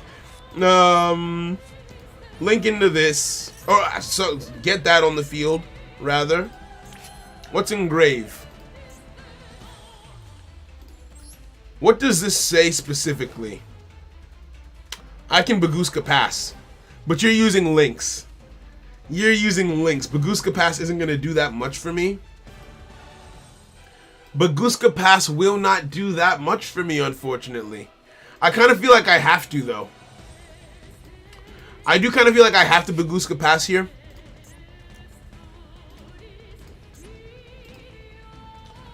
What do I want to do? Can this add anything? Add a fire monster from your graveyard to your hand. Are you fire? You're light. Okay, so that won't work. Yeah, I feel like Bagooska Pass. I feel like Bagooska Pass. I feel like Bagooska Pass. I don't feel good about it. I don't feel good about this Bagooska Pass, but I do feel like it's necessary. Because I could make Update Jammer, and I could go into this, and I could wipe the field, but then I have no protection. I have nothing for me for next turn. Yeah, I've got nothing. And I don't want to waste my access code play this early, although it would be nice to get rid of a lot of these things on the field to help waste your resources. Do I do it? I think I do it. But I don't use Update Jammer. I'm going to save Update Jammer for later. I can do it with this. I can do it with this. I can do it with this. I can do it with this. I can do it with this. I'm going to clear the field. Right? Because why would I leave you with 2 Link 2s? That's a lot. That's a lot to leave you with here. Right? That's a lot to leave you with. I'm going to go into Splash Mage. Wait a second. Cancel. What type is... what does Splash Mage say? Target 1 Cyburst monster. What type is access code? Cyburst, right? Cyburst? Because if all goes wrong, I can get Transcode Talker back with Splash Mage. And if all goes wrong, I can get Access Code back with Splash Mage. We're using Update Jammer. We're using Update Jammer. I hate that we are, but we're doing it. I hate that we're doing it, but we're doing it. Put this over here. And we go from there. Oh, Splash Mage negates. Oh, you hate to see it. Okay, that's fine then. Never mind. And we made the right choice. Fair enough. Fair enough. I mean, even if they're negated, at least it brings them back. You can bring back pretty big monsters for us. Summon this. Take you. Take you. Face up over here. Activate your effect. Splash Mage has to summon in defense. Are you sure? Are you sure? Okay. Okay, if you say so. Hope I'm not too late to the stream. We're in the later end. We're in the later parts of it, but it's all good. Welcome, friend. How you doing? And then we'll make a big access code and destroy what they've got on the field. Right? Leaving them with 2 Link 2s is a big no-no. That's a big no from me. Even if I end up getting shot in the foot a little bit by using my access code this early, I feel like it's a bad idea. I feel like it's a bad idea. Right? I know I can't attack. I know I can't. I know I can't attack. Which is why it's a big investment. It's a big investment. But when it comes to spirals, spirals are dangerous, you guys. Spirals are very, very dangerous. Right? Leaving them with 2 Link 2s, I could be in a very bad spot. I could find myself in a very bad position if I leave them with 2 Link 2s on the field. Right?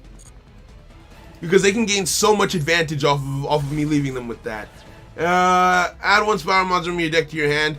I feel like I also want to get rid of the field spell more than I want to get rid of the face down. But I know you have another field spell at your disposal is the problem.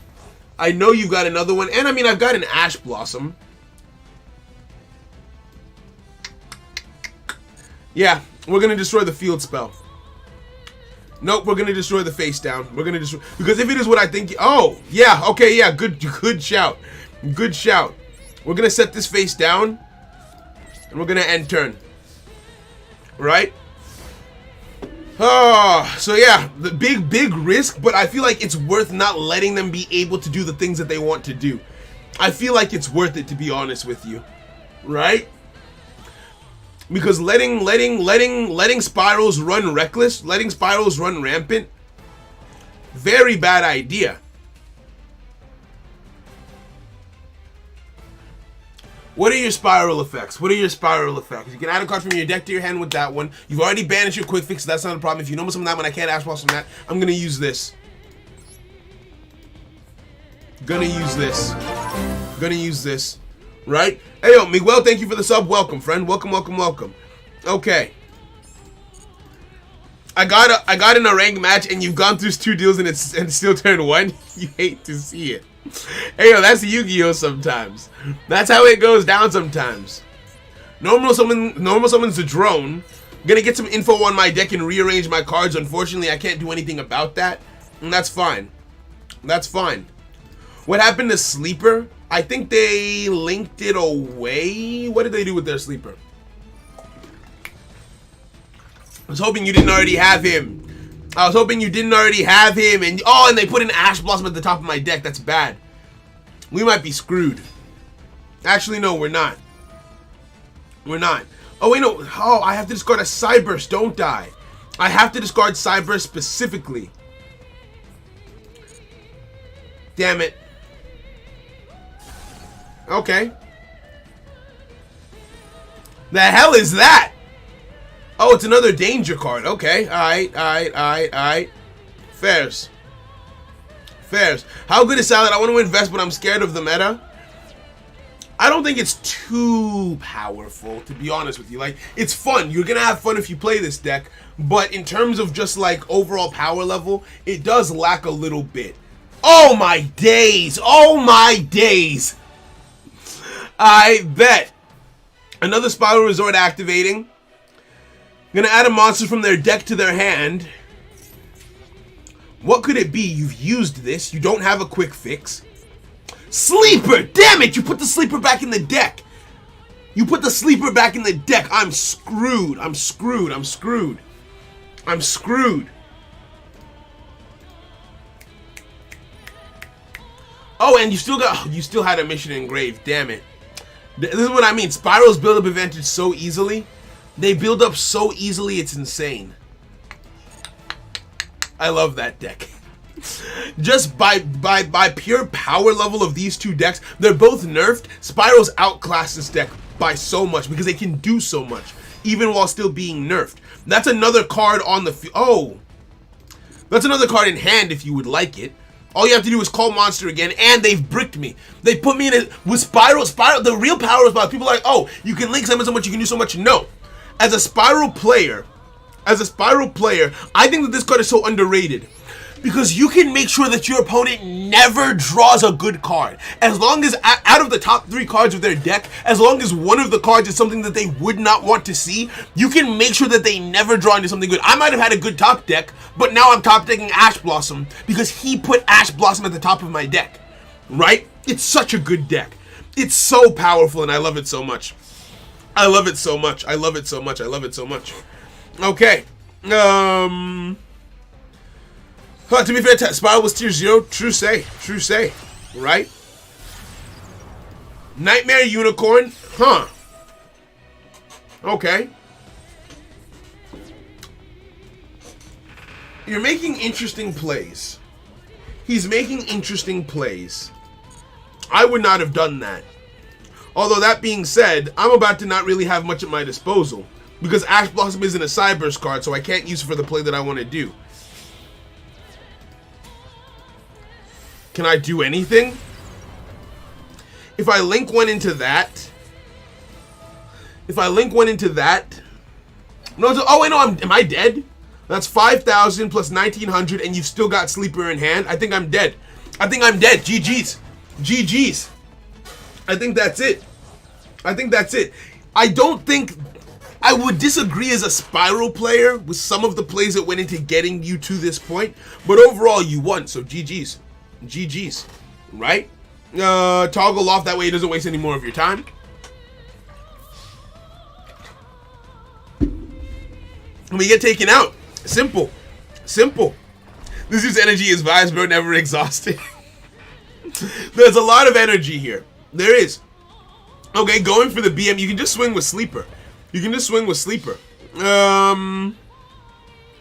But yeah, no, that's GG's. That's GG's. We swing in. And we go from there. Falcon can still compete with Meta and Master Duel. I agree. I love that deck. It is one of my favorite decks in the game. It's in the top 5. It's in the top 5 for a reason, right? You don't get a spot in the top 5 without being like, without hitting different. Ooh, we got some duels going on. I kind of want to spectate one of these. I kind of want to spectate a little bit. But I don't know what everyone's playing, and I want to stay Salamangreat focused for the time being. So let's keep on battling, right? Let's keep on battling. GG's. Okay. So on a scale of, I feel like I've got the basics of it down. There are obviously going to be some more intricate plays, like things that you wouldn't think of off the top of your head with this deck that would take more time and practice to get good with. And I don't know if I would be willing to invest that time. But still, it has a problem with back row decks, but it's pretty decent. Spirals? Do Spirals? Does Spirals struggle with back row decks specifically? I don't feel like it does. Actually, no, I see what you mean, because we don't have any inherent back row removal. We don't have any spells or traps that are helping clear back row. It's all monster effects, really. So if we get skill drained, we don't really have any cards that are helping us to get rid of it. Yeah. I think there's like one card that could help with that, right? Oh, my opponent left? What happened? Oh, hello?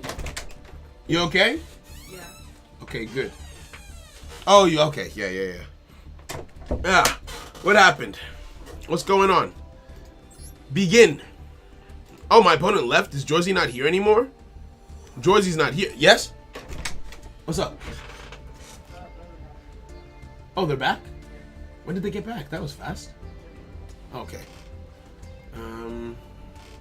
Are they in the house? Sorry? Okay, let me come. Okay, my parents just got back home. I want to say hey real quick. I'll be right back. Un momento. I'm going to play a game for you guys to watch. Un momento, por favor. Let me go say hi to my parents. Alright? No way. No way. Let me push play. Let's hide me. Where is me? Okay. I'll be right back.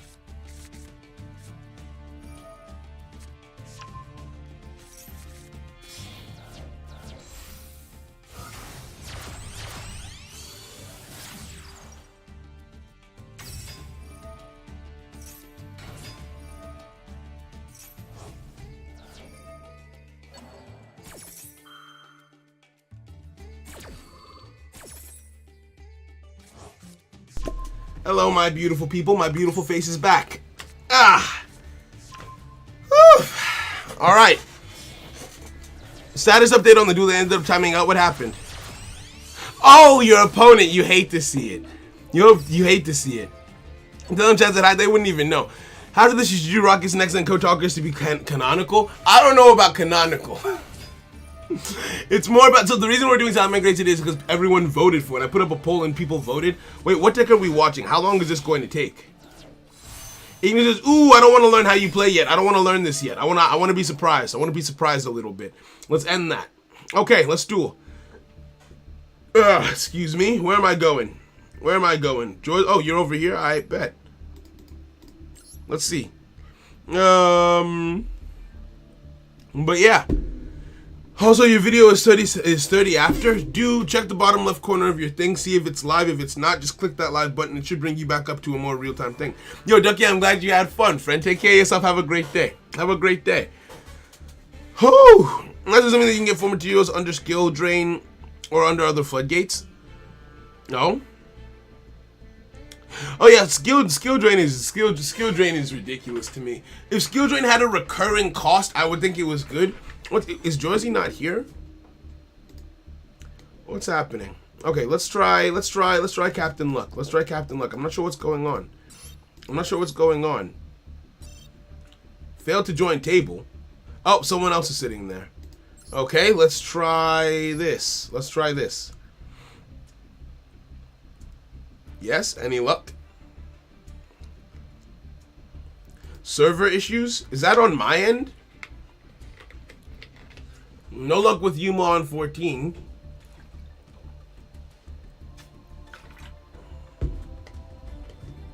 Yeah. Oh wait, that actually reminds me. I want to I want to put Appaloosa in this deck. I want to put in Appaloosa.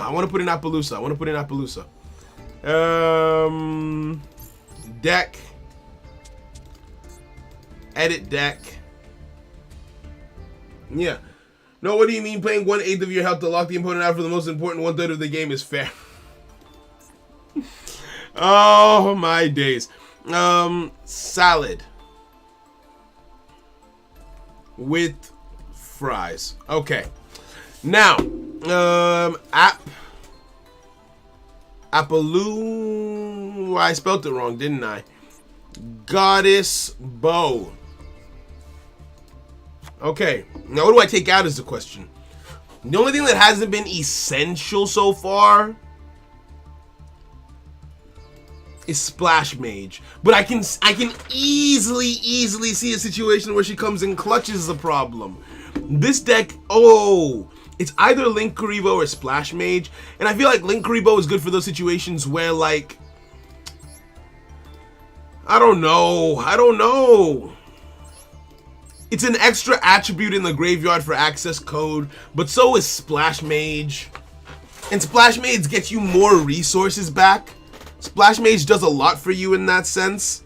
So I feel like we take out Linkaribo. Take out Bagooska.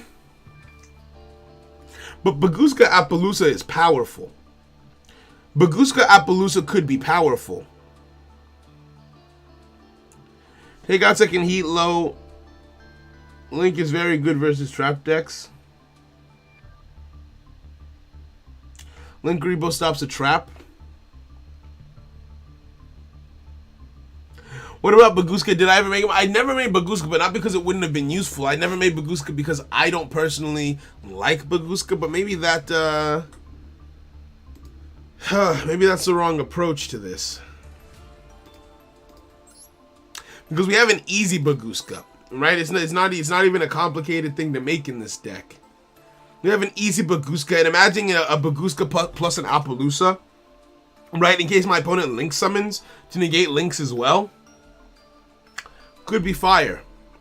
Could be fire.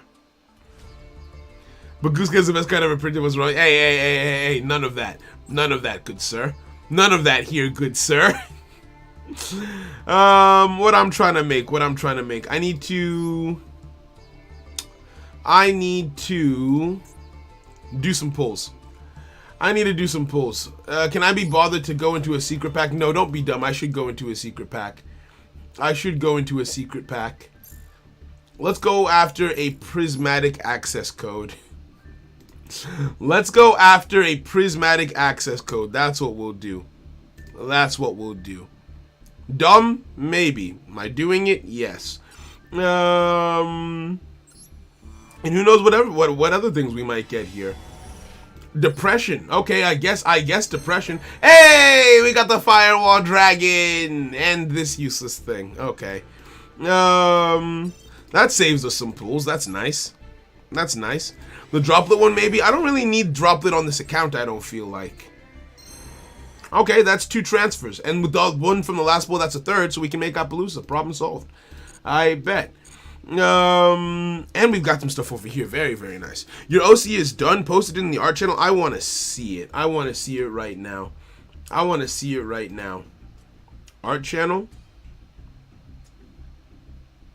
Hey, yo. Seluxus, this is so good. Guys, check this out.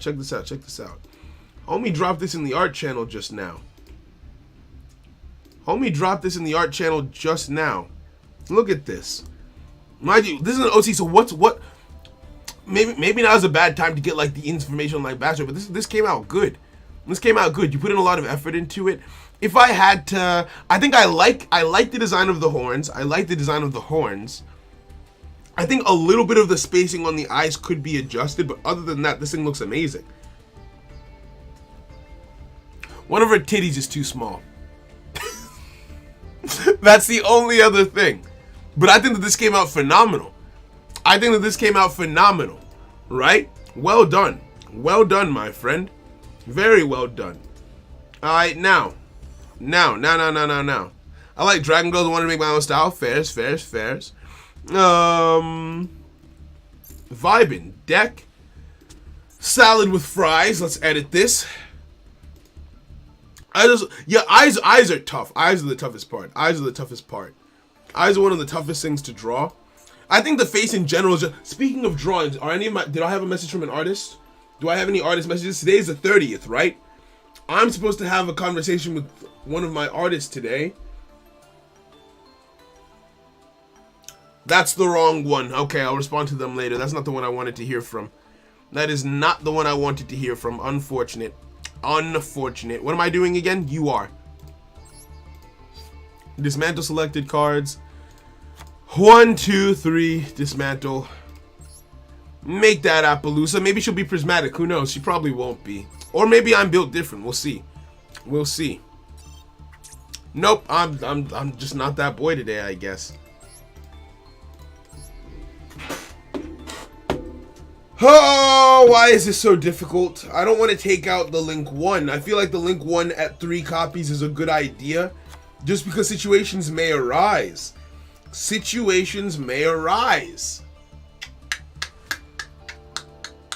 And I don't want to waste. I don't want to blow. I don't want to go off on just making 2 in case I need 3 for later on. What if I need a 3rd? What if I need a 3rd? Although I am only running 1 field spell. Okay, we'll do 2. We'll do 2. We'll do 2. Save. Okay, let's do it.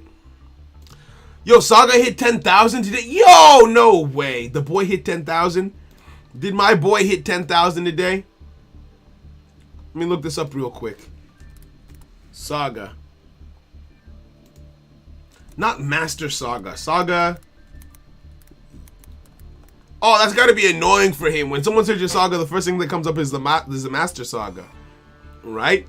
One of his older videos is at 900k views. I'm so proud of Saga. He really stuck with the shorts format and revolutionized it, and it worked out for him extremely well. Congratulations to my boy on 10k subs. Oh, you can't see it. You guys can't see it. Hold on.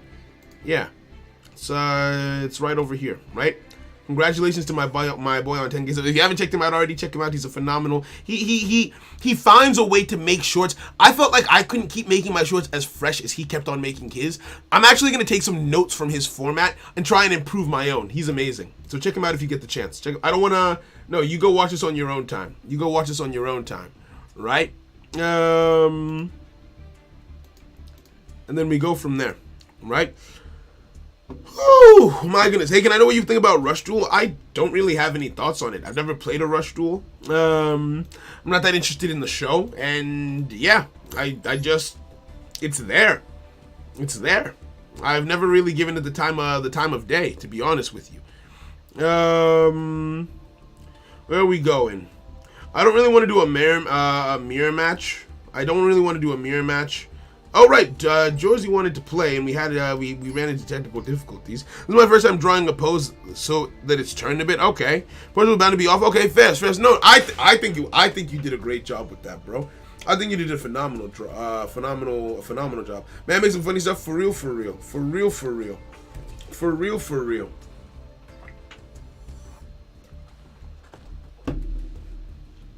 Is Josie not present? What's happening? Because I could have sworn Josie said that they were ready to duel. I could have sworn. Standing by? There might just be a glitch.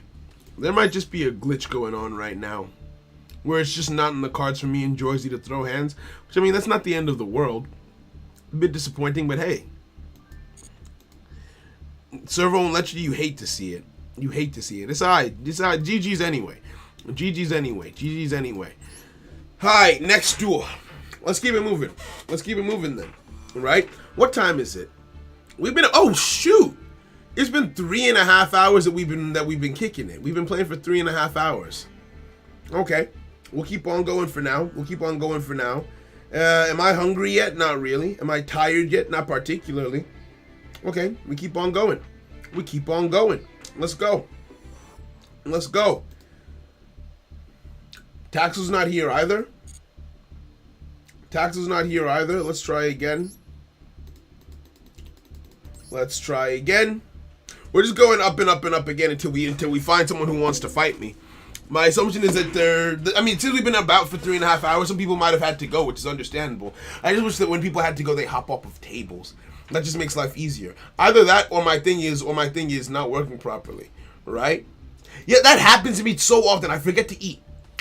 Sometimes you just work so hard that you forget to eat. And it's not like you feel that you're hungry, but you know you need to keep going. No, you do not remember that food is a thing that you need to live, and you just don't do it.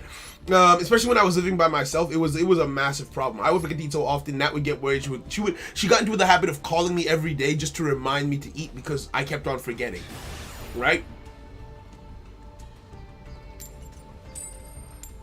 And that's not a good thing. I'm not saying that as like, oh yeah, I work so hard. No, that's bad.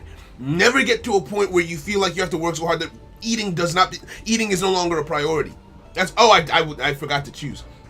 It's not healthy, right? It is not healthy. I feel like, especially living with other people again, like my sister and I will go and eat together sometimes. It still happens every now and then where you just realize, oh, the end of the day is coming, I haven't eaten anything, and you go eat then. But as much as possible, feed yourself. Take care of yourself. It's important. You've got one life to live, right?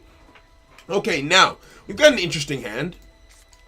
Let's activate this, and learning from the mistakes of the past, what do I want to do? I'm going to activate Signet Mining. I've got a lot of options. Discard this, and add to my hand, I think this. I think I want to add this. Yeah? Is that what I want? I think so.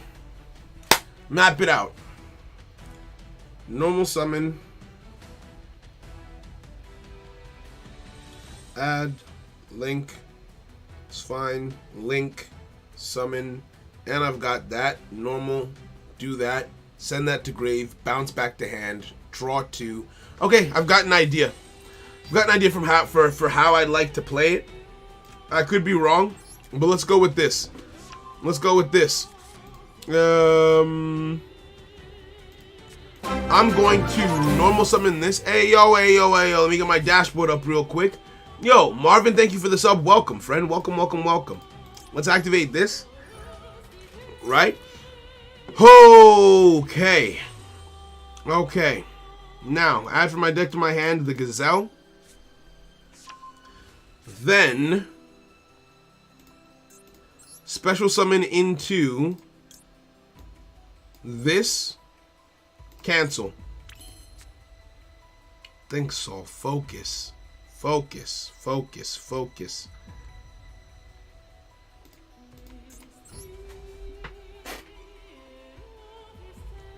If I do that, that doesn't work.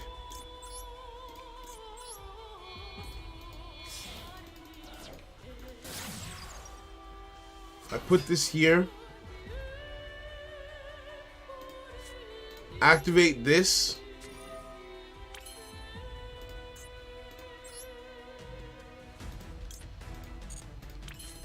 activate this,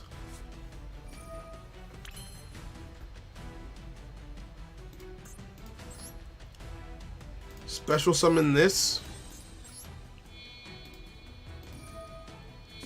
special summon this, and then put this over here. Activate your effect in my hand, especially. Hey yo, Brandon with the 5, the bravo. Thank you, broski. Thank you very, very much. Thank you very, very much. I appreciate you. I appreciate you. Let me figure this out real quick. Face up defense position. Activate your effect. Now, it is turn 1. I could get a spell, or I could be an idiot. Get a trap rather, or be an idiot. One of the two. I choose to be dumb. Send that to the graveyard. Activate this engrave to summon this.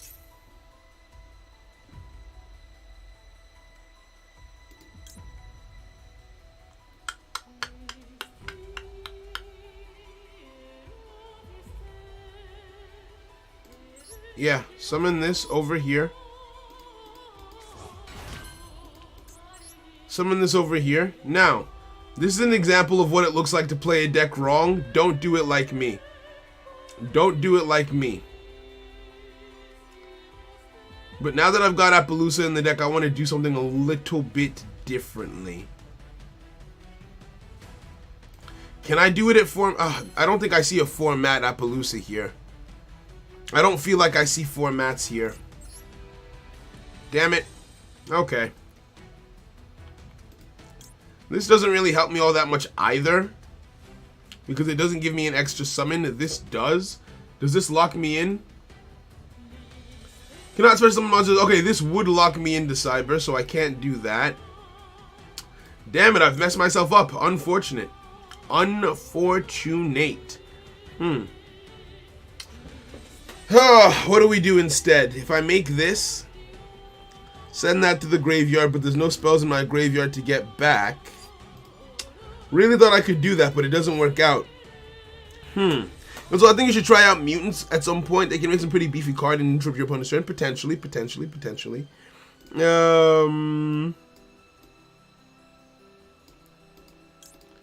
Does this lock me in? Yep, this one does lock me in. Damn it. Okay, I did it wrong. That's entirely my fault. That is entirely my fault for being a little bit ignorant. That was a little bit of ignorance on my part. What type is Baguska? What type is Baguska per se, perchance? You're a fiend, so that doesn't work either. That doesn't work either. Damn it, Saul. You've really gone and made a mess of things. What to do, what to do, what to do. Because if I make this, you know what, I'm just gonna do this. I'm just gonna do this. Take these two, summon the Splash Mage. Activate your effect. And we go from there. We'll summon this back onto the field. Put you over here. And if I could make Baguska, I would here, but I can't, so I won't. And I don't think we do anything else. I think we just end on this board and accept the fact that we're dumb a little.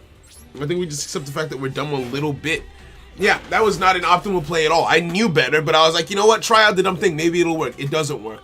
It doesn't work because I keep on forgetting that Flame Buffalo isn't a, it's not a Salamangreat. It's not a Salamangreat. I keep on forgetting. It just looks so much like it would be because of the fire effects on it, right? It just looks like a blue version of one of the Salamangreat cards. It mixes into the archetype so well that I think mentally I just put it with Salamangreats when I shouldn't. Excuse me. Oh, my spells and traps, no. Oh no, my spells and traps, oh no. So that doesn't work. I'm on the opposite end. I've been eating like a damn pig since I feel miserable and really let myself go and find a way to focus and get back in shit. It's really just about making the decision. I know the feeling. I know the feeling. And as of recent, I want to get into better shape myself, to be honest. I've been considering bringing back push-up streams towards that end. And it really just comes to finding ways to integrate it. Because, like, fitness doesn't mean you have to be like a bodybuilder, but just being in good shape, being fit enough to be comfortable. I feel like that's fine. Right? So don't worry about it. It's going to be alright. It's going to be alright, bro. Oh, it's Ignisters. We finna die. We finna die. We finna die. Dark Infant Ignister. Okay. Okay. Y'all want to play Wordle? No! Do you guys want to help me with a custom card? While we wait for this, do you guys want to help me with a custom card? Oh, yes, yes, yes. Let's do it together. Let's do it together. Lend me your energy. Lend me your energy. Let's make a custom card together. While this happens in the background. What I'll do is, just so we can keep track of the duel, I'm going to copy this, come over to my reaction screen, hide this, paste this, come over here. Okay, now I can just minimize this. Nope, wrong thing. Take this, unlock, minimize so we can keep track of it. And then you guys can help me make a custom card. Right? That's if y'all are down. Just in the meantime, while that takes place, because that turn is going to take a while. That turn is taking a minute and a half, I guarantee you. Right?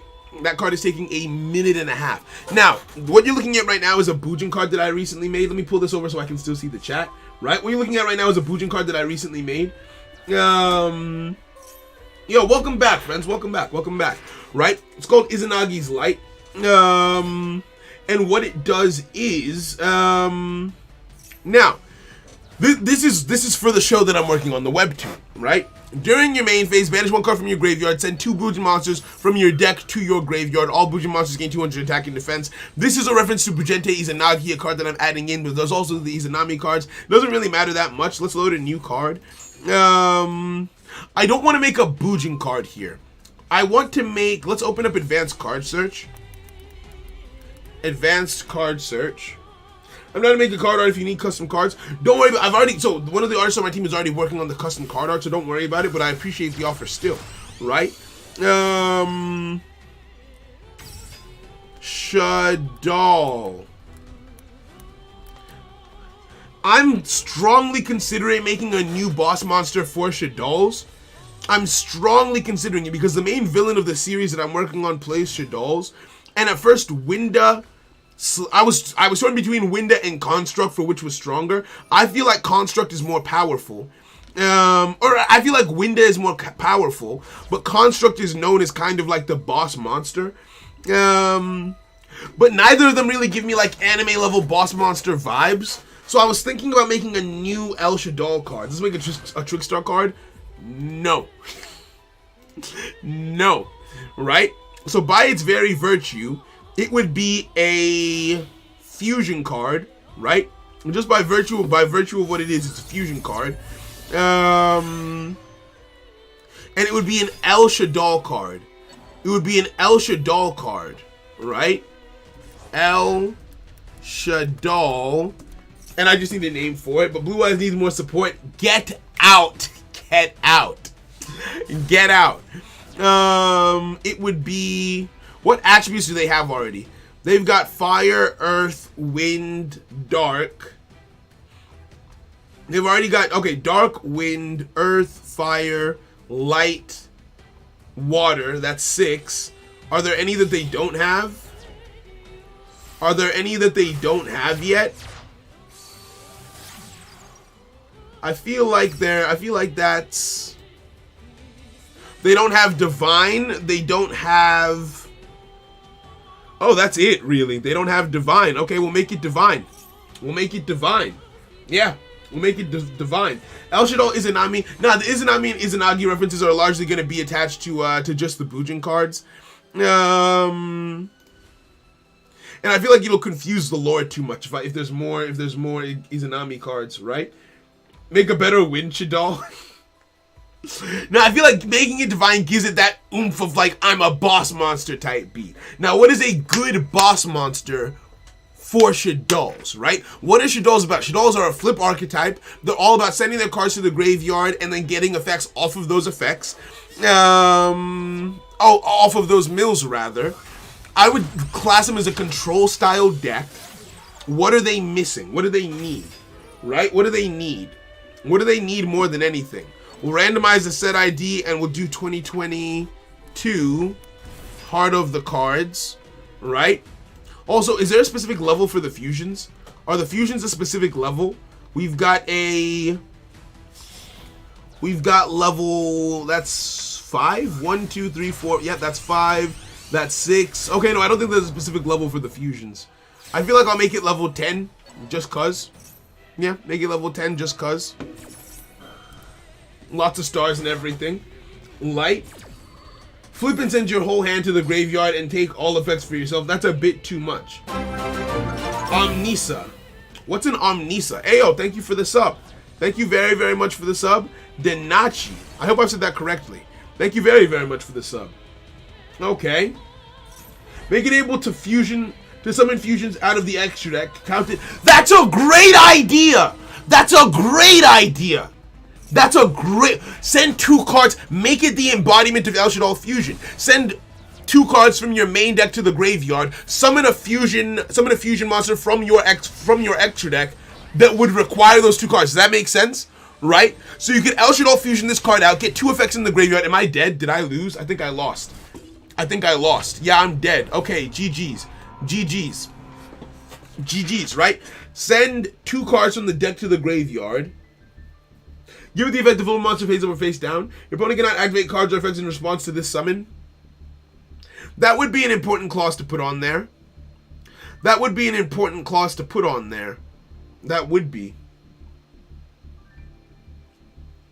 Omnisun's Emperor God of the Cult Mechanicus Warhammer. That sounds very specific. Right? Albion. It's supposed to be OP. This is an anime card. This is an anime card. What does this do? If you card fusion, you can use on 1 level 8 or lower fusion ones from your extra deck by vanishing fusion on. Perfect. Okay, so we can use the problem solving card text here to make it easier for us. Right? We'll use the problem solving card text here to make it a little bit easier for us. Thank you very much. So, If this card is fusion summoned, you can fusion summon one level 9 or lower. One level 9 or lower fusion monster from your extra deck, except, oh, we don't have a name. We don't have a name. Except El Shaddoll, whatever his name is. Except El Shaddoll. Actually, no. This should be a once per turn, not if this card is fusion summoned. Once per turn. Once per turn. You can fusion summon level 9 or lower fusion monster from your extra deck, except El Shaddoll, whatever this card's name is, by sending fusion materials listed on it from your hand, field, and or deck to the graveyard. Deck to the graveyard. Perfect. Perfect. Make it able to seal all your opponent's graveyard and all the cards. That's a bit too much. That's a bit too much. That's a bit too much. That's a bit too much. El Shaddoll. El Shaddoll. What name? What name? What name would I give it? El Shaddoll. El Shaddoll what? El Shaddoll. There's no theme for these names. Like with the Bujit monsters, the theme was like, okay, Japanese gods, the lore of the and I was able to follow that lore. There's no what's the lore of Shaddolls? They just kind of steal monsters from other archetypes. No. They just kind of steal monsters from other archetypes. Send all monster from your deck to the grave, then you can activate the flip effect of the monster as you activate it with the effect of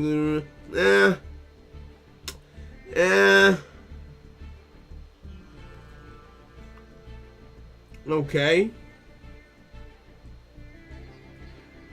What is Matryoshka? Matryoshka.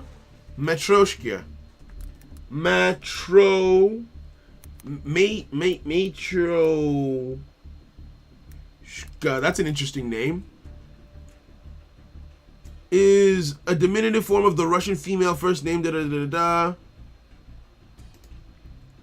My dolls are wooden dolls, also called a nesting doll. In Russia, the dolls are to symbolize traditional values of Russian society, especially the elderly unity of it. No, this is too wholesome. This is too wholesome. This is too wholesome. This is too wholesome. Make it a puppet master. Most Saul and Brandon think it's a puppet. I think we should go with the puppet master theme. This one does have strings. A lot of them have string-like effects on them. Use one monster your opponent controls for an effect so we can have a name like Corruptor.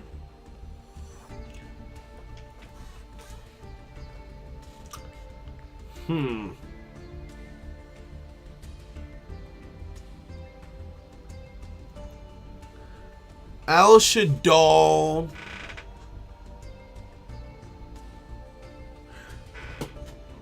El Shaddoll. God of Time. Well, the Shaddolls are puppets, to be fair. This is El Shaddoll Construct. I'm trying to think lore-wise. Lore-wise.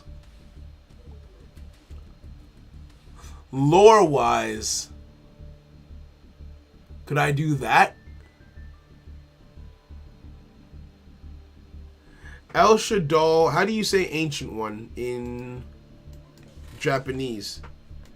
How to say ancient one in Japanese?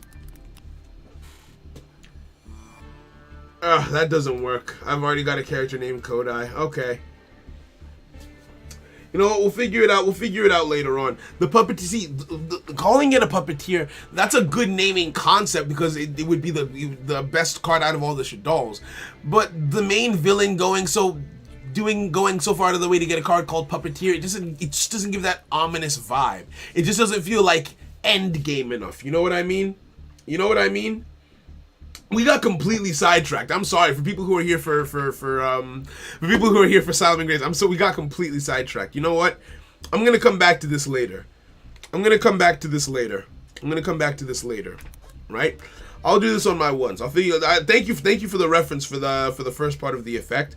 I really like that. First part of the effect. Nesting dolls open up and form other versions of themselves, so essentially like a boss monster. I like that. I do like that a lot. I do like that a lot. You know what? As a stand-in title, as a working name, we will call it that. As a working name, we'll call it that. I don't know how I like the way it looks on the card though. Alshadal Matryoshka. It doesn't roll off the tongue. It doesn't roll off the tongue.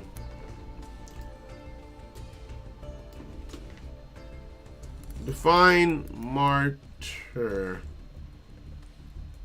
Alshadal Martyr. No, I don't like that enough. I don't like that enough. I don't like that enough. We'll go. Well, Dolo's God of Manipulation. We'll see.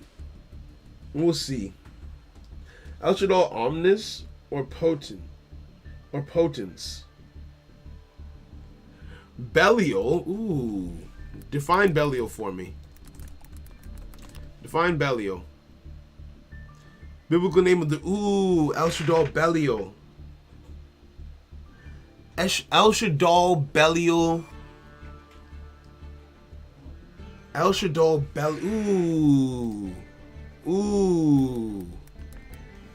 Ooh. Ooh. Ooh. Or Omnis. I like Belial better. That's not bad.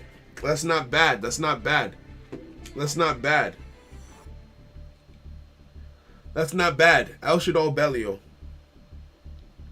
Alshadal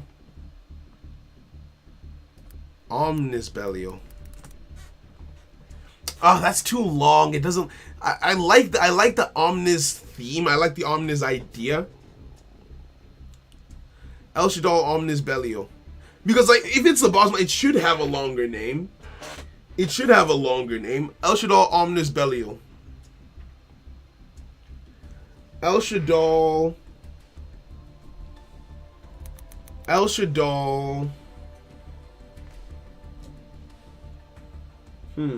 Kurugo Basketball. Right. Alshadal Glycon Belial. You know what? Maybe we just stick with Belial. Maybe we just stick with Belial. Alshadal Omni Belial. Alshadal Belial Fiend. I don't know. I don't know. What's a Buvon? I think we might Indian web that is based Imperium.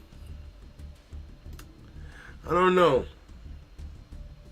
Yeah, exactly. Like Belial just sounds evil. It just sounds evil from hearing it. I kind of just want it to be something Belial, right? We've gotten completely sidetracked now. We'll get back to the deck in a sec. We'll get back to the deck in a sec. Alshadal X Belial. What's the X for? Oh. Alshadal. Exadal Omni Belial. The Omni because they wouldn't call it the full name. They'd call it. I feel like they wouldn't call it the full name. They would just call it the part that comes after Alshadal. Omni Belial has a second effect. I don't know. I don't know. I don't know. Perfect Belial. God Shadal. Alshadal. Alshadal. This is the annoying point. Obelisk Belial. What does obelisk mean? Obelisk. Tall four-sided Aryan monument. That actually could fit canonically. Alshadal Obelisk Belial. That actually could fit canonically. Belial Imperium. Ooh, two good ideas. Let's see how they look. Obelisk Ooh, that looks nice. That looks nice. Belial Imperium. That also looks nice. El Shaddai Obelisk Belial. El Shaddai Belial Imperium. Ooh. Ooh. Which one? Which one? I feel like it comes down to one of the two. I think Obelisk Belial. Obelisk Belial. It sounds cool. It sounds Record of Ragnarok. Imperium. No, I feel like this could work. I want to get a stand-in. I want to get a stand-in for the art. This isn't going to be the final art, but I'd like to just pick something up real quick. I'll use it and just use it as a reference for one of the artists, right? Belial Imperium. Y'all prefer Imperium? Belial Imperium. El Shaddai Belial Imperium. Obelisk Belial. I'm trying to see how it sounds coming, just like rolling off the tongue. Like I'm trying to imagine in a duel being like Belial Imperium's effect activates or Obelisk Belial's effect. Actually, Belial Imperium sounds better than Obelisk Belial when you say it out loud. When you say it out loud, Belial Imperium's effect activates sounds better than Obelisk Belial's effect activates. Because the Belial comes first. So it codifies what comes after it. Whereas when the I might be going too much into it, but because Obelisk comes first and Belial hits second, the word Belial sounds evil, and so it doesn't give that weight to what comes after. Whereas when you go Belial Imperium, it sounds like Evil Imperium. I think Evil Imperium might be better. Right? Belial Imperium. Yeah, that's fine. Yo, Taxel, have a great day. Take care of yourself, friend. I appreciate you coming through. We'll catch you later. This one will have probably 3,500 attack. So that way it has more than the Bujin monster, the Bujin boss monster. And 2,000 defense, because why not? Yeah. Obelisk is related to the Egyptian gods. That's fair. Creature that resides within construct, a nun. It's just a total opposite, potentially.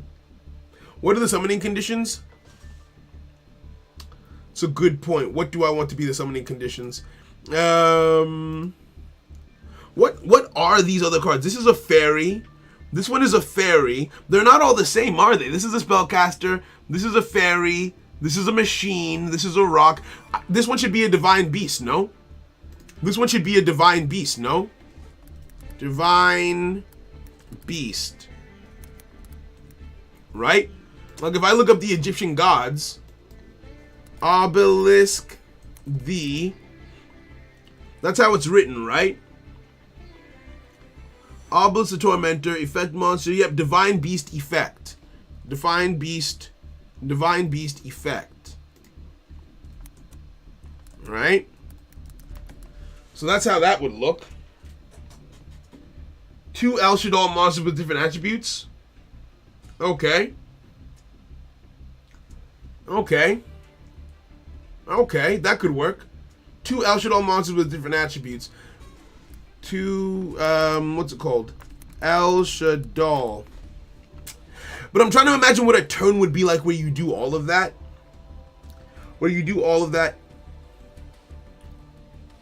One El Shaddai construct specifically.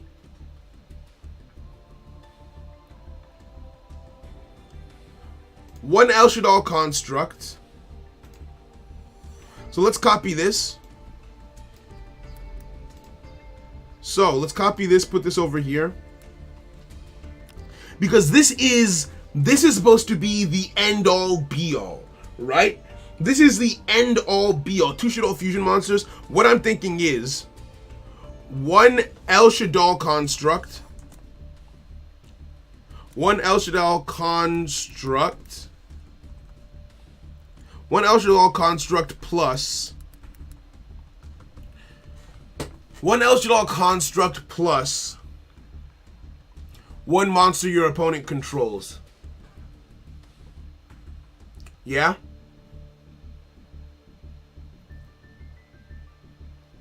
One El Shaddoll construct plus 1 monster your opponent controls. That way it can't be made turn 1. But that's not the kind of removal that Bujins can protect against. Nothing can really protect against that. That's very strong. That's very strong. 1 El Shaddoll, because I'm trying to think, it has to be strong enough that it's really cool, but also strong, also balanced enough that it makes sense that the main character wins in the end. Right? They've got a pretty strong boss monster themselves. I already made the boss monster for the main character. I can show it to you. It's let's save this. Let's save this and we can load up custom cards, Bujins. Bujente is a Nami. Right? This is a Bujin card, right? This is the boss monster. This is a Bujin boss monster. 2+ Bujin monsters, including at least 2 Bujin-Te or Bujin-Ki monsters, so they're extra deck monsters. It's a link 4. When this card is link summoned, target a Beast Warrior Bujin monster in your graveyard, add it to your hand. Solid effect. While this link summon card is on the field, your opponent cannot target this card with card effects. Also, it cannot be destroyed by card effects. I got that from Avamrax. During your main phase, discard 1 card, target up to 5 banished Bujin monsters, add them to your hand or return them to your graveyard. That's its broken anime effect. Right? That's its broken anime effect. And even that's not a quick effect. That's not, that could be more wild. Right? That could be, I toned it down a little bit. I actually, that's the version of it that's toned down a little bit. So that's what it's going up against, right? That's what it's going up against. So that's what I'm now asking myself. Did I like Salamangreats? I loved them. They were super fun. I wish that they weren't as nerfed as they were, but I really did enjoy them. I really did enjoy them. Right? Make the stealing effect on the fusion effect. Feel the deck to the grave. Okay. So once per turn, you can fusion summon 1 El Shaddoll construct. By the from your hand, field, deck, and/or extra deck. Deck and/or extra deck to the graveyard. Right, so it can fuse from anywhere for its effect. Right? Okay. Make it so the links that cannot be used material for any extra deck monster except Bujins. That feels too specific. I feel like you don't want the audience to see the hand of the writer guiding the duel towards its specific course, right? It doesn't feel as authentic that way. I personally feel like, right? Like if that feels like too much of an ass pull ability where it's like, oh, you specifically have this card to specifically avoid this super broken thing. So rather than finding a way around that super broken thing, which would be more entertaining, the audience is just like, oh, well, I guess the super broken thing only doesn't apply to the main character because only he has this card that only does it. You get what I mean? So I don't want to. That feels like too much of an ass pull. Plus 1 monster your opponent controls with the same attribute as a monster in your field or graveyard. 1 El Shaddoll construct plus 1 monster your opponent controls. The same attribute as a monster in their field or graveyard. That also does feel a bit specific because Bujins are all light. Bujins are all light. Right? So you'd have to have El Shaddoll construct in the grave already. And that doesn't, this is hard. This is hard. This is hard. When you fusion summon, you can banish 1 monster from your opponent's extra deck. Plus 1 El Shaddoll construct plus 1 El Shaddoll construct plus. You know what? Maybe the 2 El Shaddoll monsters is a good enough requirement. Yeah, but it feels too easy because if you have El Shaddoll Fusion, you can make this thing instantly, can't you? What does El Shaddoll Fusion say? What does El Shaddoll Fusion say? Let's look up Shaddoll. Shaddoll Fusion says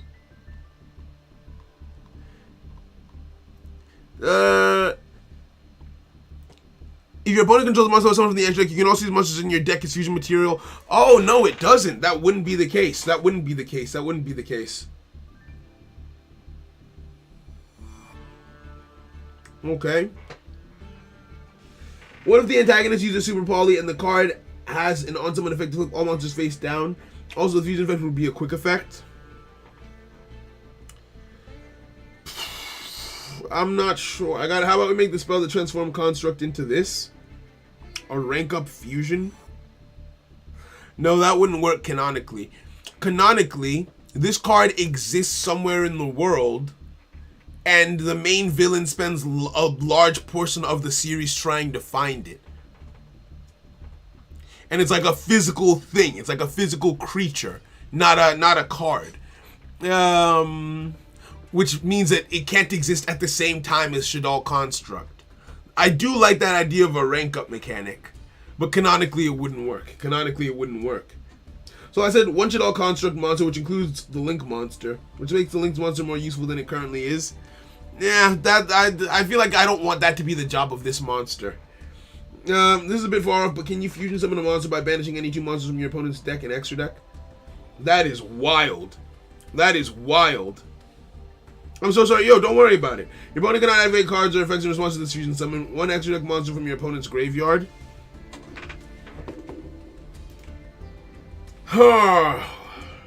Think. Because this should be the upgrade from El Shaddoll Construct. No, let's do 3 El Shaddoll monsters. 3 El Shaddoll monsters.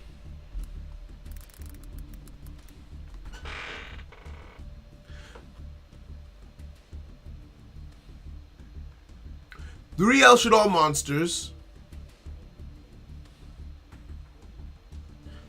You can also fusion summon this card. You can also fusion summon this card by sending 1 El Shaddoll Construct you control to the graveyard. Does that work? Construct to the graveyard. That might be a bit too much. A level requirement like 12 or more if on the field must be fusion summoned. I'm not sure. 1 extra deck monster from your opponent's graveyard. Too powerful. If I do that and then you do that and then you, I feel like it could work. I feel like this could work. 1 El Shaddoll Construct to the graveyard. Once per turn, you can fuse someone level 9 or lower fusion monster from your extra deck, except El Shaddoll Belelial Imperium, because that's the name we've decided on. Except El Shaddoll Belelial Imperium. By sending fusion materials from your hand, field deck, and or extra deck to the graveyard. From your hand, field deck, and or extra deck to the graveyard.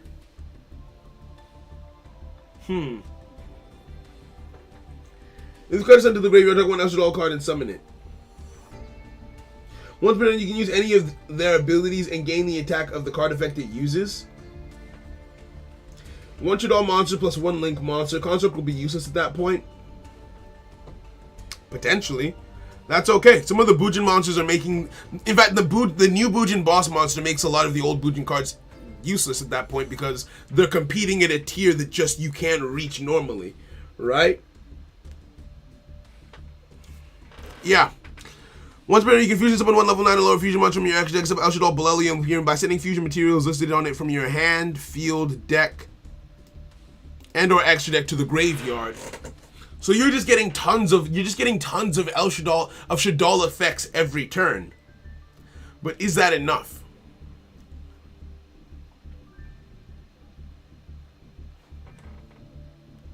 You can also banish cards from your opponent's graveyard to meet this requirement. Once per turn, you can fusion someone with level 9 or lower fusion monster from your deck, except but that's not interesting enough because Bujins are all light monsters. Damn it. That was so close to being fire. That was so close to being fired. The only thing that you'd be able to make off of that is another construct. By sending fusion materials discarded from your hand, field deck, you know what? Might as well. You can also banish monsters from your opponent's graveyard to satisfy this requirement. This is a lot of card text. This is a lot of card text. We're making a card. We're making a card demo. We're making a brand new card. Must banish all all constructs to fusion summon. Okay, so banish instead of fusion summon this card by sending one all construct to the graveyard, by banishing one all construct. Attach any banished card and gain its ability. Or should it have an effect that flips up or face down? I don't feel like it. Giving it a Book of Moon? Giving it a Book of Moon feels kind of redundant. Because Bujins have the tortoise. You can only fusion summon this monster if El Shaddai construct is in your graveyard.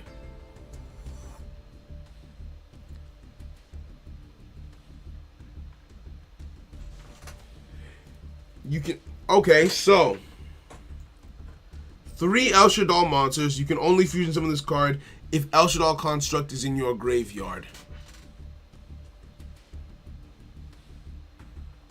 That could make for a very good anime moment where it's like you put in all that effort to get rid of the construct, and then all of a sudden you have to deal with Belelial Imperium.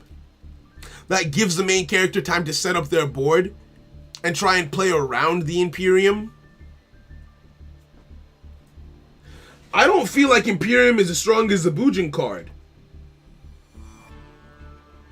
Make it too broken or underwhelming. So I showcased the Bujin. I showcased the Bujin boss monster card already, but I'll showcase it again. Bujente Izanami. When this card is linked, summon target a beast warrior monster in your graveyard, add it to your hand. While this link summon card is on the field, your opponent cannot target this card with card effects. Also, it cannot be destroyed by card effects. During your main phase, discard 1 card and target up to 5 banished Bujin monsters. Add them to your hand or return them to your graveyard. You can only use the effect of Bujente Izanami once per turn. Right? So that's a Bujin boss monster. Let's get this out. So that is yeah, this is for the webtoon. This is for the webtoon. Right? This card can also be special summoned by banishing El Shaddai construct while your opponent has a link 4 or higher monster on their side of the field.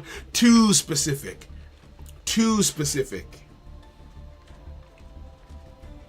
While your opponent controls an extra deck monster, to the graveyard while your opponent controls an extra deck monster. I like that clause. While your opponent, it feels like it links back into controls and monster special summoned from the extra deck. Right? You can fusion summon this card by sending one El Shaddai construct to the graveyard while your opponent controls a monster special summon from the extra deck. Once per turn, you can fusion summon 1 level 9 or lower fusion monster from your extra deck, except El Shaddai Belelial Imperium, by sending fusion monsters listed on from your hand, field, and deck and/or extra deck to the graveyard. You can also banish monsters from your opponent's graveyard to satisfy this requirement. Right? I feel like it needs more. If you have 1 water, fire, and wind attribute El Shaddai card in your graveyard, destroy all cards on your opponent's field. It's not enough. Where's your main... Yeah, so the last one is my main character's boss monster. This is the main villain's boss monster that they get at the very end of the series. Right? You have an exam? Hey, yo, Demo, I hope the exam goes well. Good luck, my friend. Good luck to you.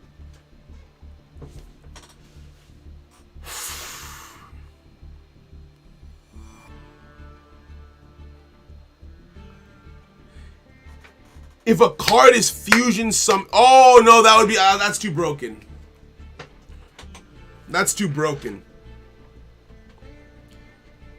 And this is already so much text, bruh. Fusion this card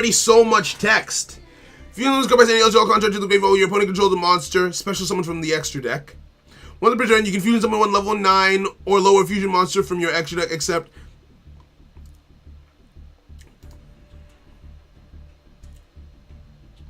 You can fusion summon this card by sending Elshadal Construct to the grave. You can also use this card. You can also summon this card. You can also summon, not just fusion summon. You can also summon this card by sending one Elshadal Construct to the graveyard while opponent controls the monster special summon from the extra deck. Once per turn, you can fusion summon one level 9 or lower fusion monster from your extra deck, except Elshadal, Bolelli, and Clearing by sending fusion monsters list from your hand, field, deck,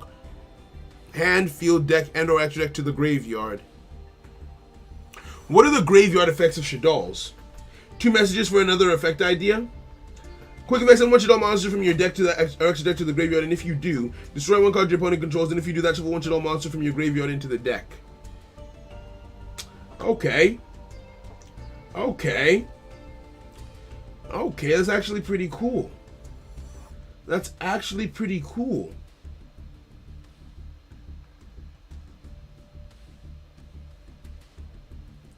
That's actually pretty cool. You can summon this card by sending one Elshadal Construct to the graveyard while your opponent controls a monster special summoned from the extra deck. They control a monster special summoned from the extra deck. Once per turn,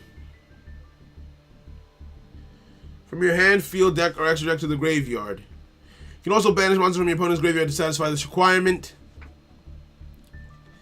If a card is fusion summoned to your side of the field,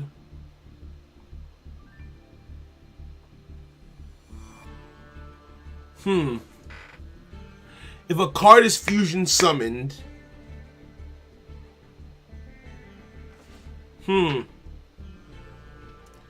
once per turn during either player's turn, you can fusion summon a card, and then if a card is fusion summoned, that could be very interesting. That could be very interesting because you could fusion summon the card that negates cards on your opponent's turn to negate one of their cards and get you another body on the field. How would we beat that? How would we beat that? We do have a way to beat that, actually. Okay.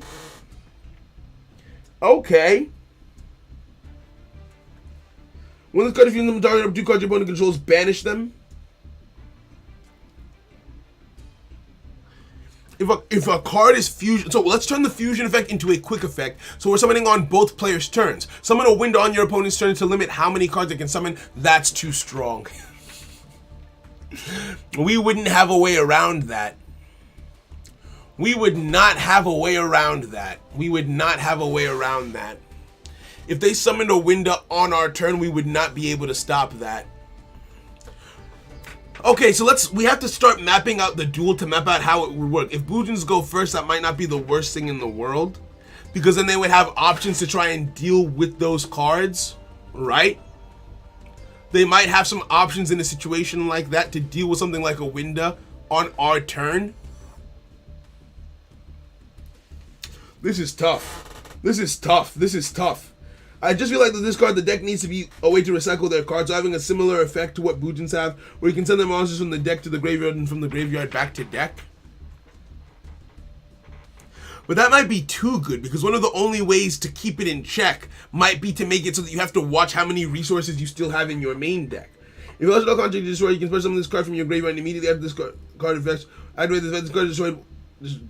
My thinking is by changing the text in the first line, you can also special summon this card by sending one Elshadal Construct to the graveyard while your opponent controls monster special summoned from the extra deck, which means that my thinking is if this card is in the graveyard, you can sacrifice an Elshadal Construct to bring it right back. Now, if this was a pendulum or fusion monster, you can give it an alternate summoning condition from the pendulum scale. I don't know. There's a way, it's called plot armor. I don't like plot armor. I want the reason why it's important to think about these things is it will not be satisfying if this card is too powerful and the main character can only beat it via an ass pull, right? That's what I'm trying to keep in mind as I go through it. These are the kind of things that I think about when I'm writing, right? Because if it's only beatable via an ass pull, that's not satisfying. That's not interesting. Like when Yami Yugi beat Darts by getting his monster to the power of infinity +1, that was dumb. Right? Like that's not satisfying. That wasn't built up to, that was just like, oh, I can make my attack infinity +1. That's not how infinity works, right? So don't give your opponents the power of infinity if your only answer is infinity +1, right? But yeah, I'll have to give it more thought. I'll give it more thought over time. It's fine. I'm glad that we've got this much of a basis down for it. It was fun coming up with the name. It was fun coming up with some of the concepts for effects. I'll come up for the rest of it on my time. I'll come up with the rest of it on my own time, rather. Right? Thank you. Thank you. Thank you. Okay, let's save this so I don't lose it. Let's save this so I don't lose it, and we can get back to some duels. We can actually keep on dueling. I think I've got a few more left in me, and we go from there. Mill cards up to the number of monsters on the field. Destroy the amount of cards up to the number of doll monsters sent to the graveyard. Not sus, doll. I'm enjoying this part of the stream more than the duels. Yeah, but I feel like the majority of people came for Salamangrate, and I want to give the people what they came for. Plus, I tend to do this stuff on my own time anyway, a lot of the time. Yo, Halfikin, let's kick it. Let's kick it. All right? Let's kick it. Let's kick it. I mean, when we're still free to think about it. We're still free to think about it. But yeah, I want to give Suda. It needs to be powerful enough that it's like, yes, this is what the series has been building up to, because the series realistically does build up to the obtaining of that card, right? Like, it all comes down to when that card is obtained, and that's what sets things into motion for the final act of the series. And it starts being built up from episode 2 of season 1, right? Because even though it's a webtoon, I've broken it into seasons. So there are 3 seasons total. Episode 2 of season 1, that card starts being built up. So it has to have that. It has to have that. Should I have an Omni Negate? Oh, this is tough. This is tough. This is tough. This is tough. An Omni Negate does make sense, right? It does make sense. If it's okay with you, so please feel free to bring these things up, like this up on Mondays. I was going to bring it up on Monday, actually. I was thinking about, well, not this specific card, just making cards in general. But everyone had so many different things to say that I felt like throwing more stuff in there would just make it so. But there was just so many conversations happening, right? And I wanted to take part in every single conversation. So, you know, it just is what it is. I kind of agree with you on that Omni Negate, because Boojins, I've given Boojins an Omni Negate. I feel like it only makes sense to give Shadol's an Omni Negate too. Yeah, I feel like Shadol should be given an Omni Negate too. Or rather, protection from an Omni Negate. The effects of Shadol monsters cannot be negated. The effects of Shadol monsters cannot be negated. He tries to use a Bujingi Ryu and he can't. And that makes for a cool interaction. Because like, okay, the effects of Shadol monsters cannot be negated, but then he goes a step further. He says, well, I can't negate your monsters, but I can negate your spells. And he negates the fusion summon of a monster that would come and assist the monsters on the field and would put him in a precarious situation. So the Bujingi Ryu still ends up being useful. That could be cool.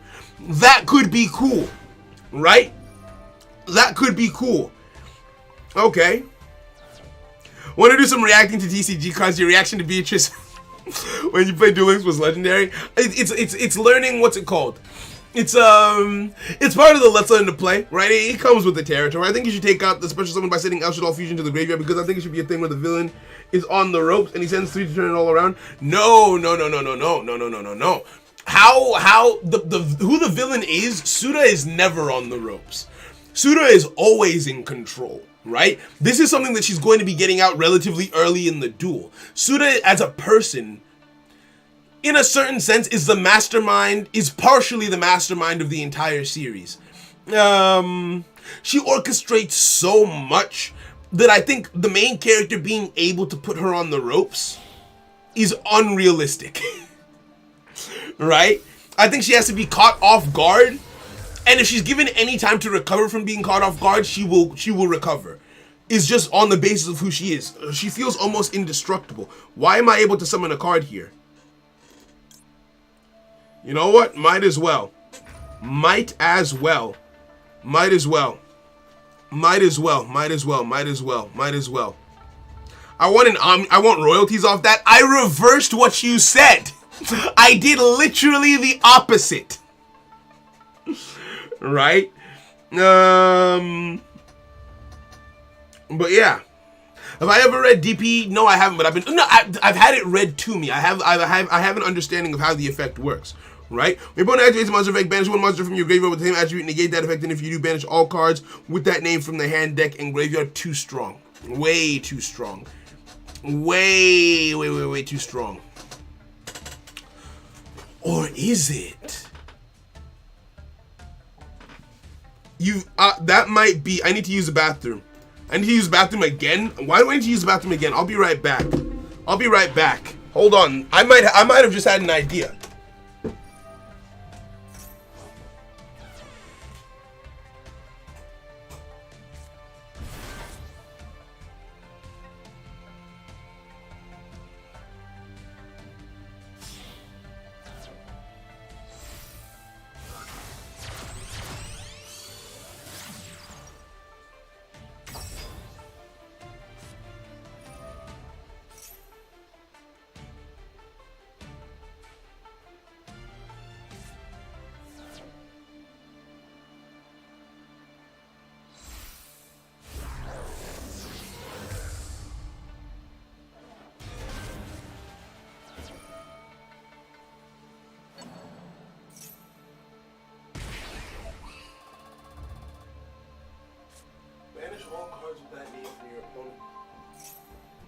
Banish all cards with that name from your opponent's deck. Does that work? Banish all cards with that name from your opponent's deck. Do I like that? Do I like that? Because that would create an interesting interaction, but I feel like that interaction might be too specific, right? Because by virtue of that interaction, Tayo's deck would be able to play through that. The main character's deck, because he's recycling 5 cards every single turn, right? That feels a bit too specific. Oh, that does feel a bit too specific. Draw. Okay. So you're gonna banish something. If I summon something, you're gonna banish something. Cancel. Right, and my cards are straight up getting banished here. Oh, you're doing the thing. I have to lose a card here. What about if all monsters effect will be negated? Negate the negation and destroy the card.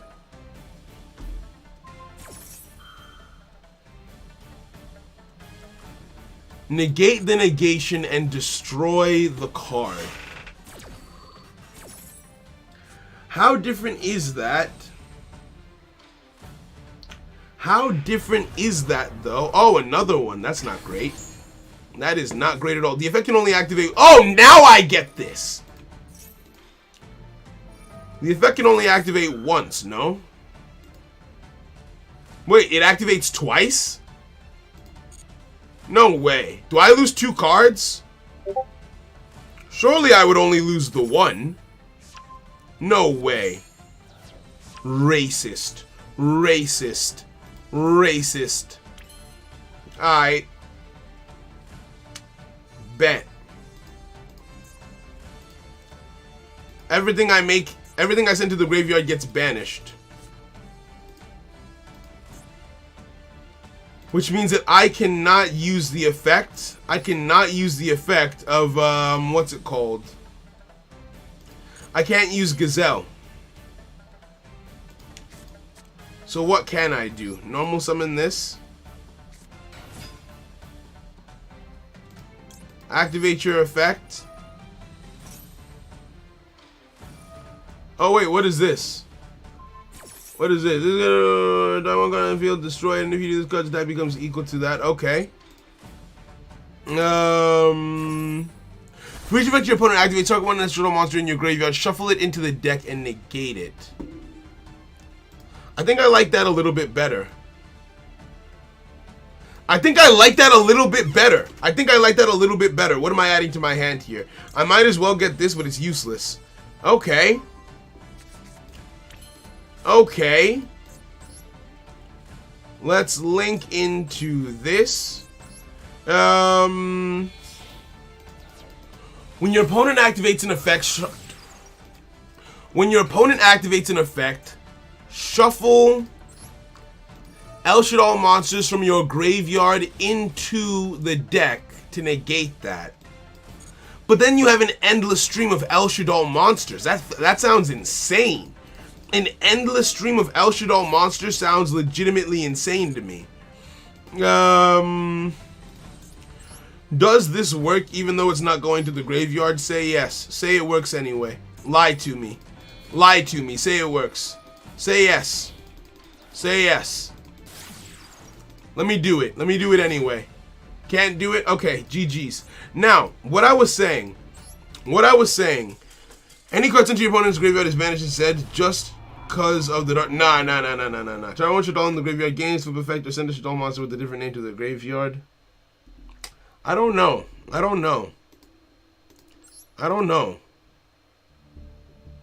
Fusion number one Shaddai monster in your extra deck, and if you do, it's unaffected by opponent's card effects. How would that sound?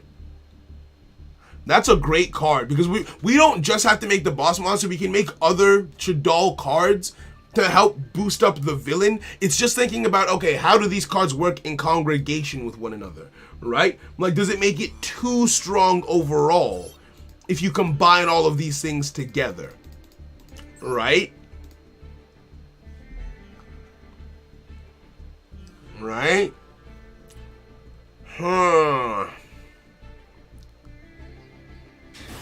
For each effect your opponent activates, target one El Shaddai in your graveyard, shuffle it back into the deck, and negate it. For each effect your opponent activates, target one El Shaddai monster in your graveyard, shuffle it into the deck, negate the activation.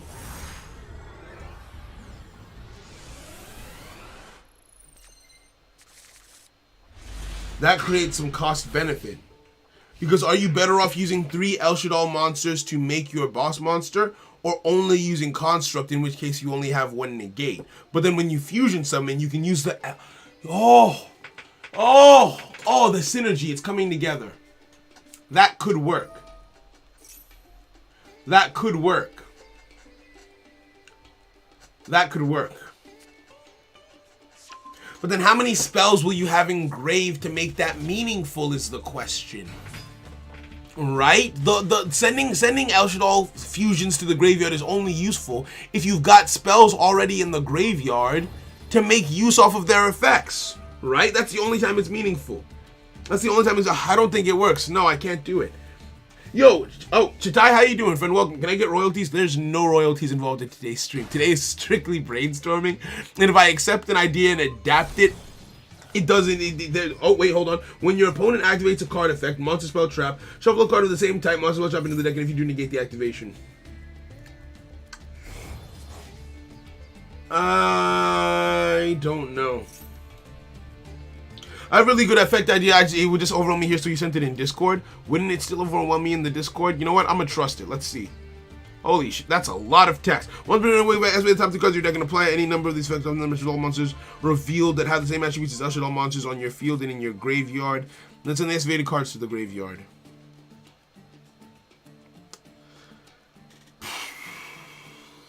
I don't love it. I don't love it. I don't love it. I don't love it. Oh, sorry, I have to choose something. I have to choose something. I don't love it. I don't love it. Let's think. What do we currently have? What do we currently have? What do we currently have? You know what? Since we're still talking about it, I'll put this here for the time being. That way you guys can see as I think. Right? For 3 Shaddai effect monsters, it has to be strong. I agree. Maybe it shouldn't be 3 then. Maybe, because I don't feel like you would gain enough of a benefit off of sending 3 to the graveyard. I feel like if you send 2 to the graveyard, you can gain a good enough benefit, because the 2 sent to the graveyard can then retrieve the fusion spells used to make them in the first place. Do I like Shaddais enough for them to be the end boss archetype? Oh! Because you have to remember, the reason why I'm being careful is that this card does not exist in isolation. El Shaddai Winda also exists, which limits us to 2 special summons per turn. Apocalypse also exists, so with quick play fusion summons, you can do either of those on your opponent's turn and lock them down. That in and of itself is extremely powerful. And you're doing it from the main deck, which is also extremely powerful, right? Those are 2 powerful effects. It's the main rival's best monster effect. Must be pretty broken. I'm surprised Mech Knights aren't the main boss archetype. No, I like them. I like them, so it wouldn't be them. Why don't you use some Despia? I don't know enough about Despia. I don't know anything about Despia, actually. I literally know nothing about them. Mech Knights are going to be used in a different series that I'm working on. Oh, it's my turn. Let's switch back. Let's switch back over. Is it a tournament? No, Jacoby, today's not a tournament. I've just been playing around, having fun, and figuring things out. Oh, you've got a... Jesus, this is a great board. Kaiser Coliseum plus that. Kaiser Coliseum plus an untargetable monster. And this is Sacred Noble Knight of Artorigus, which will float. Excuse me. Okay. Let's normal summon this. Activate this. What else?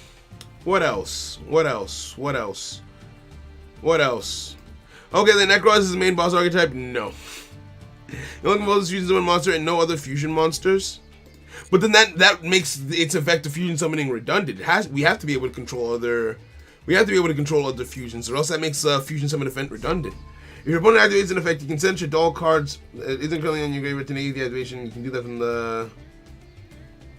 How far am I with the series? I've written all of season 1, but I haven't done the paneling for it yet. The paneling is telling the artist exactly what everything should look like. So far, I've only done the paneling for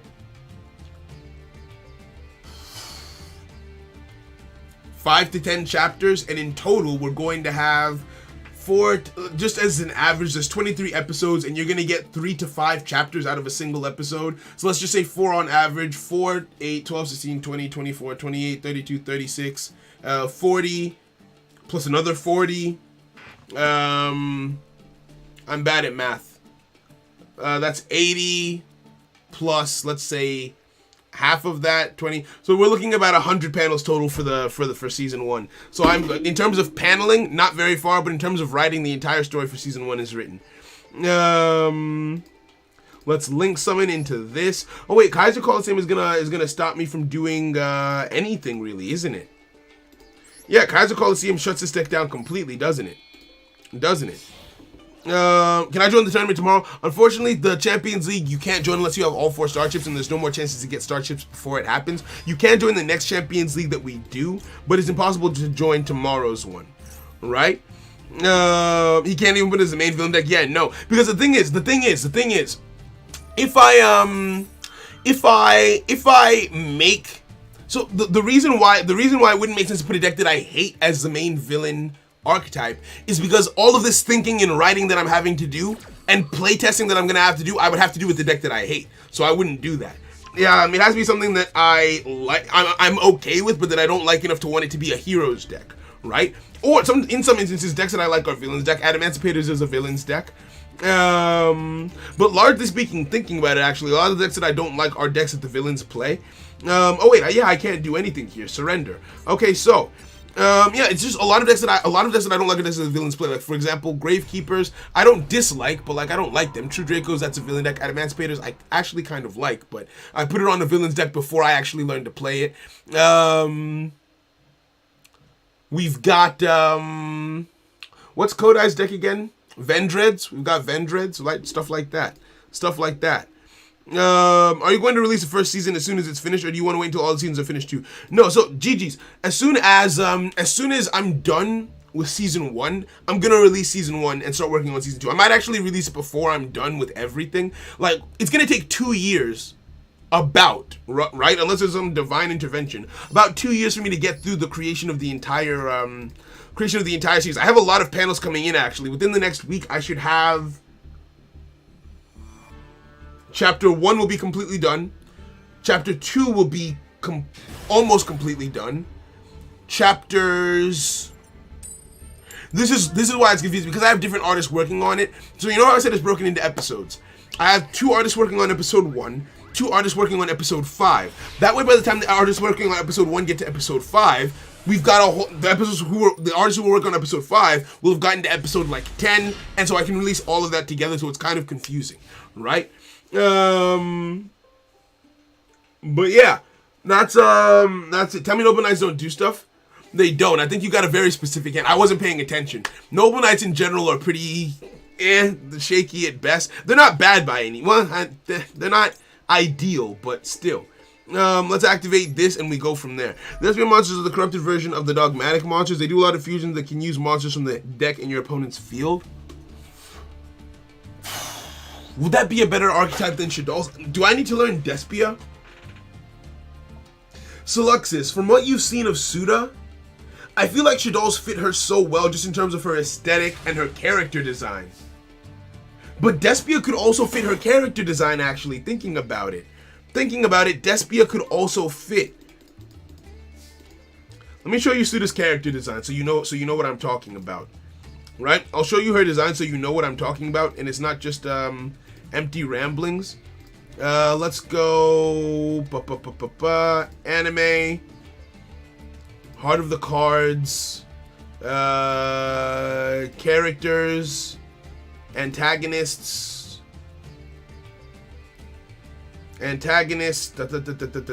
Suda. This is Suda's design. This is Suda's character design, and actually thinking about it, Despia has that red color scheme, right? Despia has that red color scheme. It could still fit, actually. Maybe Despia's is the play. Maybe Despia actually is the play. Right? It might be. It might be. It might be. It might be.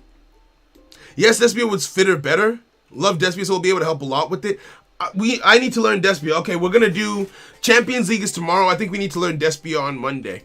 Because this is going to really hold me back in terms of getting on with the series. Right? Right? I feel like Despia might be a good idea. Or not even a good idea. I feel like I might just be, because I'm having a hard time being creative with Shadows, maybe I'll have an easier time being creative with Despia once I actually learn what they do, is what I'm thinking. Right? Send this to the graveyard. Despia also fits relatively well. Okay, fairs. Does she normal summon Alistair? I've been thinking about that, and yes, she does. She does have Alistair in her deck. She does have Alistair in her deck. Right? Activate this. Do I do duelings? I don't sometimes in my free time I play it a little bit, but I just never find it as entertaining. The only times I really play duelings is like, okay, I don't want to completely kill my battery, but I want to play some Yu-Gi-Oh! So I play duelings instead, and that tends to be what happens. There's just so much when it comes to making a series. Have I shown you guys the world map? Like, oh yeah, I flash it on screen on my phone. But like, there's just so much that goes into making something like this, right? Do I have the world map on my computer? I don't think I have it on my computer. If I did, I would show. Actually, I can just download it, to be fair. Okay, during my opponent's turn, I'll download it. If my opponent has a turn, we'll see. Special summon this. Take you. Put you here. Then for my next trick, link summon into this by taking you, confirm, take you, confirm, face up attack position, right? Like, there's so much. You might have to remove invoke if you want to play Despia. I'm not too fussed about it, right? Whatever works. Once I learn the archetype, I'll have an easier time making decisions like that. Will she summon Mirror Jade, probably one of my new favorite cards, and I've never played Despia. I have no idea. I have no idea. Do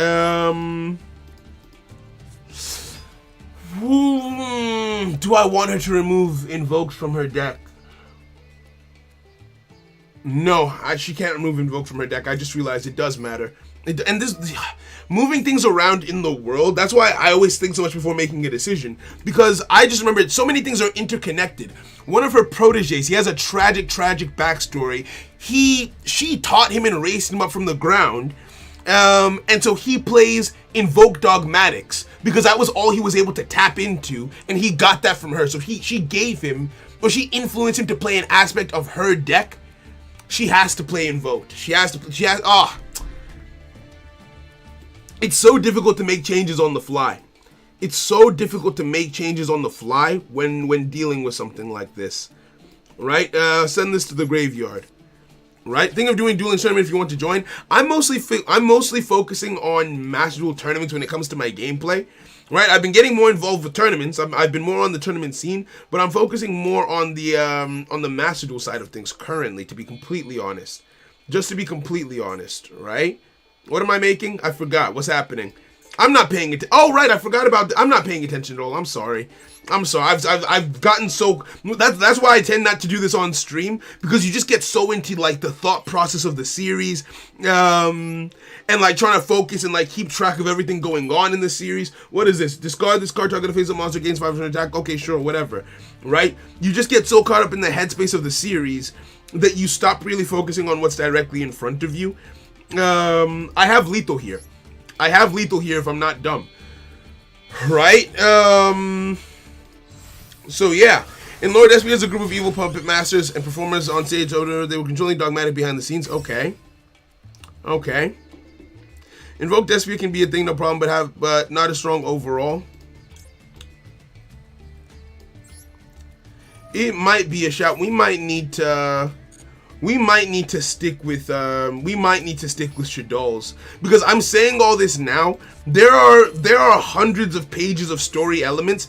I don't know. I like, despite being the one who wrote it all, without double checking with my notes, I don't know that this is a change that I can actually make without something else falling apart. Like how I just remembered the thing with Kodai, right? It's difficult to keep all of that in your head all at once. I don't know if I can actually say that I can switch her deck that easily. Like with certain people, I can switch the decks no problem. Kodai used to play something else. The friend character used to play something else. Another friend character. Yeah, people played other things. Is the point I'm trying to make. But with this, I don't think I can make that change because that's the main villain. Like the whole story has revolved around it up until that point. I don't know if it's that easy of a change. Take you, confirm. Take you, confirm. Face of attack position. Activate your effect, confirm. Then activate your effect, confirm, and I think we just start swinging. I love seeing the thought process of a creator. I mean, I'm glad that you guys like it. I'm glad that you guys like seeing it, right? I'm glad that you guys like seeing it. It's just about finding that good balance, really, between going too in on all of this stuff and like being a content creator. Because if it was down to me, there are times when I just wouldn't stream or make any videos or content and just be working on Heart of the Cards for an extended period of time. That happens to me all the time. And I have to bring myself back down to earth and focus. Gallon GG's. No, don't do this. And also don't do the field spell. Stop it. Don't ask. Just don't ask. Right? Do you want to know what attack and defense values I want for it? Not yet. Not yet. Not yet. Not yet. I'm also hosting a Master Duel tournament. I'm going to be doing the Champions League tomorrow. Right? GG's. I'm trying to think. It feels like we're on the edge of something with this with this Shadow monster. It really does. It feels like we're on the verge of something with this Shadow monster. It's just that archetype is so... What does Despia do? What is Despia all about? What's the point of Despia? What's the point of Despia? Right? What's the point of Despia? What do they do? King of Games, let's battle. Right? GG's, my friend. Sorry, I'm just really starting to think. Like, okay, what changes can we make? What can we do? Let me download the map so you guys can see it if you're interested in knowing what the map of the world looks like. I should be able to get that relatively easily. Come over here. Oh. I'm the one who's supposed to choose, aren't I? Damn it. Hold on. Hold on. Oh, never mind. My opponent is the one choosing. I lied. Why can't I see my map? What's going on here? Yep, that's my subscription. Wait and review. Yep.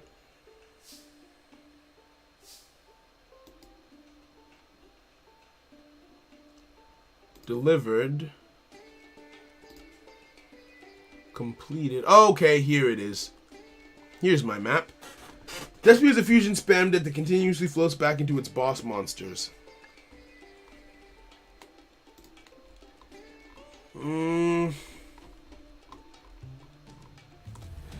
It's... I don't know.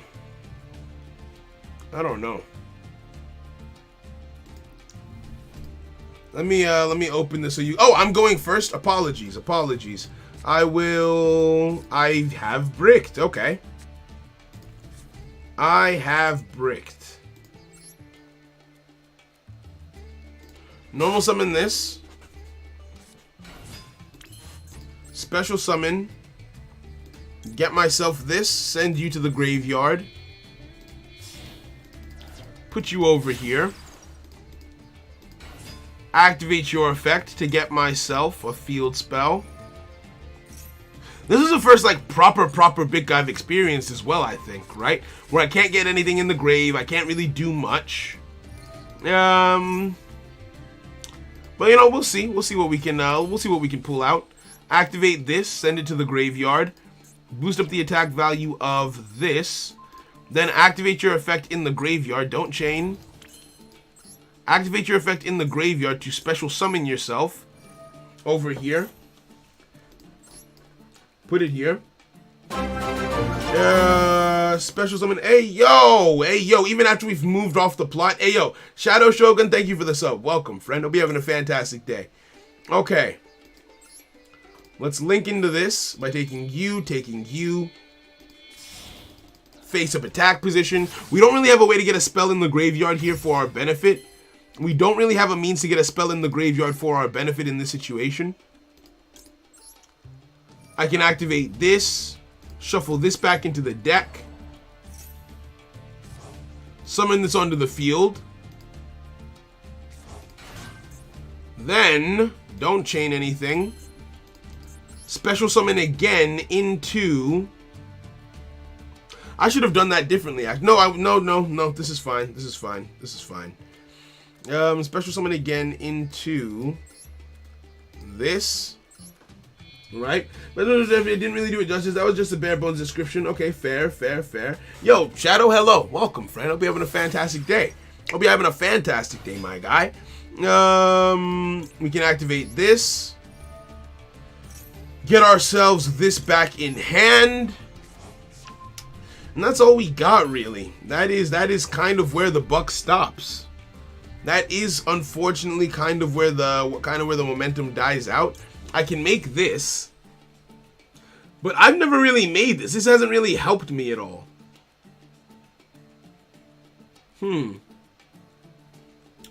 Yeah, this hasn't really helped me do anything. Let's end turn. Set one of this. And end turn. Right? And that's it. That's it. King of Duels, what do you think of Abyss Actor? I think they aight. Haven't really tried them out yet, but I've seen them be played in Duel Links. This beer branding casually getting ready to get every fusion monster under the sun banned. Wait. What is this? Dark Hole? Pain. I love that animation, though. I remember when I saw that for the first time. I love that. Oh, and if I still had one of those in the graveyard, I could have avoided that. You hate to see it.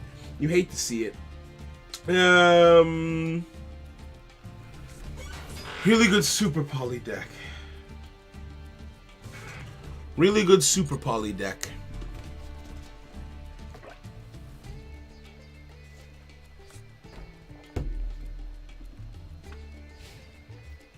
Really good super poly deck. And then the ghost monster, your opponent cannot activate cards or effects as chain link 2 or higher.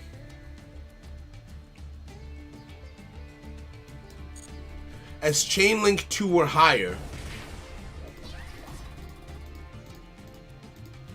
Okay. That means your opponent can't respond to your card effects. That means they can't respond to your card effects. On the card type you select to bring back might work. Spell trap, main deck monsters, extra deck monsters give a different effect. You know what? If I'm gonna do this, let's double down on it. If I'm doing it, let's do it right. Let's excuse me. I want to give it my full attention. I want to give it my full attention. I think we've more or less concluded the Let's Learn to Play part of this stream. I feel like I understand the deck. I know what I'm trying to do. I like the deck quite a bit. And you know what? It might edge its way into the top 10 someday. Let's activate this. Send this back. Actually, we can send this back. Send this back and let's OTK if we can. Let's OTK if we can. Put this over here. Link summon into... Damn it, can't do it that way. Okay, that's fine. That is fine.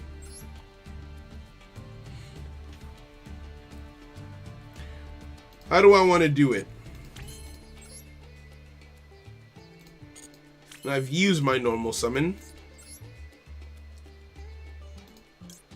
Ah. Feel like Splash Mage is the play. I don't have tons of options, but hey, it is what it is. Let me go from there. Right? Just came back. Any updates? We're still just kind of thinking and brainstorming. Right? People seem to be enjoying the brainstorming aspect of it. So, you know, we're just brainstorming, thinking up ideas on what we can do for the card effect. And I still haven't shown you guys the map. What am I doing? What am I doing? Oh wait, it's because I'm doing stuff here. Special summon you. Take you, confirm, take you, confirm. Face of attack position. Activate your effect. Bring back onto the field. Let's bring you back, actually. You have a bit more attack than this one. You have a bit more attack than this one. And do I want to go for that access code push? I feel like I don't want to go for it just yet. Having 2 untargetable monsters seems kind of cool. Let's swing. Let's swing. Right? While that happens...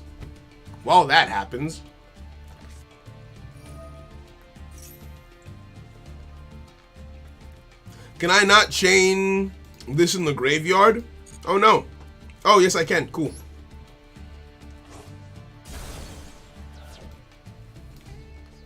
But now you're bigger than me. I don't like that about you. Main phase 2.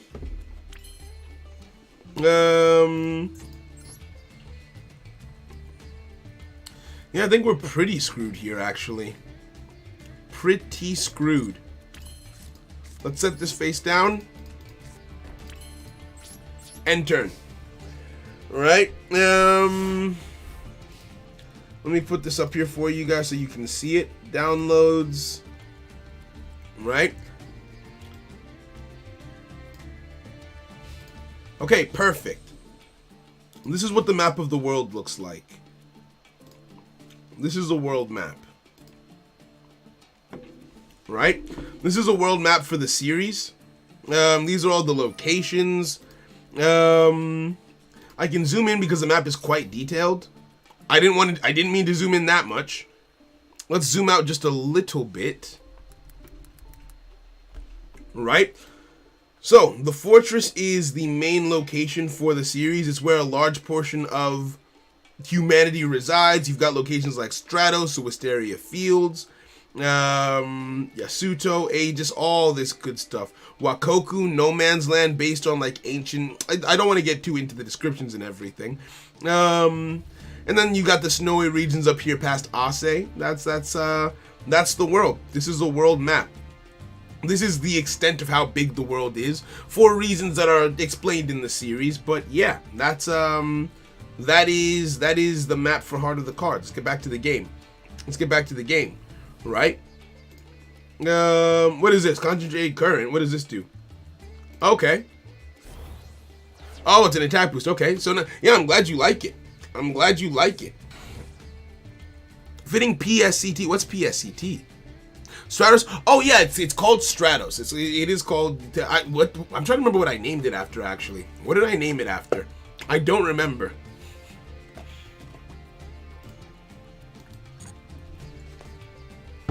Was it named after the card Stratos or something else? I do think it was named after the card Stratos. Cancel. Right, we take that hit. Oh, problem-solving card text. Okay. I bet. Okay. No, I think it probably was based on the card Stratos. Thinking about it, I can't think of anything else that I would have named it after. But I named I named some of these locations a year and a half ago. Like this project has been in the works for a while. Wow, we top decked another hand trap. Okay, this is not our best work here. Let's set this face down. I feel like it doesn't help that this is not getting my full attention, but still. The made Synchro and Siege Speedroid top 2 decks in the Synchro Festival. If you already know, those decks take 30 minutes to turn. That's why I did not like the Synchro Festival, even though I'm an easy to please guy. That's fair. That is fair. That's understandable. I get why I get why people didn't like the Synchro Festival. I didn't play a Synchro deck in the Synchro Festival because I don't like math. But I can get why I can understand why you wouldn't like that. The potential of the no chain link 2 effect idea. What that effectively means is that you can't respond to the activation of a Shaddoll monster's effect. But then the problem that creates is that you can't use cards like the tortoise. You can't use cards like the hare, which I feel like is a bit too much. Maybe chain link 3 or higher. But Chainlink 3 would be your effect, so Chainlink 4 or higher, right? Chainlink 4 or higher. But at that point, that feels like it gives you so much room that it's almost redundant. I was on the loader decks, it was fun. Fair. Right? I thought of learning Marinus. I think it's the closest thing to a water Salamangreat. I haven't checked it out. Your opponent can't even chain to their own effects. I feel like that'll slow down the pace of things a bit too much. I'm not sure if I love the idea of it. Let's set this face down. I'm dumb. Oh wait, no, I have to discard a Cyburst monster. Okay, end turn. Marin sus. Yeah. I don't know why I found that funny, but I did. Between Necro Valley and Abyss Dweller effect could be fun. Could be. You know what? I kind of want to double down on this. Let's double down on this. After this duel, I'm going back to the card maker. After this duel, I'm going back. What does this do? While you control an inside type monster other than this card, if an inside monster controls attacks with piercing damage, okay. This deck seems kind of weird. Don't chain. I'm gonna just turn my toggle off. You're not really using effects. This is kind of just level 4 beatdown, kind of. Yeah, you don't have an extra deck. I've just now realized. Okay. Oh, draw.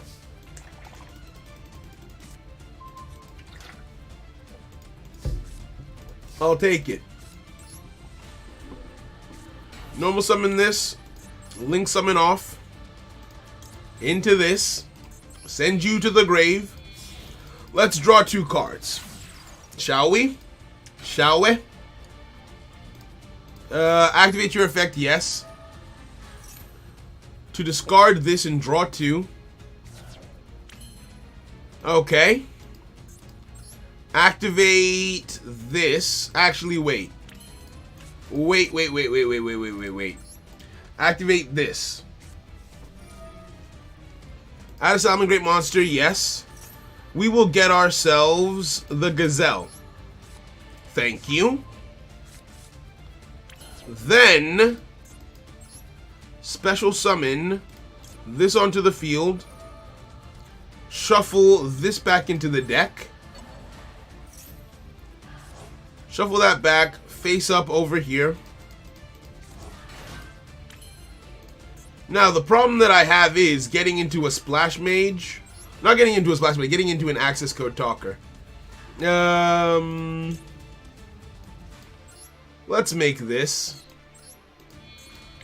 Take these 2. Let's befit the character way more. Well, we'll have way more interesting interactions with Boojins. After this, we'll read the Despia cards. Okay, a custom Shaddoll idea I got is banish a Shaddoll from the grave, snatch, steal an opponent's monster of the same attribute, then fusion someone with that monster. That's not a bad effect. That's not a bad effect.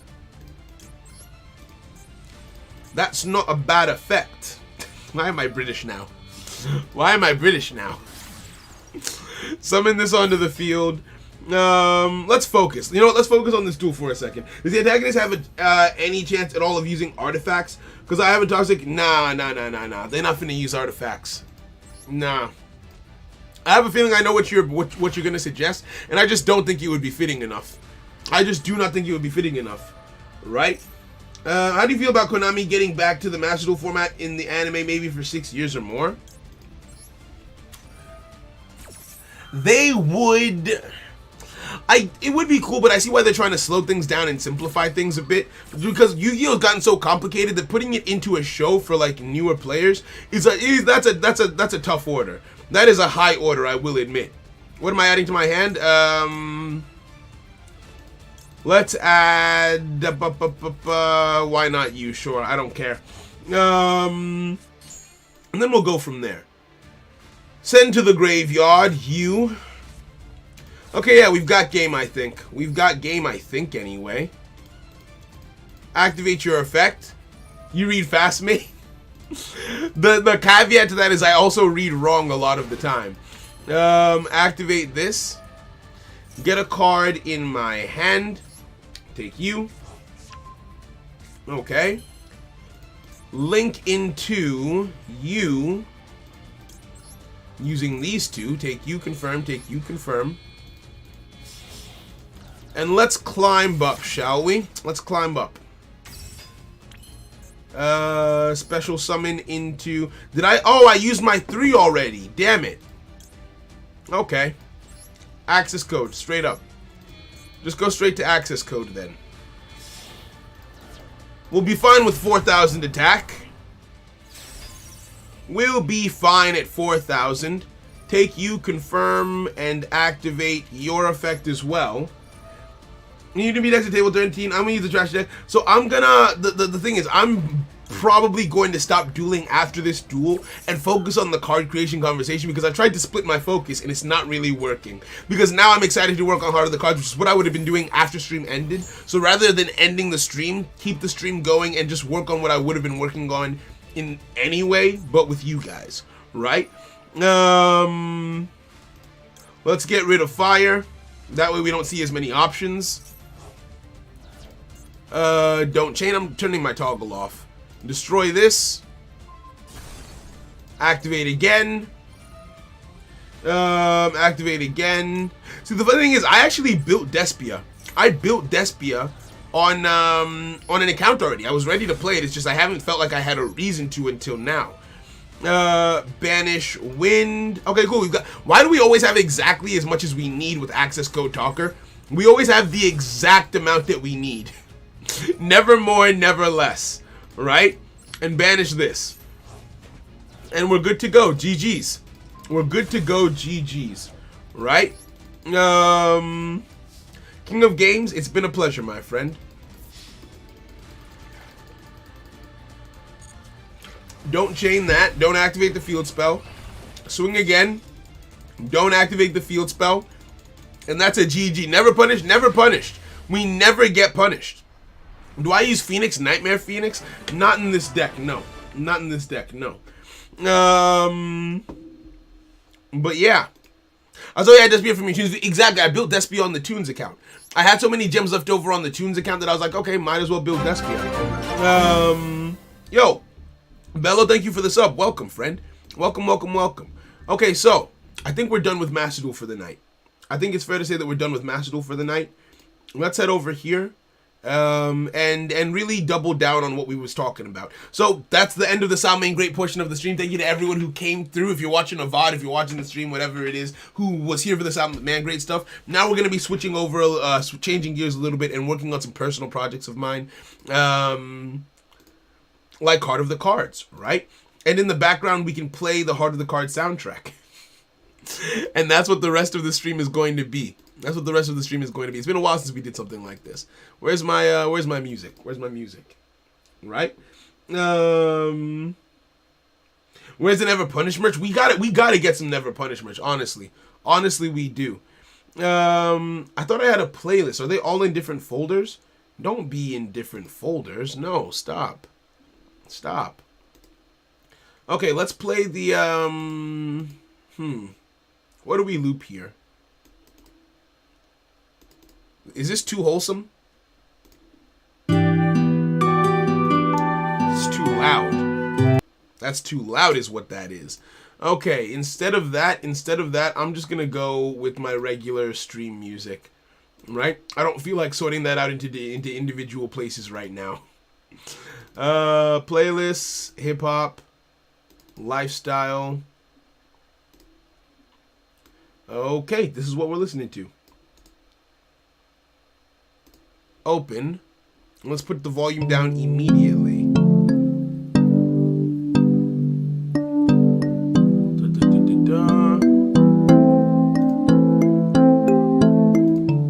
That's still too loud. That's still too loud.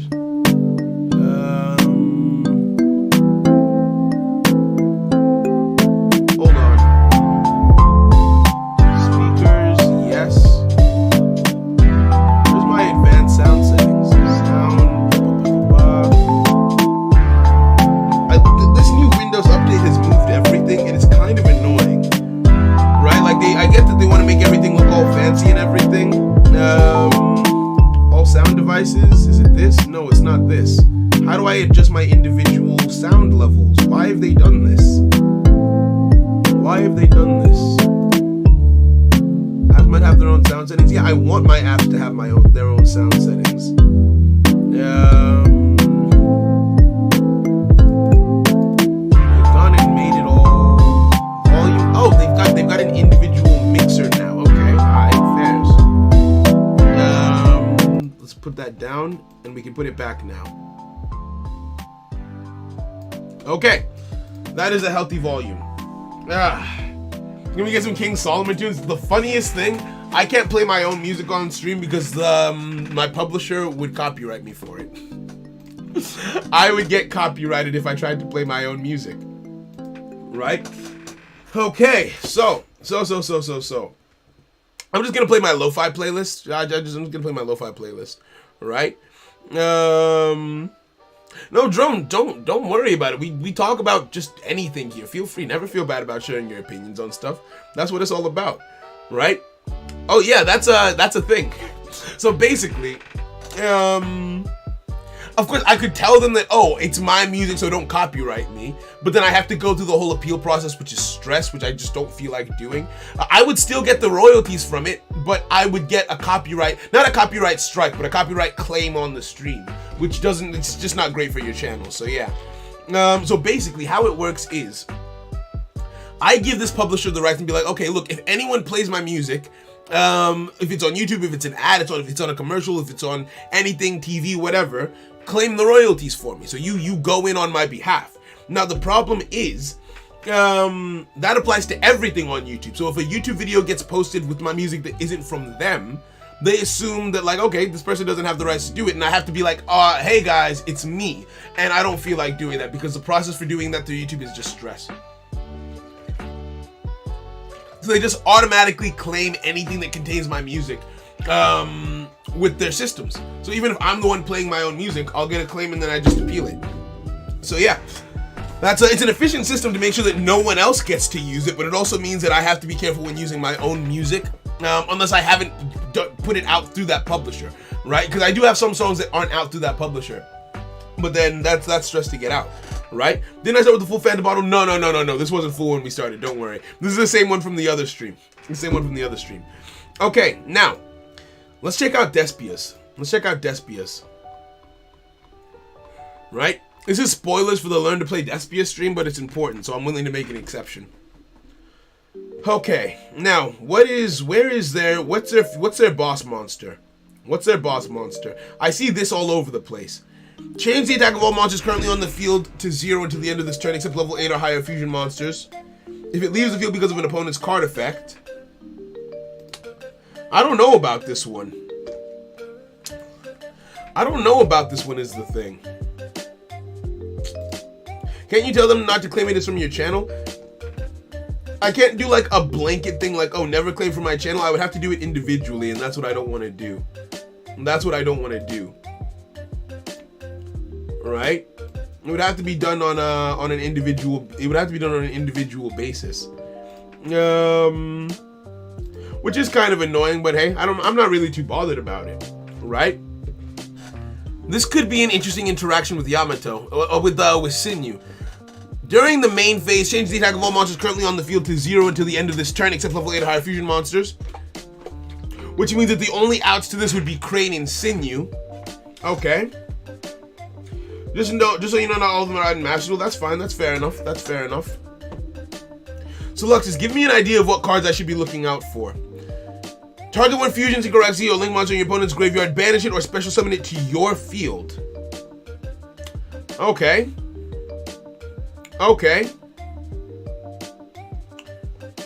When this card destroys an opponent's monster by battle, you can inflict damage to your opponent equal to that monster's original attack or defense, whichever is higher. Huh. During the main phase, target one fusion, synchro, XZ, or link monster in your opponent's graveyard, banish it, or special summon it. That is interesting. That could make for an interesting situation.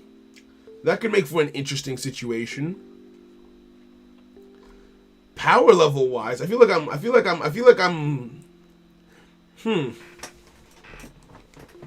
Power level wise, it doesn't seem that insane.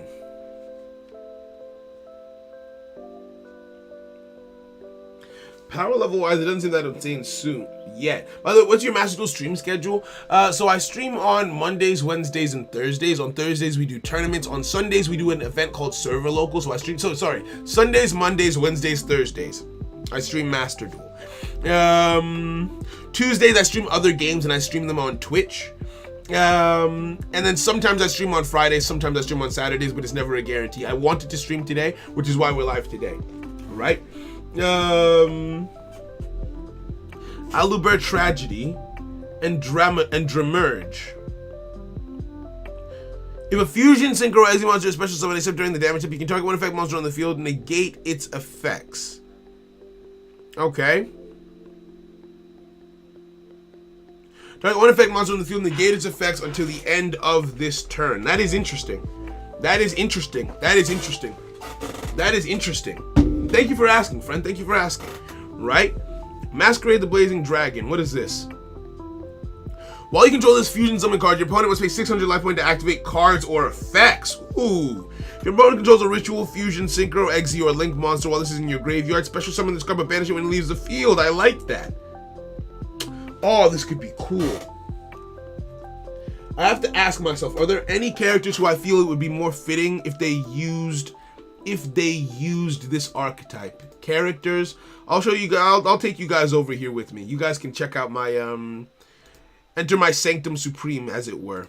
Properties. Where are you? It is not this. It is over here. Campfire Pro. This is where I manage my story. Transform.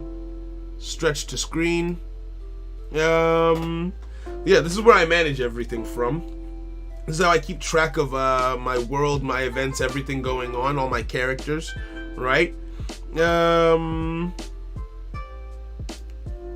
Now, this is the main character. Wait, why is his age unknown? That's not... No, it's messing it up. It's messing it up. What's going on? Yep, that's correct. Okay, that's correct. Okay, it was just messing it up for a sec. No, it's messing up Tayo's age. What's happened? Okay, well, it looks like everyone else is fine. It's just him. So I'll just fix that. Age 17, deck, Boojins. Right? I wonder why that happened. You know what? Actually, close. Don't save. No. I want to make sure that I open the right thing. Right? That fusion you just read is not in Master Duel, unfortunately. That's okay. I don't need to stick to what's in Master Duel, so it's fine. Documents, Heart of the Cards, open. Okay. There we go. Is that better now? Why did that happen?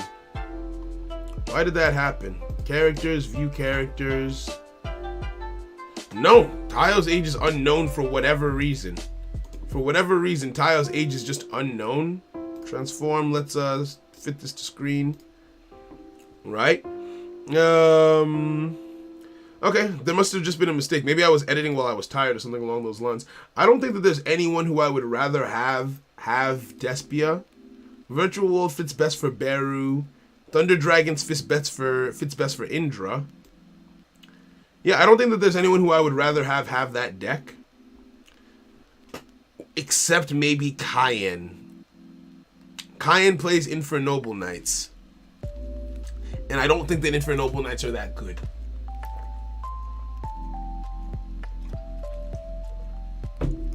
But I don't think Despia is a good fit for him.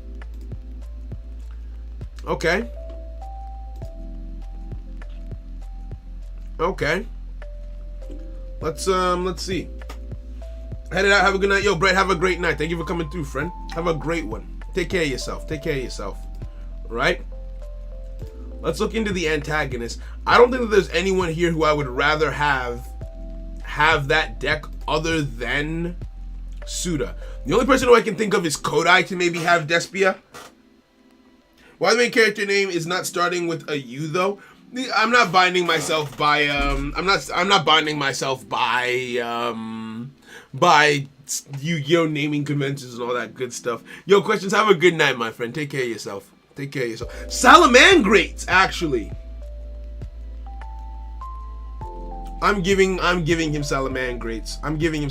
Now that I've actually played that deck, and because it's fire oriented like him, he's a Salamangrate player now. Yeah, after today's stream, 100%, 100%, he's a Salamangrate player. Salamangrates, 100%. I'm gonna save that now so I don't accidentally leave that to the wind. That's 100%. Oh, it's from Vrains, damn it. Oh, never mind. Never mind. I was so happy for a second. I was so happy for a second until I wasn't. Alice plays Lair of Darkness. And I feel like Lair of Darkness... I don't feel like Lair of Darkness fits her perfectly, to be fair.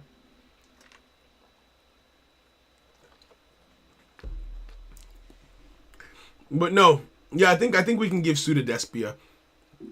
I think we can give Suda Despias. I think Despia would work for her. Can you put Dogmatics in Despia? Can Dogmatics go in Despia? Vampires for Alice? I didn't think that they were strong enough. I felt like Lair of Darkness was stronger than Vampires. That might not be a fair statement. It's just kind of what I thought at the time. Here's what we're gonna do. Let's move back over to the cards. Properties. Done. Transform. Fit to screen. Let's actually stretch this to screen. Okay. I mean, they are connected in the lore. Okay, the Dogmatic works well. Okay, that could work then. That could work. Dark Lords then? Dark Lords could be for her. Dark Lords could be for her. Talk to me, what is Alice like? She's a sadist. She is obviously one of the villains. Extremely loyal, extremely posh, extremely proper. She has a superiority complex. Let me just give you her backstory. So effectively, the villain started a program. This villain started a program in this world. You can. So yes, you're playing Yu-Gi-Oh, but there's more to it than that. There's an entire magic system in the world that's dependent on something called aura, right? So dueling isn't the only way to combat people in this world. There are 4 methods of combat, 4 primary methods. You have channeling, you have summoning, you have aura manipulation, and you have dueling, which is just 1/4 of how you fight in this world, right? Now, I'll explain each one. Channel, and it is all related to the cards, right? So, if you summon a card, that is effectively, if you fight by a summoning, it means that whatever cards you're linked to, whatever cards are under your command, you summon them into the physical world by way of your aura, right? You give them physical form by way of your aura. If you are channeling, you don't give the card physical form by way of your aura, but you take on the attributes of that monster by way of your physical body. Right? So if the card is strong, fast, has keen senses, all that kind of stuff, so you enhance your own physical body to fight rather than calling something on to fight for you. You have aura manipulation, whereby the raw energy that you use for all of these different things, rather than using it for channeling or summoning or this or that, you just hit people with it. You just yeet it at people, right? And then you have dueling, the art of Kero, which is known as the equalizer. And how that works is, let's say someone is extremely good at channeling or summoning or this or that. Well, when you duel, it doesn't matter how strong your aura is. It doesn't matter what cards you can summon, because at the end of the day, the winner of the duel is the winner. That's why it's called the equalizer, right? That's a little bit of a backstory. That's a little bit of context for the world. Now, the villains of the story, at a certain point, it's a project that got discontinued, but before the series started, there was a fifth art that you could use, the art of transfiguration, whereby you infuse a human body with not just the physical attributes of a card, but you give the card physical form through the flesh of a human. So remember, with summoning, you give the card physical form through your aura, and with channeling, you just channel the attributes of a card. You don't give it physical form, you just channel its attributes. With transfiguration, you forcibly give a card a physical presence by way of human flesh, which is very dangerous. Most people die if they go through the process, and everyone who survived it went clinically insane to some degree, right? It makes you a lot stronger though, which is why they attempted it. So Alice was the first person to go through that process and survive. She didn't die. And to maintain her mental faculties. Two other people went through it and survived. They didn't maintain their mental faculties, so they're known as defects. They've got their own arcs and stories to go on. But Alice was the first person to go through the process and survive, and no one has gone through the process since. They only went through this process on children, because let's say you've trained a soldier up and they're an adult. Well, that's a waste of a valuable resource if they're most likely going to die. Whereas if you do it to a child, well, it's expendable. We haven't invested anything into you yet. So they did it on children. She was the first child to survive. And so she was taken in as the protege of the leader of the villains, effectively. She was told that she's better than everyone. She believes that she's better than everyone, but not in a superior way, like, oh, she's gloating or anything. No, she just genuinely believes herself to be better. Like, she has that degree of confidence where she feels pity for people who aren't her, right? It's not like an actor, she's playing it up. No, she's just that good, right? Because she was born better. And so that's ingrained in her psychosis, her psychology. And the only person who she really rubs it in to is Kodai, another person who also went through the process but didn't come out perfect the way she did. So a perfection complex and a desire to please and be like the leader of the villain's organization. Those are the main facets that make up Alice's character, right? So that's her. So yeah, that's the story of Alice, effectively. That's the story of Alice and how she got to be where she is, right? So yeah, I'll also definitely be one of my top waifus once I get to the part of the story that she's in. She doesn't come into the story until season 2. Right? We gotta give a burn strategy. Nah, I don't have any burn players in the series. I don't have any burn players. I don't really like burn players. It sounds messed up. It's supposed to be. That's what makes it so interesting, right? She's effectively a child soldier. She's only 16 years old. So more facets to her. She's only 16 years old. But because she has emulated her character off of the main villain, who is Suda, she's very cold. She's very calculated. She's very sexualized. She tries to manipulate people by way of that. Not in a like, oh, she wants to. It's not like she's sex crazy or anything like that. No, she uses every aspect of her being as a weapon, right? She's that fine-tuned. My hands, weapons. My feet, weapon. My wings, weapons. My sexuality, a weapon. Like, she is sly. She's clean like that. Like, she is fine-tuned to be a weapon in every sense of the word, right? The more I think about it, the more I think Dark Lords could actually work for her. I don't think I have anyone playing Dark Lords. I think Dark Lords could actually work for her. Right. So that's it. That's it. That's a story of why can't I use anime decks though? It's not that I can't, it's that I don't want to, because if I run into any trouble when it comes to legality, I want to be able to state that on fair use, I'm working off of the property of the IRL card game, not off of the property of the anime. The series isn't connected to that IP in any way, right? So it's just being safe. Dark Lord and Despia have synergy. They're both fairy. And Dark Lord Boss Monster has good effects to benefit both Dark Lord and Despia. I think we go with Dark Lords. I think I'm gonna change her deck to Dark Lords. I'm just saying it out loud and explaining it to you guys. The more I talk about it, the more I feel like Dark Lords could really work for her. So yeah. I don't want to get into how they get the children for the process, because y'all are gonna think that that's messed up. When we get to that part of the story, we'll get to that part of the story. Right? Dark Lords, or do I want to tell you? Because it's this was fun to come up with. This was fun to come up with the Dark Lord deck. Right?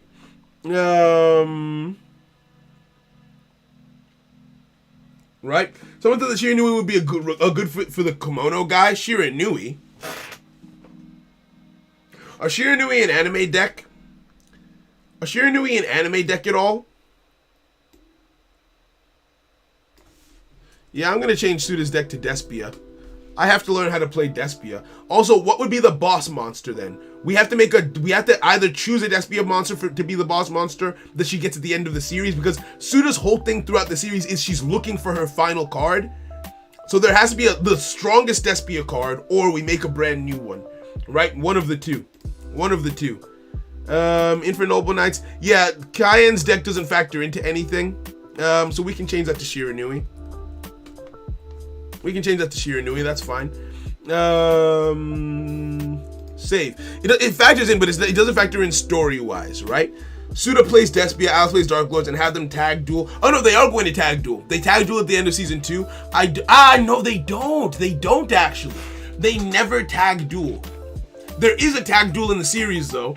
Can't tell you what happens in it because it is one of the most impactful moments in the entire series.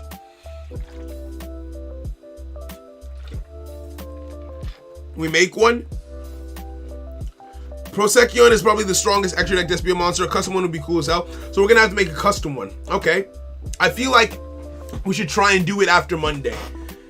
When I actually learn how to play the deck, so I have an understanding of it. I don't feel like I can give very good input without knowing what the deck is trying to do and understanding it properly, right? So I don't think making the Despia card here is a good idea.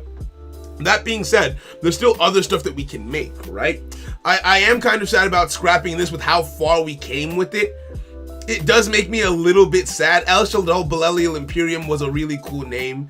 Can we keep the Belelial Imperium?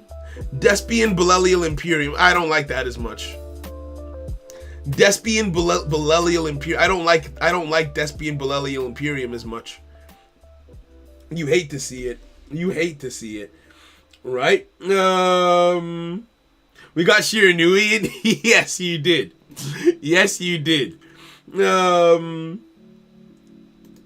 Mira who? Mira Jade, the ice what? Mirror Jade, the Ice Blade Dragon, Fallen of Albaz, plus 1 fusion synchronizer that you control. 1 mirror, but you can only control 1 of this. Once per turn, quick effect, you can send 1 fusion monster that lists Fallen Albaz as a material from your action deck to the graveyard, banish 1 monster on the field, but the effect cannot be used again next turn. That's so specific. If this fusion summoning card in its owner's control leaves the field by your opponent, that's such a weird way to phrase it. You can activate this effect, destroy all monsters your opponent controls during the end phase of this turn. I like that. I like that a lot. I like that significantly. Right? I like that significantly. Okay. Flames.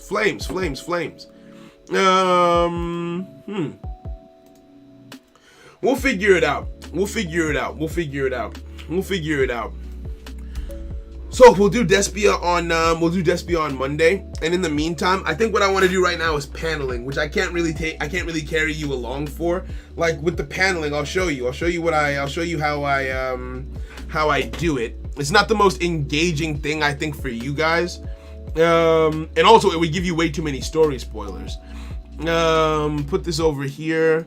Let's minimize this real quick so I can carry it over.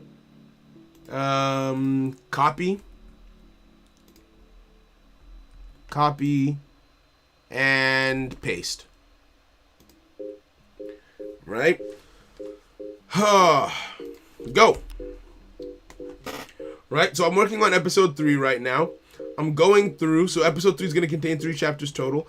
And what I'm doing is I'm breaking it up into sections for the artists. I'm giving them more detail on what each panel is going to look like. So initially the panels look like, I'll go down to the bottom. When I initially wrote it, I broke it down into panels. I broke the story down into panels with the characters would say what everything would be. But now I have to give each panel a detailed description to allow them to bring it to life. I have to give references. I have to show people, I have to give examples of like poses that I would like people to be in. Like for example, I'm mirroring a pose off of something like this. I'm like, okay, draw it something like this, but obviously in an original take, right? So giving as much detail on each panel as I possibly can. Yeah, I'm still going strong, Vika. We out here, bro. We out here. Fallen of all bats fusion monsters can activate the graveyard effect to gain advantage. I like that. I like that. Okay. So yeah, I think this is what I'm gonna go do for the rest of my evening. This is what I'm going to go do for the rest of my evening and just get the paneling right. And, yeah, just sort that out. So I think this is probably where we end the stream then. I think this is how long have I been live for? I actually stopped paying attention to the time. It's been 5.5 hours, dear Lord. Okay, yeah, I think this is where we end the stream. I think this is where we end the stream. Let me just pick it up later. So, we'll pick it up tomorrow, actually. We actually pick it up tomorrow with the Champions League. So good luck to everyone who's competing. Remember to enter and log in. I'm gonna do another ping. I'm gonna do another ping to the Champions League chat to remind them to register.